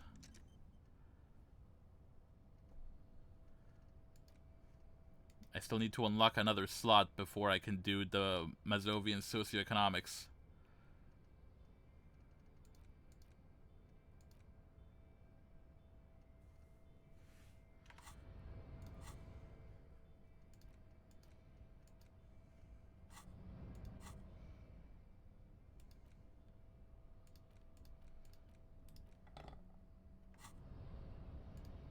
Your race descent has only worsened since the last.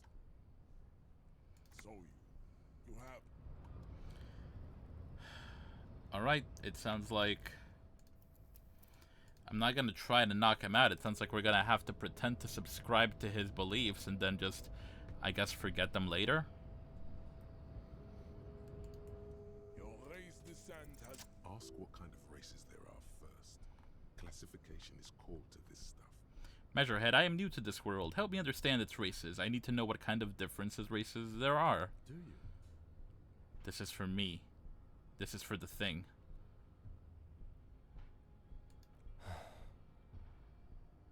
You are obviously a liberal, Sailorite. A polyculturalist. I can see it from your love of mycotechnology and your sartorial choices. Do not deny your friend the truth you have denied yourself. There are 3 categories of race. Type A, the heroic races. Type B, the I apologize for subjecting you all to this nonsense by failing those other checks. race cauldron of pederasty. Which one do you need an occasion on? Type A. Those are the Simonese, the Areopagite, and the Occidentals, excluding the Maun, of course. The Maun are riddled with eczema to the point where they find it impossible to smile.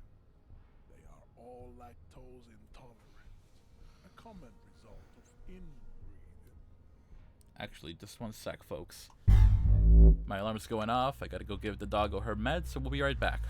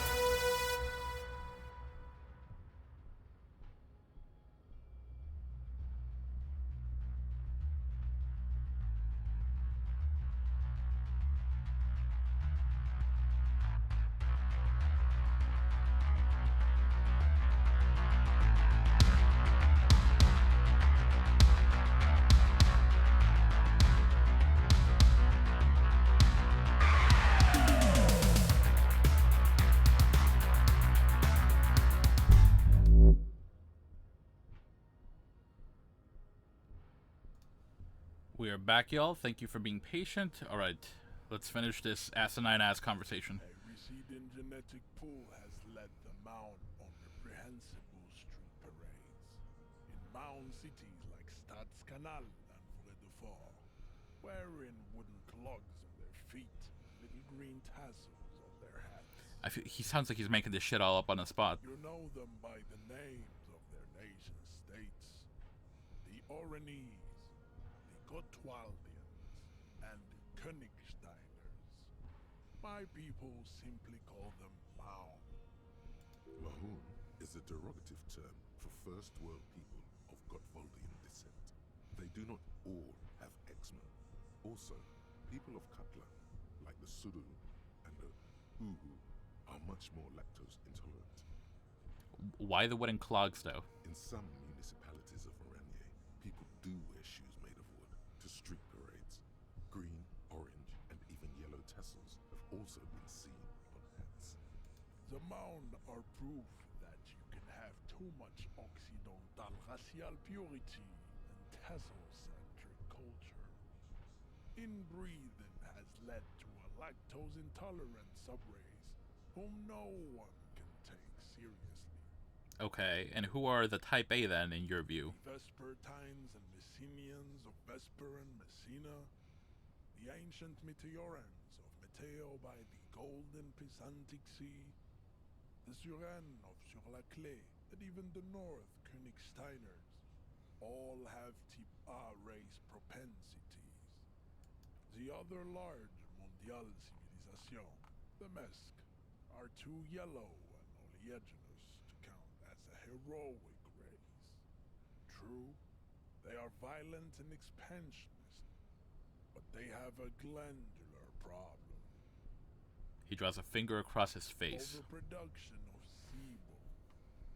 Sebum is leaking into their brains, making them listen to El Mariachi music and eat toxic minced meat-based food, which in turn only produces more sebum. And who are the Semenese and Areopagites in this? As proven by the Mound and the Mesk, Occidental Type A is in retrograde. The Semenese and the Areopagites are on the ascent. And the Semenese are? The indigenous people of this, the Insulindian archipelago. The Semenese inhabit the southern islands. I am Semenese, from the stock of Ulmuir, Ile de Fantôme. And the Areopagites? The Areopagites are the master race of the Ile Maran deserts. Areopagites, sorry. Semenese are descendants of the Areopagites.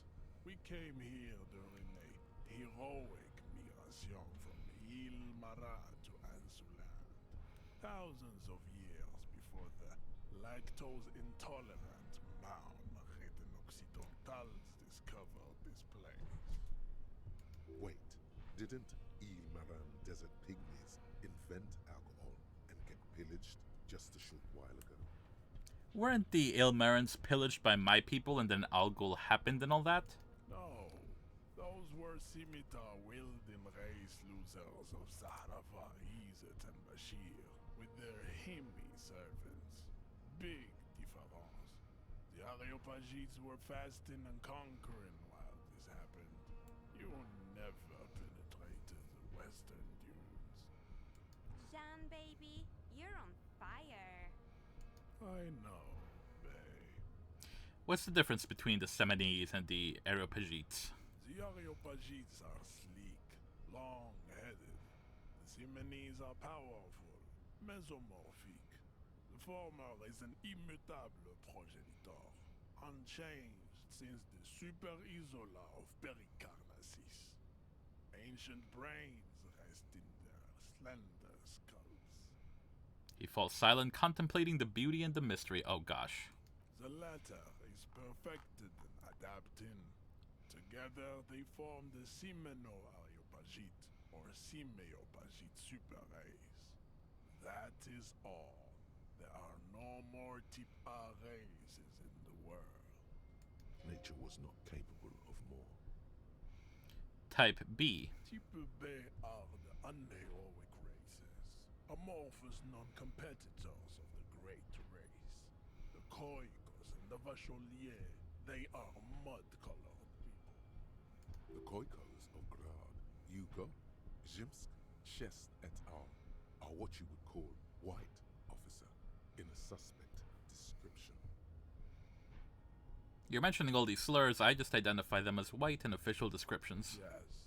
To an untrained eye, the Koiko appear white and pinkish, like a ham sandwich. But look into their eyes and you will see. They are of an indistinct color, and so is their skin. Unhealthy, muddy, and ashen. Pinkness is a racial quality that has to be earned through centuries of advanced ballistic warfare and cultural domination that the Grad people have undergone for drinking Al-Ghul and smoking the degenerate tobacco, and for eating potato. Oh, wow, okay. The Koiko, the countless micronationalities of Grad, are all inexplicably obsessed with potat. The only thing they like more is dividing into microscopic ethnostates, like political amoeba. Wouldn't he be one for ethnostates? You don't like ethnostates? They are microscopic.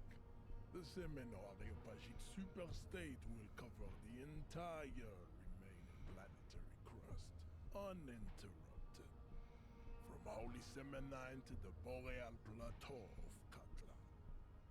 Its leaders will be the genetic epitome of the Semenese and Areopagite stock, elected by nature, not the base inert spoilage called demos.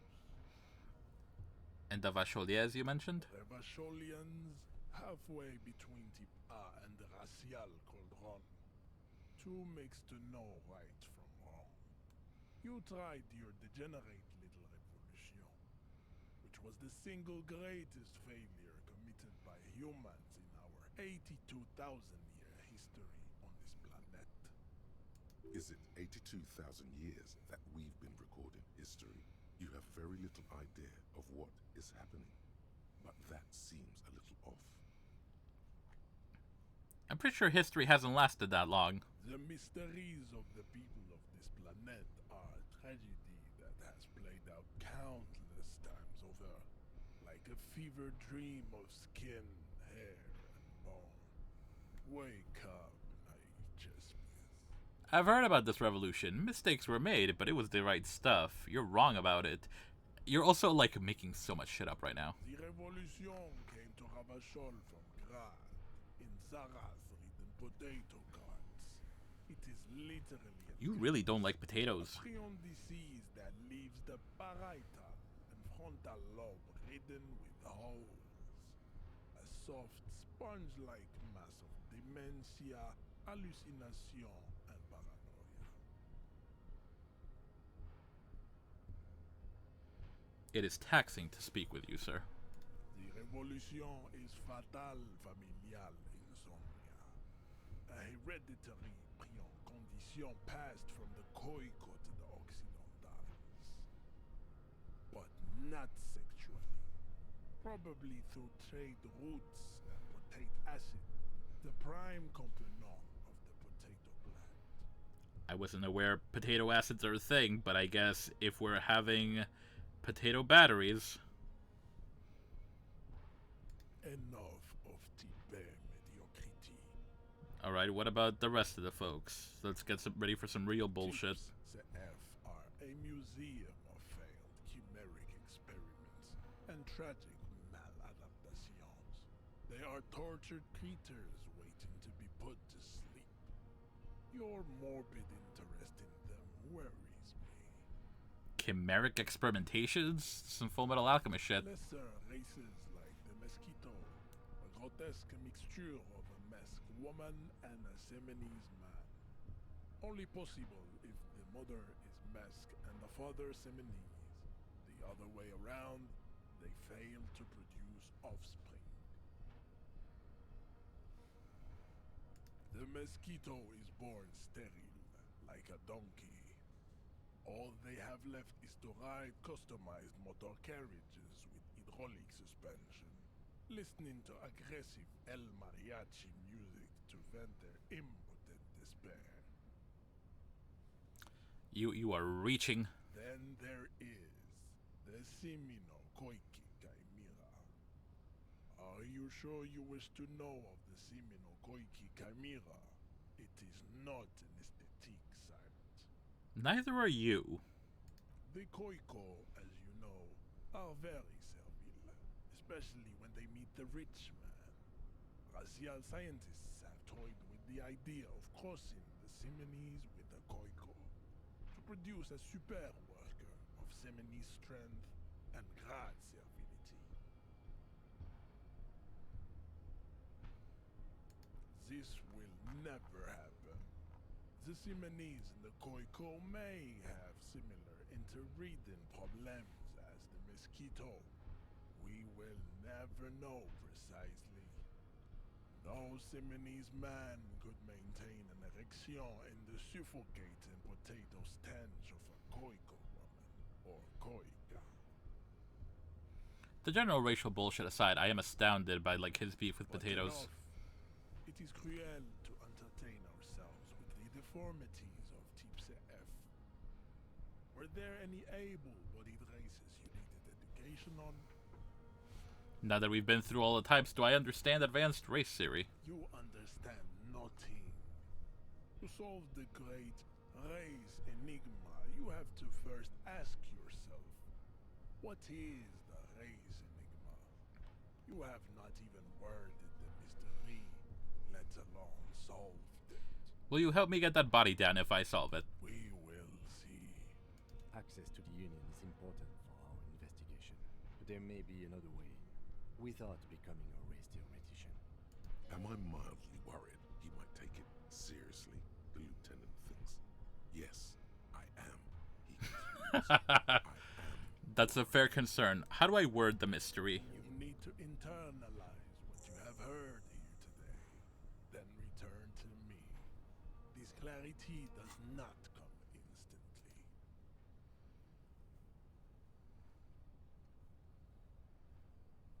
And I don't have the space to internalize it, so we're gonna have to go talk to someone else.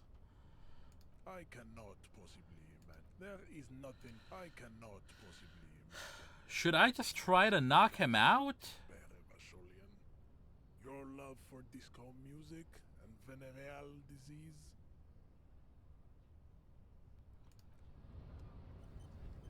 What are my stats?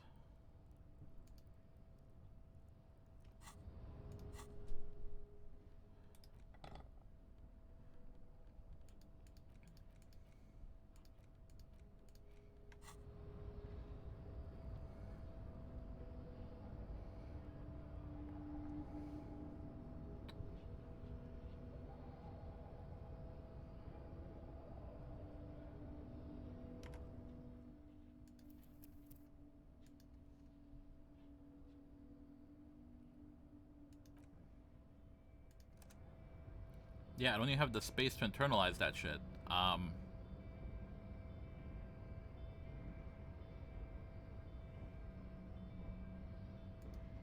unpromising race pupil returns. There must be some friction there. He's You keep telling yourself that. Mr. Clare is also He looks toward the harbor, motionless, the tattoos on his face like a web of stone. How did this happen? Your little fist is in his giant hand, and he's squeezing it. It hurts. You must be out of your mind, degenerate drunk. Say it. I am a degenerate alcoholic. You're not wrong. I'll happily admit it. Now leave before you humiliate your homoerotic organization any further. I didn't realize. Okay, the cops are homoerotic now.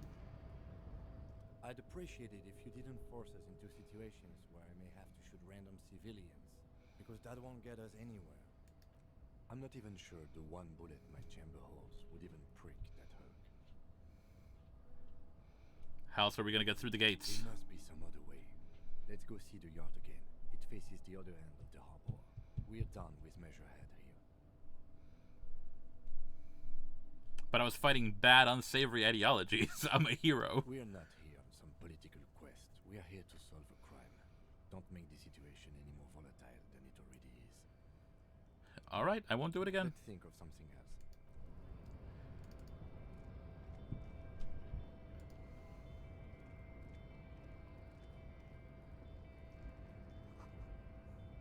In case of a strike, press button behind guard.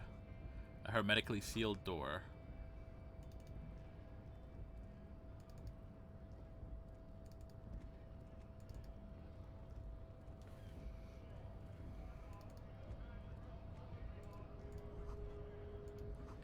Degraded Revachol Industrial Harbor. Who are you?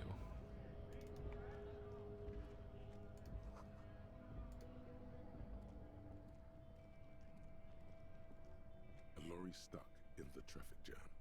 This big, heavy Grad-made machine is well kept for such an old machine. The windows are clear. They've been recently washed. You can see a lorryman's cabin with personal belongings, stickers, insignia. The driver has adorned his space with a substantial collection of peculiar paraphernalia. Proclamations about honor, strength, and purity are glued to various panels. The back end of the cabin is a small perch to sleep, large ashtrays. There are several suns and wheels sewn into the curtains. A book with ragged edges catches your notice. The front cover features a large, muscular man.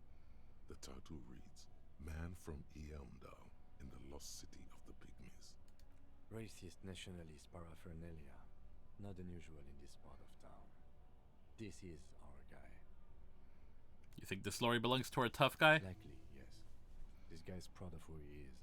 Drapes it all over his machine.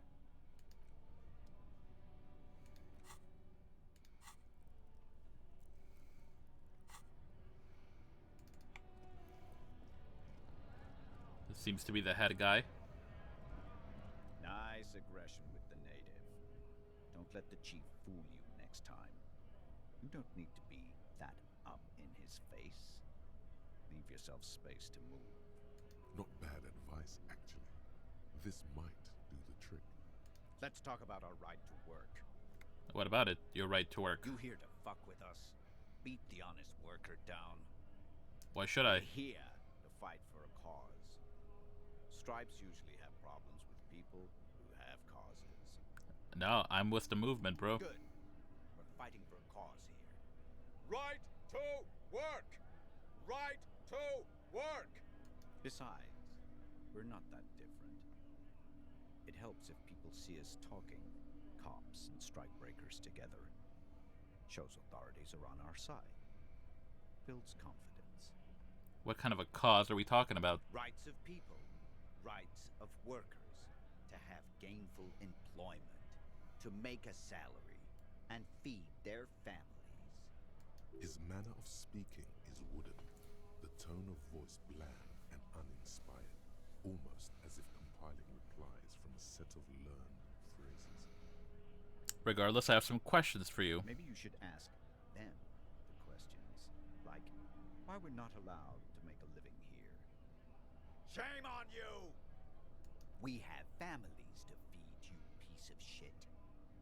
So do we, Scab. Who are all these strikebreakers? Honest men and women with rights to work, to be useful, not toys for corporate interests. We came here to help the harbor run smoothly in time of crisis. If union fucks don't want work, they ought to let in those who do want work. Lonesome long way home. Oh, I can only internalize that after the conversation. I have a question. Why do all these men follow your leadership? You think they follow because I'm big and loud? No. They follow the rules of the market, the rules of the economy, because they were given a job to do! What is a strike? When a bunch of ungrateful, lazy cockroaches can't get their act together, decide to block honest work for other people. What do the strikers want? Beats me. They mumble nonsense about boardrooms and workers' rights, while we have the right to work! There's something odd in the way he carries himself. His set of clothing looks vaguely mismatched. The different pieces of the attire seem ill-fitting. Ill-fitting? What does that mean? His shirt is far too small and an unpleasantly tight fit, while the overalls, held up by a belt, seem to fit a man with much more corpulence. You're wearing new clothes? He ignores your question, choosing instead to turn to the emaciated workers, raising both fists in the air. The clothes are obviously not his. Silence is the answer. There's something off here, but he won't say what. You've been talking to him for quite a while now. Something is off with this guy. Ask him where he's from. What exactly is your goal here? We were promised work. We'd be in there, working, if the bastards hadn't shut the gates. And you're unable to breach the entrance. Main gate's locked. Would take heavy ordnance to bust it open. Could try to get in through the secretary's office. Door's locked. The guard's blocking the way to the access panel. And I don't mean the scrawny mess punk either. I mean head measurer. Or whatever he is. Wait, head measurer? Yeah. Giant on the bridge that kicked your ass. Head measurer. Won't let the workers by. The access panel is right behind him. How bad could one guy be? You seem capable. Bad. Standing on a narrow bridge, he's got a strategically advantageous position. And he's trained. I don't know how the Union has a trained killer up there. But that one's no joke. And my men are tired and hungry. They're workers, not fighters. Have you considered storming in? Like all of you? Why don't you go arrest them instead? I'm sure they've done plenty of criminal shit. They have that look. It would be better for the neighborhood if you went home, at least for now, if you can't get in anyway. No! They will give up eventually. Or get drunk. Leave the button unguarded. Then we charge. I want to get into the harbor too. Union shits are on full strike. Don't think they're going to let you through the gates. You trying to meet their fat boss? I'm interviewing people about a murder that took place here, behind the hostel cafeteria there. I know nothing about a murder. The mention of a killing sends a barely noticeable shiver of tenseness through him. Interesting. Why so tense? What are you talking about? I'm not tense. Yes, he's tense. Right to work! It's shameful. Cops doing nothing. You should bring backup. Open up the gates for us. Blockading gainful employment for workers is a crime. Why not? I see numerous reasons not to pick a side in this local matter. Pity. Let us work! I gotta ask, where exactly are you from? What's it to you? Curiosity, going to figure out this strike mess. Routine. Part of the investigation. Am I a suspect? Done no crimes. I only fight for the rights of people. Every once in a while, it's like you can see glimpses of another guy under the guise of this fighter for jobs. He seems a more brutal, cunning, and suspicious person. Just a hunch. Or you just might be paranoid. I already got that. I'm interested in your background. We're all workers, right? Workers stick together. Came from the eminent domain, in Jamrock. Backgrounds in odd jobs, heavy lifting, cargo hauling, bouncer work. I know the drill. A bouncer? Where? I frequent a lot of bars. Maybe it's one I know. Worked at Territorial. Ring a bell? Yeah, I think I've been there. Uh-huh. It was a long time ago. I need you to be my champion against Jean-Luc up there. No. I'm not a fighter. I'm a worker. I'm just gonna leave now. Lonesome, long way home. Here we go. Home awaits. Walk past Station 41 and through the market, past the Boogie Street spearhead to the other side of the lake, the frozen eye at the center of the district. Then past the video rental store on the corner.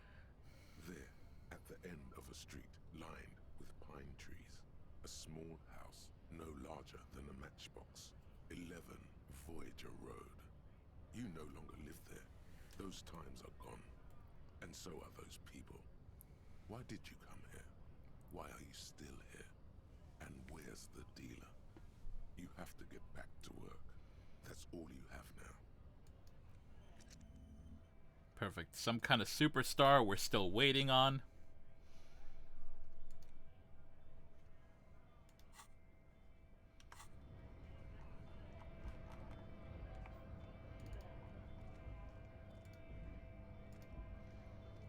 There's something on the ground over there that I can pick up.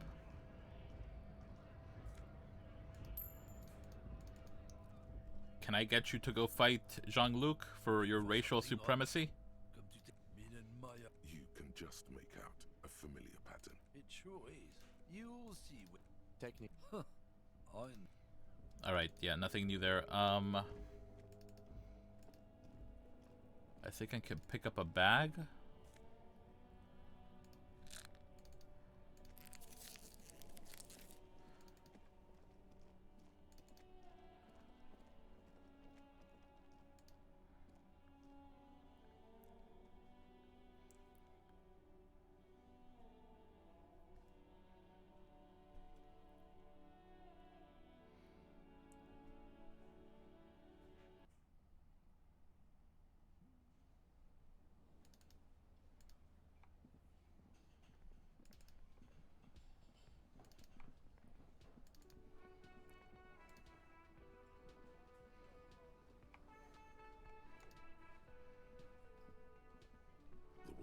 Isn't it deep? Perhaps he's on his way to where you just came from, into the primordial darkness.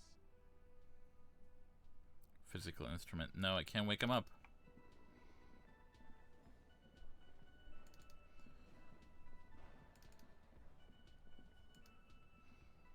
Can I help you? Here's your trash container key. I hope you found what you were looking for. I found the victim's clothes. Strange. I certainly didn't put them there. Who else has keys to the trash container? Trash collection service? CS Municipal. I don't see why they would put anything in the trash, though. Ah, the elusive CS Municipal. I doubt we'll be able to track down who was sent here last and when. This will have to be one of those little threats that solves itself down the road. Thank you anyway. Could someone on your staff have put them there? Sylvie had the keys before I got here, and I can vouch for her. I can vouch for all my staff. None of us would tamper with the crime scene. Maybe you don't remember doing it. Maybe you were sleepwalking or in a fugue state. Fugue states are more your forte, officer. If that's fair. Yes? I talked to Sylvie. She left because of me, not you. Wait, what? But what about the bird? Yes, the bird. I found it lying on the floor with a broken wing the morning she left. She didn't break it, I did. I threw it against the wall.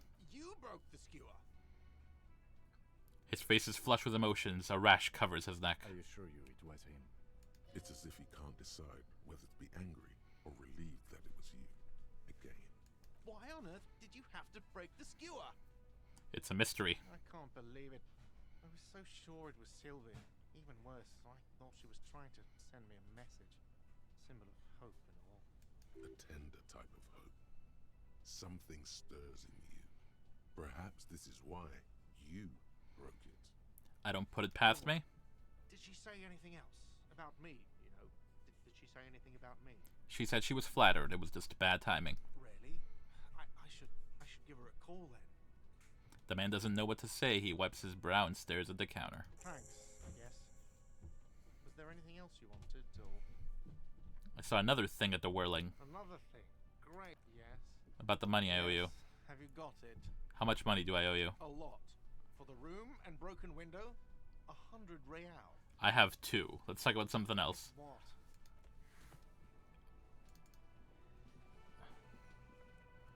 Alright, at least the kitchen is open. The dishes are drying. They smell of chemicals and pine trees.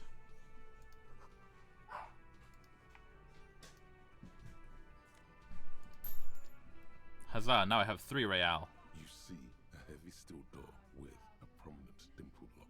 It's painted blue. immediately feel drawn to the color. Blue is for mystery. Blue is indeed for mystery. Touch the door. The cobalt blue surface feels rough to touch. The stainless steel door is flush with its frame on every side. It leads to a side building, adjacent to this one. The old building next to this, half ruined. Whatever is behind it must be older. Try to push on the door. The door does not budge. I wonder where this door leads. You do? It's a door in the back of the kitchen. Why do you care where it leads? I'm drawn to its cobalt blue. It is quite pretty. I suppose we could look into it as a side investigation. It's hardly a side investigation. You already have a name for it. No, the door is a mega investigation. I'm calling it Behind the Blue Door. It's hardly worth a title. Anyway, Gart is the person to ask about this. The cafeteria manager. A thin man is smoking below an exhaust hood, occasionally sipping from his mug. This must be the Whirling's cook. As you step in, he nods toward the table and says something in a completely foreign language. The only words you can make out are Garancy and Kubek. It must be his name. Garancy. Garancy Kubek. Sounds representative. Hello, sir. Got time for a few questions? The man puts his cup down and replies something, his left hand drawing arcs in the air. Do you know what's behind that door? He looks up at you, then looks away quickly, shrugging and muttering something to himself. Shrugging is an international sign for, no, I don't know what's behind that door. You've got some impressive pots there. He smiles and bangs his ladle against each of his pots in turn. It's almost like music, especially with the sounds of assorted dishes boiling and simmering on the stove. I don't think I need anything else. Stay masculine. That's an odd send-off, but okay. Alright, before we head off, what do we have pending? The blue door, the race enigma, which is a pain in the ass, getting the body down. Victim's tattoos. Ask around about the tattoos meanings. Run the number on the armor. Ask Kuno. Read the watermarks. Who put the clothes in the trash. Find out who is in the union box. Pay for damages. Who made the call reporting the crime. The pissing competition. Your station's Lazarus. Reality lowdown. Report your badge missing. Sing karaoke.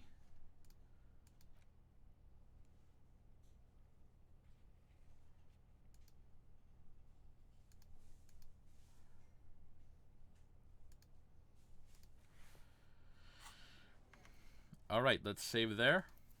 Turns out we're not nearly the superstar we thought we were, but we'll get there.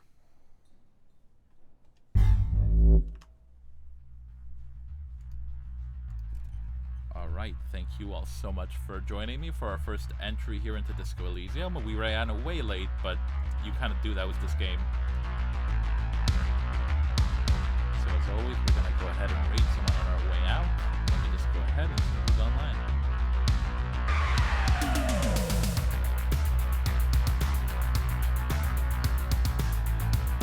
Damn, there's a lot of people.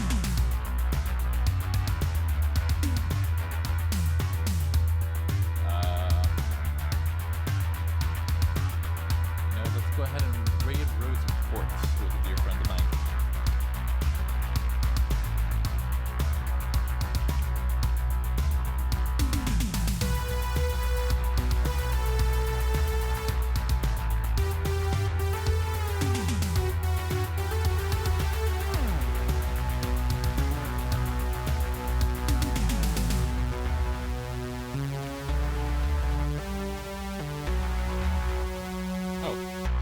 For whatever reason, it's not letting us raid them, but alright.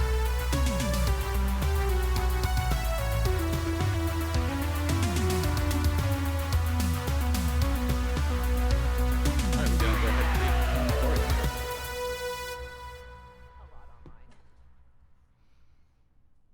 I did a stupid though.